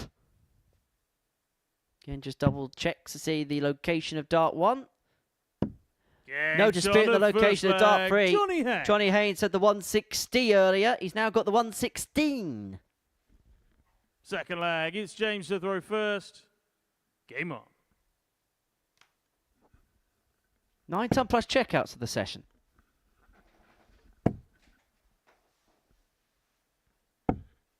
$43. Yeah, Wilson won't be too worried about that. He knows that that's gone with the throw. If they start doing that on his throw, then he could be in problems. 95.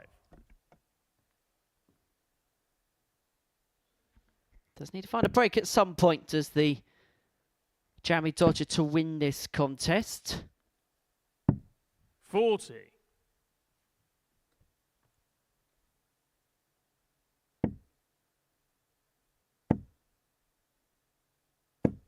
$108. He.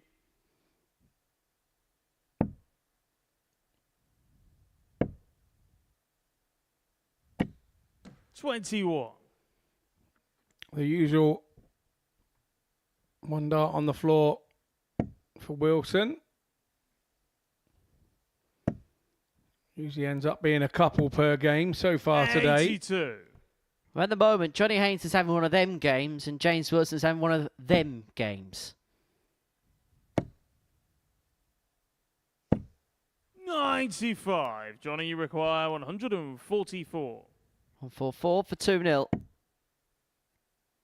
Not to be, but the advantage he's got in this leg, he has 40. got as much time as he likes. Yeah, the 180 in the middle of the leg really opened it up at the right time, and Wilson had the dart on the floor just behind the 180. 104.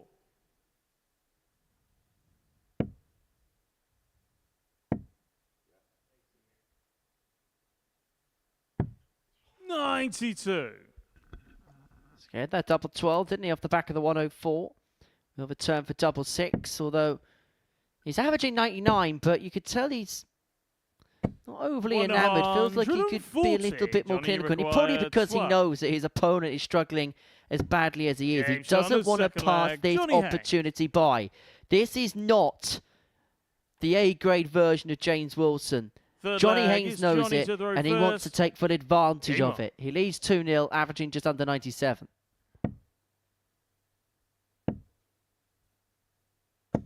$125.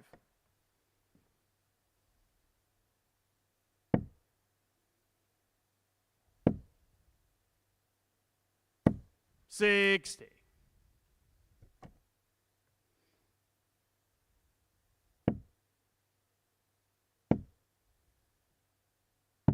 $137. Yeah, well, Haynes now picking off vital trebles. He can see the opportunity here to gap himself 57. at the top. Alongside McKee.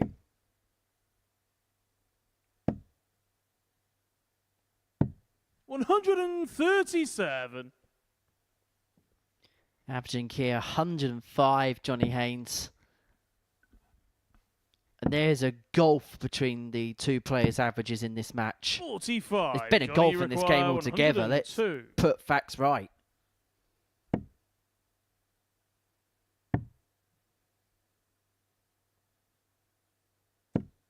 $54. One player's peaked before the finish. The other one is just floundering towards the finish.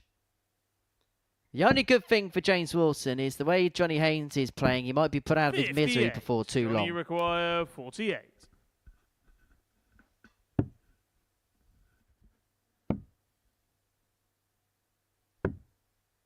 $28.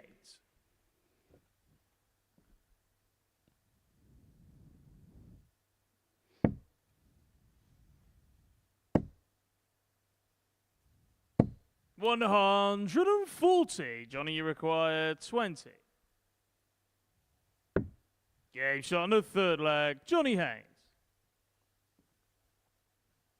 Johnny Haynes with that 16 darter pulls himself 3-0 to the goods. He's just in full control of himself this game. And maybe his destiny in terms of the second position in the group. 60. If he wins this game and he wins it comfortably, he can go top temporarily ahead of Romeo Gerber against Richard McKee. And the truth be told, the way things have gone in this contest, Scott, it looks like there's going to be no other outcome than a 4-0 win for Johnny Haynes. Yeah, and that's just going to inflict sort of more legs different punishment onto Wilson.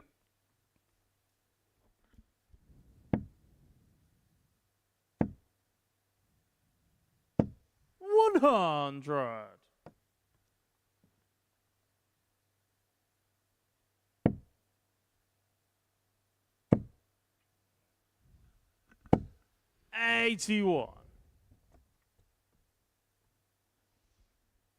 So Haynes 266 points away from completing the day of 8 points. 140. It's been a good day for the Punk. Can he finish it off with a bit of a fanfare? 140. Johnny, you require 126. Wilson asserts some pressure there. 101. James, you Have require to go for the ball with 120. Wilson on 120. So to save himself here. Nice start, it's out the way. Can he hit that treble? No. That sums Wilson's day right up. 100. Johnny, you require 25. But around his day off, double four brings win number 4. Johnny Haynes. And completed with a 4-0 victory. Johnny Haynes with another solid day. The best player from Swindon, many say. Well, at this present moment in time, he's the best player in the group. He may not end at the summit come the end of proceedings, but a 98.5 average, 4 from 8 in the doubles. A really good display from Johnny Haynes. Coming up after the break, Romeo Gerber against Richard McKee.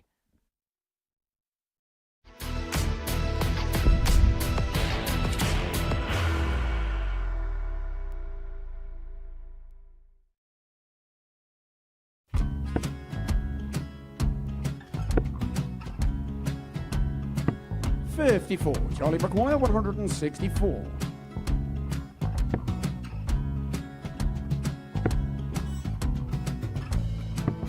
$44.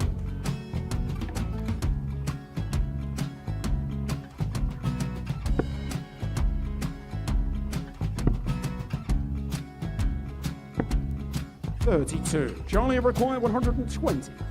Well, 120. He's got a fair, at least 2 handfuls of this.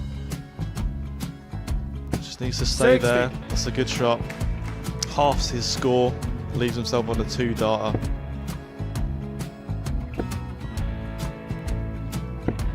$26. Charlie Time on his required side 60. to become back-to-back singles champion.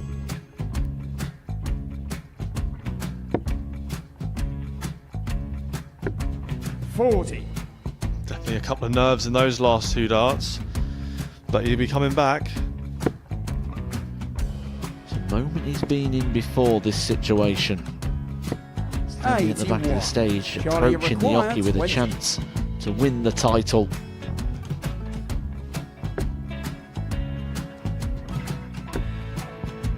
He did this to win the first title, if you remember.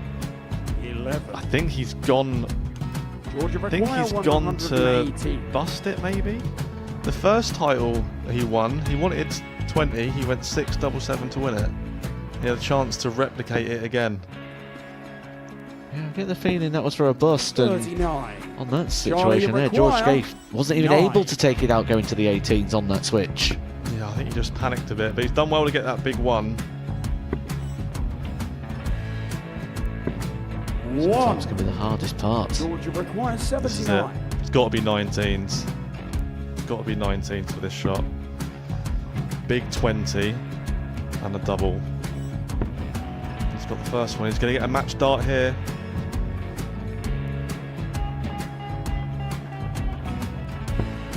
$59. Charlie Threw the entire requires body into that 8. one. Just didn't want to let go of the dart.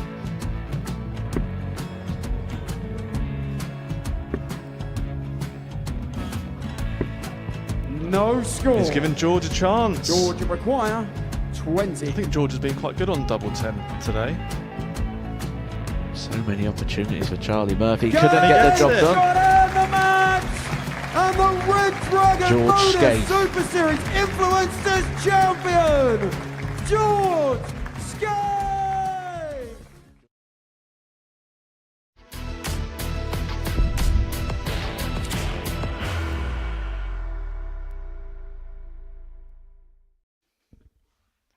Welcome back to the Modus Super Series, where we're about to get the final game of the session underway. Romeo Gerber up against Richard McKee. for Richard, an opportunity to finish day one with a maximum allocation of points. 10 to his name, and it would put him on debut in a superbly good position to then progress his way into Saturday night's finale. He takes on Romeo Gerber, who, with a win here, could move himself onto 6 points. And what it would actually mean at the end of the first day's play is you'd have 4 players all within a couple of points of one another. And in a couple of cases as well, those players playing those in and around them in the table. It'd be an interesting dynamic.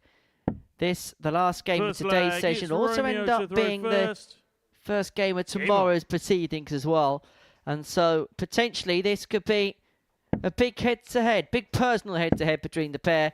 And by the time they've completed it, we'll know a greater picture as to where these two will stand, where these two will lie in the Group C table. 100. Yeah, much closer to the outcome of knowing what is what. But I have to say, no matter what the result here, Richard McKee has 45. kind of impressed for me. If he's needed to step it up a little, he steps it up a little on the scoring and gives himself opportunities. 35. He does play the player and what's in front of him. And if you're able to do that without getting the collywobbles on at the end when you're going for the double, which he doesn't seem to do, it's been a very, very impressive opening day for him. No matter what happens 96. here. I'm not sure that he'd ever thought that he'd have won 4 out of 5. And he's still on the chance of winning 5 out of 5. But you know how dart players work and how dart players operate. Even if this is perhaps beyond expectation at the beginning of the day, if he doesn't win 5 out of 5 because he's won his first 4, you know there'll just be that lingering disappointment or that lingering what if. 123. Romeo, you require 107. Yeah, there are times that we are definitely looking to fill the other half of the glass. We're never happy with glass 40. half full, but Richard, you require 107. it's these sorts of things that he's done right. The short iron's in.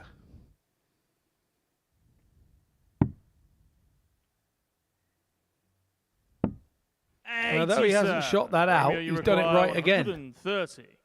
And he continues to do that.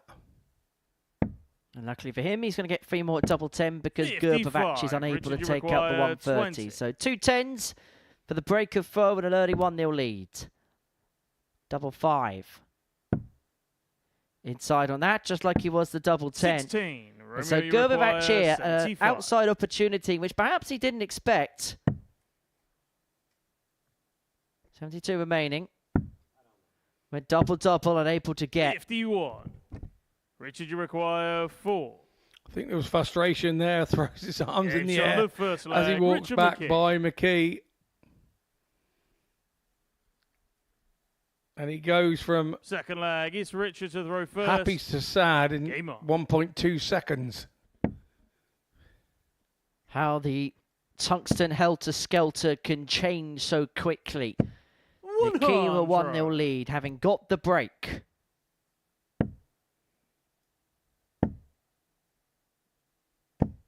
$26.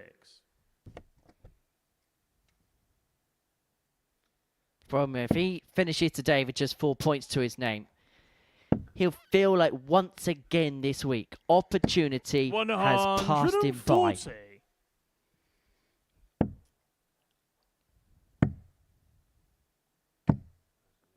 126.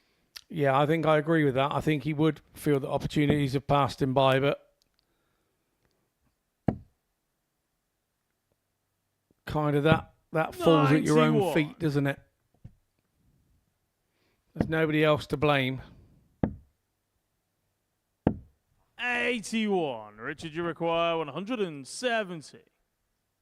So 117, 6 darts for a 2-love lead. Does he? He does. And he grazes the 25. Had to give it a go. He's been playing well enough to tidy it all up. 45. Richard, you require 25. Confidence is high. Why not? 5 for double 10. The Luke Littler route. Game shot And on the McKee is second ready to leg. go, Richard go, McKee. go into a 2-0 lead. Third leg, it's Romeo to throw first. Game on. Halfway now, Scott, to completing the cards, and what a dream debut day it would be for him. 99. Yeah, indeed. And there are moments that you could say it's gone the other way, but what he's done is managed to make the moments go his way. He's put pressure on 54. players early in the games. This is when, in these best-of-7 matches, in the first couple of legs is where sometimes the game can be 60. dictated on how you feel you're playing and how you feel your opponent's playing. And he's been exactly on it around about those first 3 legs every game. And he's 6. been able to sort of like create his own path of where the game is going to end. He's kept his opponents under pressure. And when they look over their shoulder and think, oh, I've got a 93. bit of leeway here, he pops up with a 140 in the right moments, in the right time, or even a 180.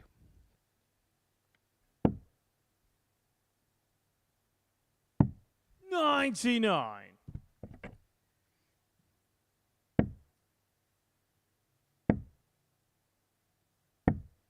$79. So Gerber leaves himself on 170 to reduce the gap back down to 2-1. 100. Romeo, you require 170. And he's got 6.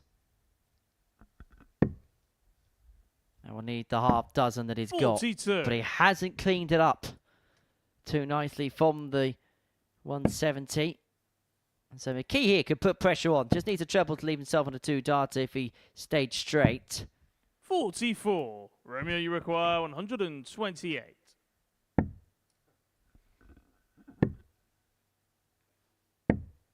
$48. Richard, you require 144.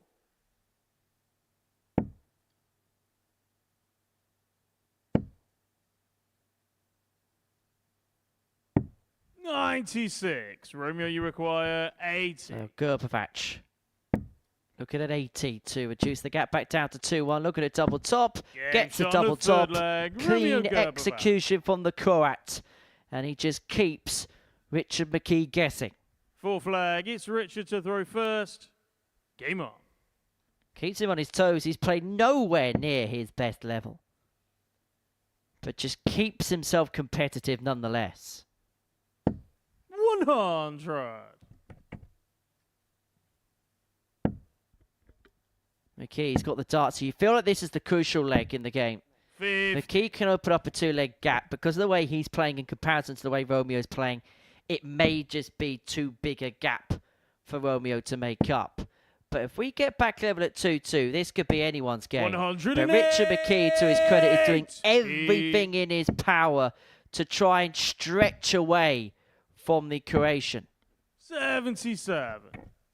Looking to stretch away for the man from Split. Which sounds like a terrible game of Twister. 81.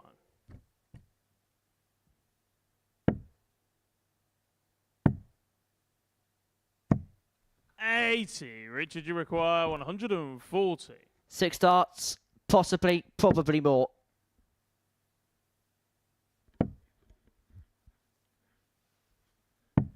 $82. Return to leave 58 after just 12 darts to 40. Richard, you require establish a 58. 2-leg gap in the match.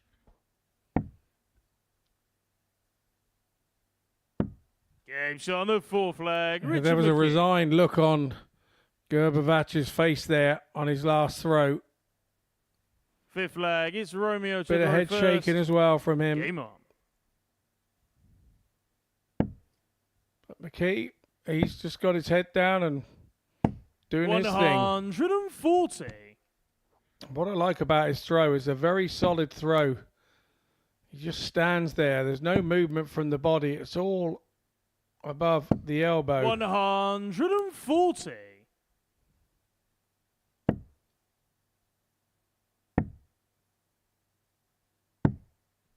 93.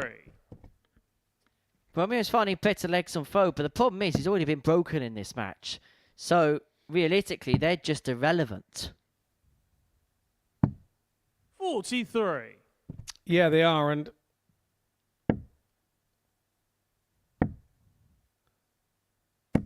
138. still doing all the right things at the right time.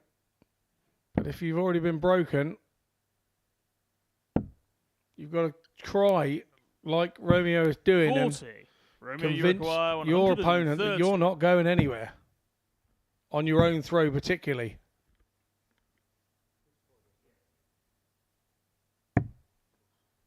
$87. He's left himself on a single to double after just 12 darts in this leg.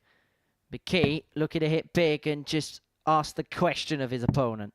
84. He's unable Romeo, to. you require And so 6 43. darts for Romeo Gerber to bring it back to 3-2. 11. He's going to need the quota.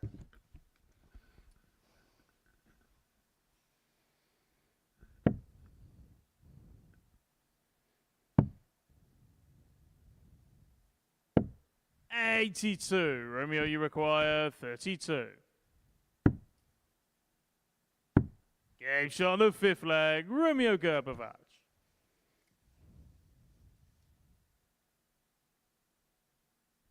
Sixth leg. It's Richard to throw first. Game on.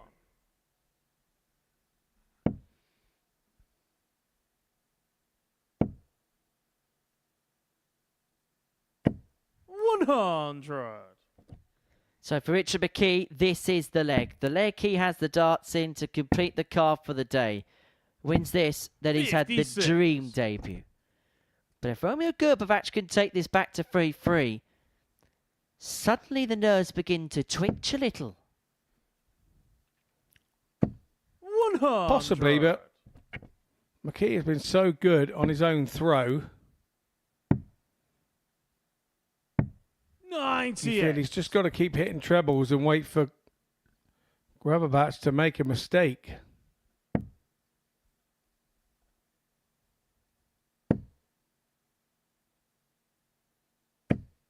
$40. But for Romeo, that's the opening against the darts that he needed. But he has to hit big here. 77. Good fun with the last dart, but he hasn't really punished that poor turn last time out from Richard.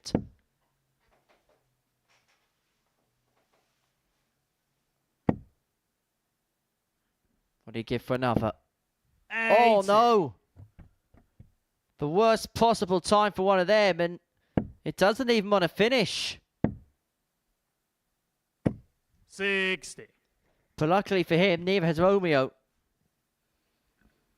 No, really a big bullet dodge there, and now he's in the home stretch and doing what he does. 135. And doing what he does very well indeed. And will that put pay to the Romeo fight back? 140. Richard, you require 46. Well, it's been some debut for Richard McKee. If he finds his tops, or double 10, 36. it would have been the perfect Romeo, you debut. require 70. Hail Mary time. One dart at double 9, one dart at double 9 found. Leg. Romeo Gerber. And we go the distance. Credit to Romeo Gerber there. 7 from Because his final back was leg. against It's the wall. Romeo One to dart throw in his first. hand to save his day, and he finds it. Game on. We go all the way, and it is the man from Split who has the darts to end the day with 6 points to his name. 100.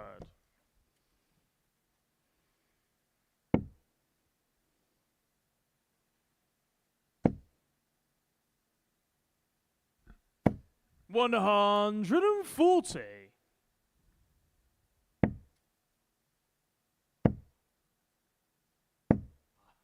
60. Big moments in this game, the next 6 darts. Needs to back the 140 up and does with that treble 20. 100.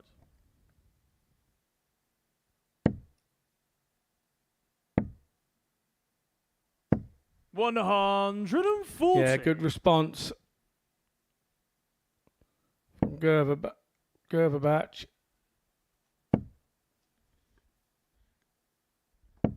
$140. McKee leaves himself on 1-2-1. Had opportunities to win the match in the Richard, previous leg. 121. He's going to get a chance to win the game here. But he's missed the big number. He's not going to get a second go. And so Gerber 106 to nick this game from under his grasp. Romeo, you require 106. And to keep himself well in contention, he should get a match start. He is going to get a match start, 90. but he cannot find the double Richard, 16. you require 84. It's double 12. Richard McKee, in his debut day, has completed the cards. What a debut. What a dream debut for the man from Northern Ireland. He has beaten Romeo Gerber by 4 legs to 3. You can see the smile on his face. He's a relieved figure because he had to work for that game in the end. He had opportunity to win it 4-2. Romeo took it all the way. He had a match start himself.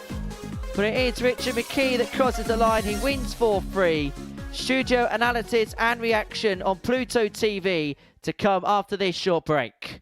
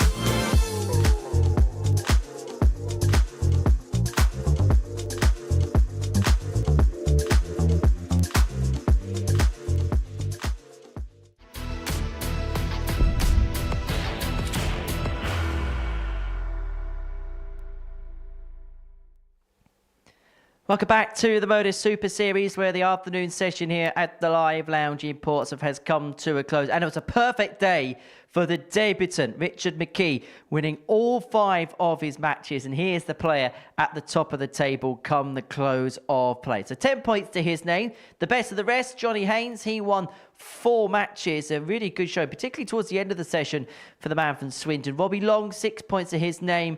Romeo Gerber on 4. You'll feel like opportunities are missed throughout the course of the session. James Wilson, just the 1 win. And Steve DeBuck at the bottom of the table, 0 wins out of 5 on this Thursday. So that is what's happened on this Thursday afternoon. Been watching it all in the company of the former world champion Scott Mitchell. And for Richard McKee, the perfect start to life here at the Super Series. The truth be told, didn't quite know too much about him prior to today's session, but he has more than announced his arrival here. Yeah, I think he has, and I think the word we use for him today is solid. I mean, he didn't deviate, did he? He was like a flat line across the board, and he was doing enough. And then when he needed to hit a score at the right time or do something special at the right time, moments like this came his way. There was a few 4-3s involved today for him. Had they gone the other way, maybe he could have been sitting in a different position, but they're not. Ifs and ands are pots and pans. He's got 5 out of 5 and sits top of the group really pretty. And look, and that's the biggest difference. The last 3 were 4 free scorelines, but you've got to hold your nerve, haven't you, when push comes to shove, and that was exactly what he did. And the impressive thing with him was he did it with the darts and he did it against the darts. He was doing it on both sides of the coin. So he was, he was doing enough and really impressed as a debutant. There's no 2 ways about it. So tomorrow, I suppose as well, with him being a debutant, can the psyche change? Because I can imagine today he's probably gone in here thinking, right, we'll see what happens. But now tomorrow he's going to come into this with a bit of expectation on his shoulders. Maybe from home, depends what happens today with calls from back home and what's going to be seen. But also, it's the other players in the group. They now cite him as the threat. And so those other players within the group are now going to try and topple him tomorrow. And that could be difficult for him, depending on how he thinks about it and how he feels about it in his head. If he goes about his business the way he did today, then it'd be very difficult to topple. Johnny Haynes, I feel like a broken record we talk about. It was just a typical him performance today, wasn't it? Typically good. He had that one really outstanding performance, but everything about him was just solid, wasn't it? Yeah, again, he's another one. You know, he comes up here a little bit. You know, you watch him walk around the hockey and you think, this guy can't throw like this. But he's been doing it for 20 years. This is the way that his game is. This is the way that he's developed his game to be. And it's a really, really solid game. Like we were saying in commentary earlier, you know, the Southwest region, he's already maxed out his points in the Volt Series already because he's won 10 events already. He just loves winning. And he'll be happy with what position he's in today. He's definitely not out of it, and he's certainly right in the mix to be able to make sure he goes through. And that's what he wants to do. It's all about getting to Saturday night. And the fact that he's so experienced here as well, 8th time he's been here, the previous 7 occasions made 4 finals night, that there's nothing about this format, this stage, nothing really that's going to faze him, is there? No, I think he's played every aspect of the darting game that you can get, from round robin tournaments all over the place to come in here. I mean, his probably biggest thing is he would have liked to have done more at the very top level, but for some people, that's just not the way. That's not the way that darts goes.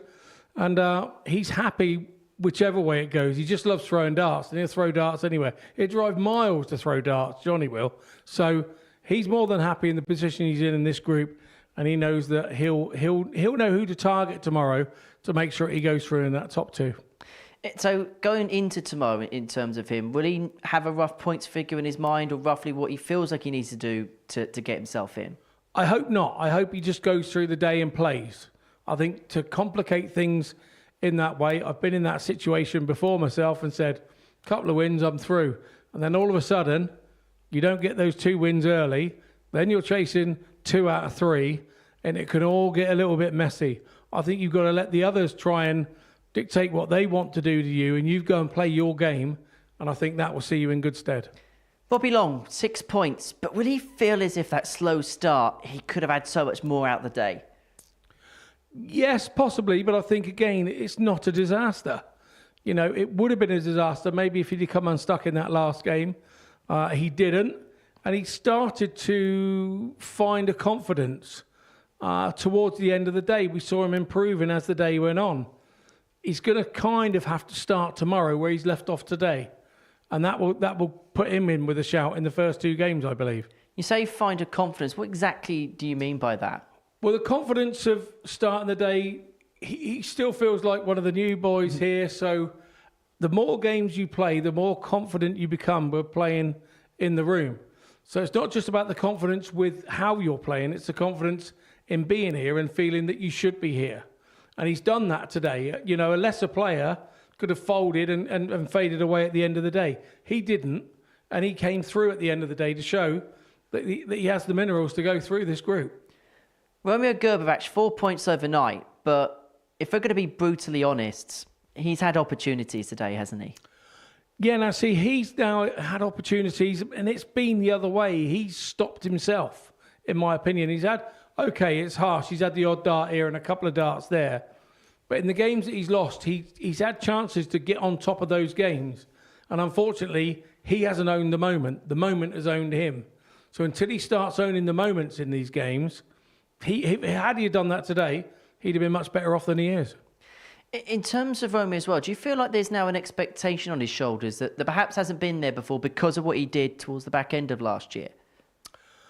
Yeah, very much so. I think it was probably from sort of September, October time he started to build a head of steam and people started to know who he was.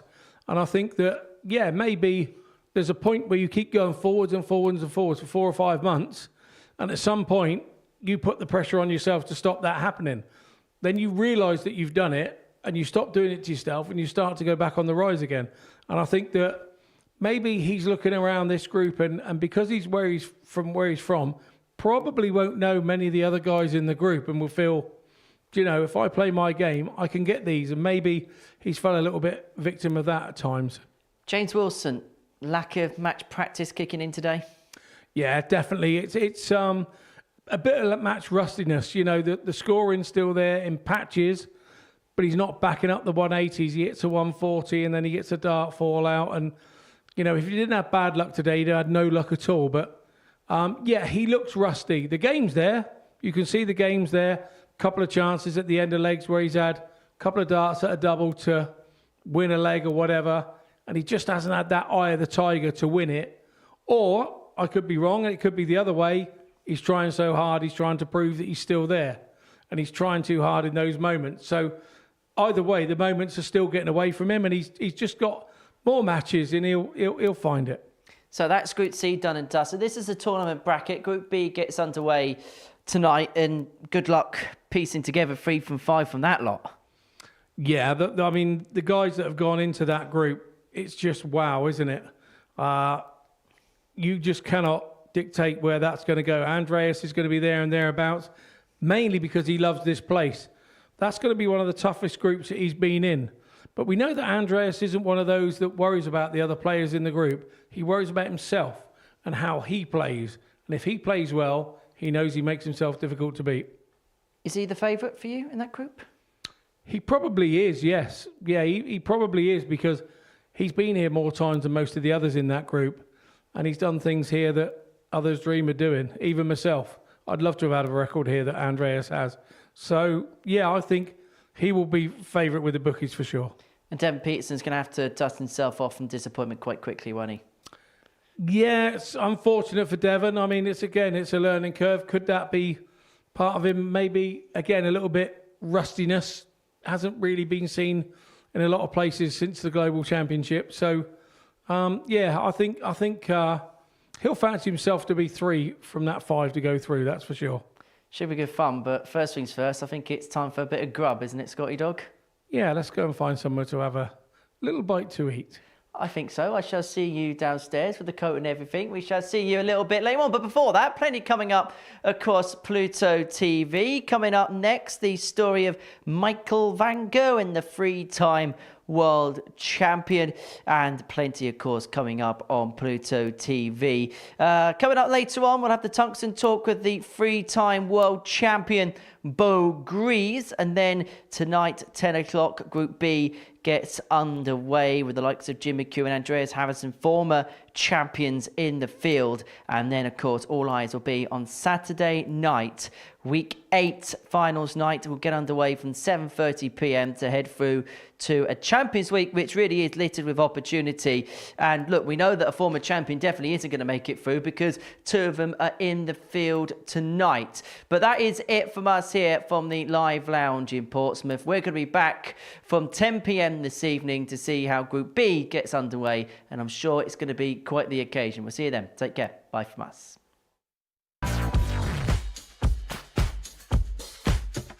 The African warrior, Gerber, He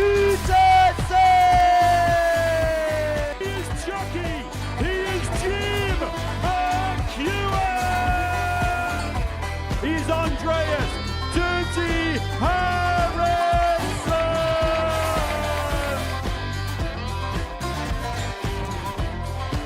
It's a crocodile Dundee, Paul Hogarth. Oh, now he wants the ball. Oh, and he takes it. Quality from Quantock.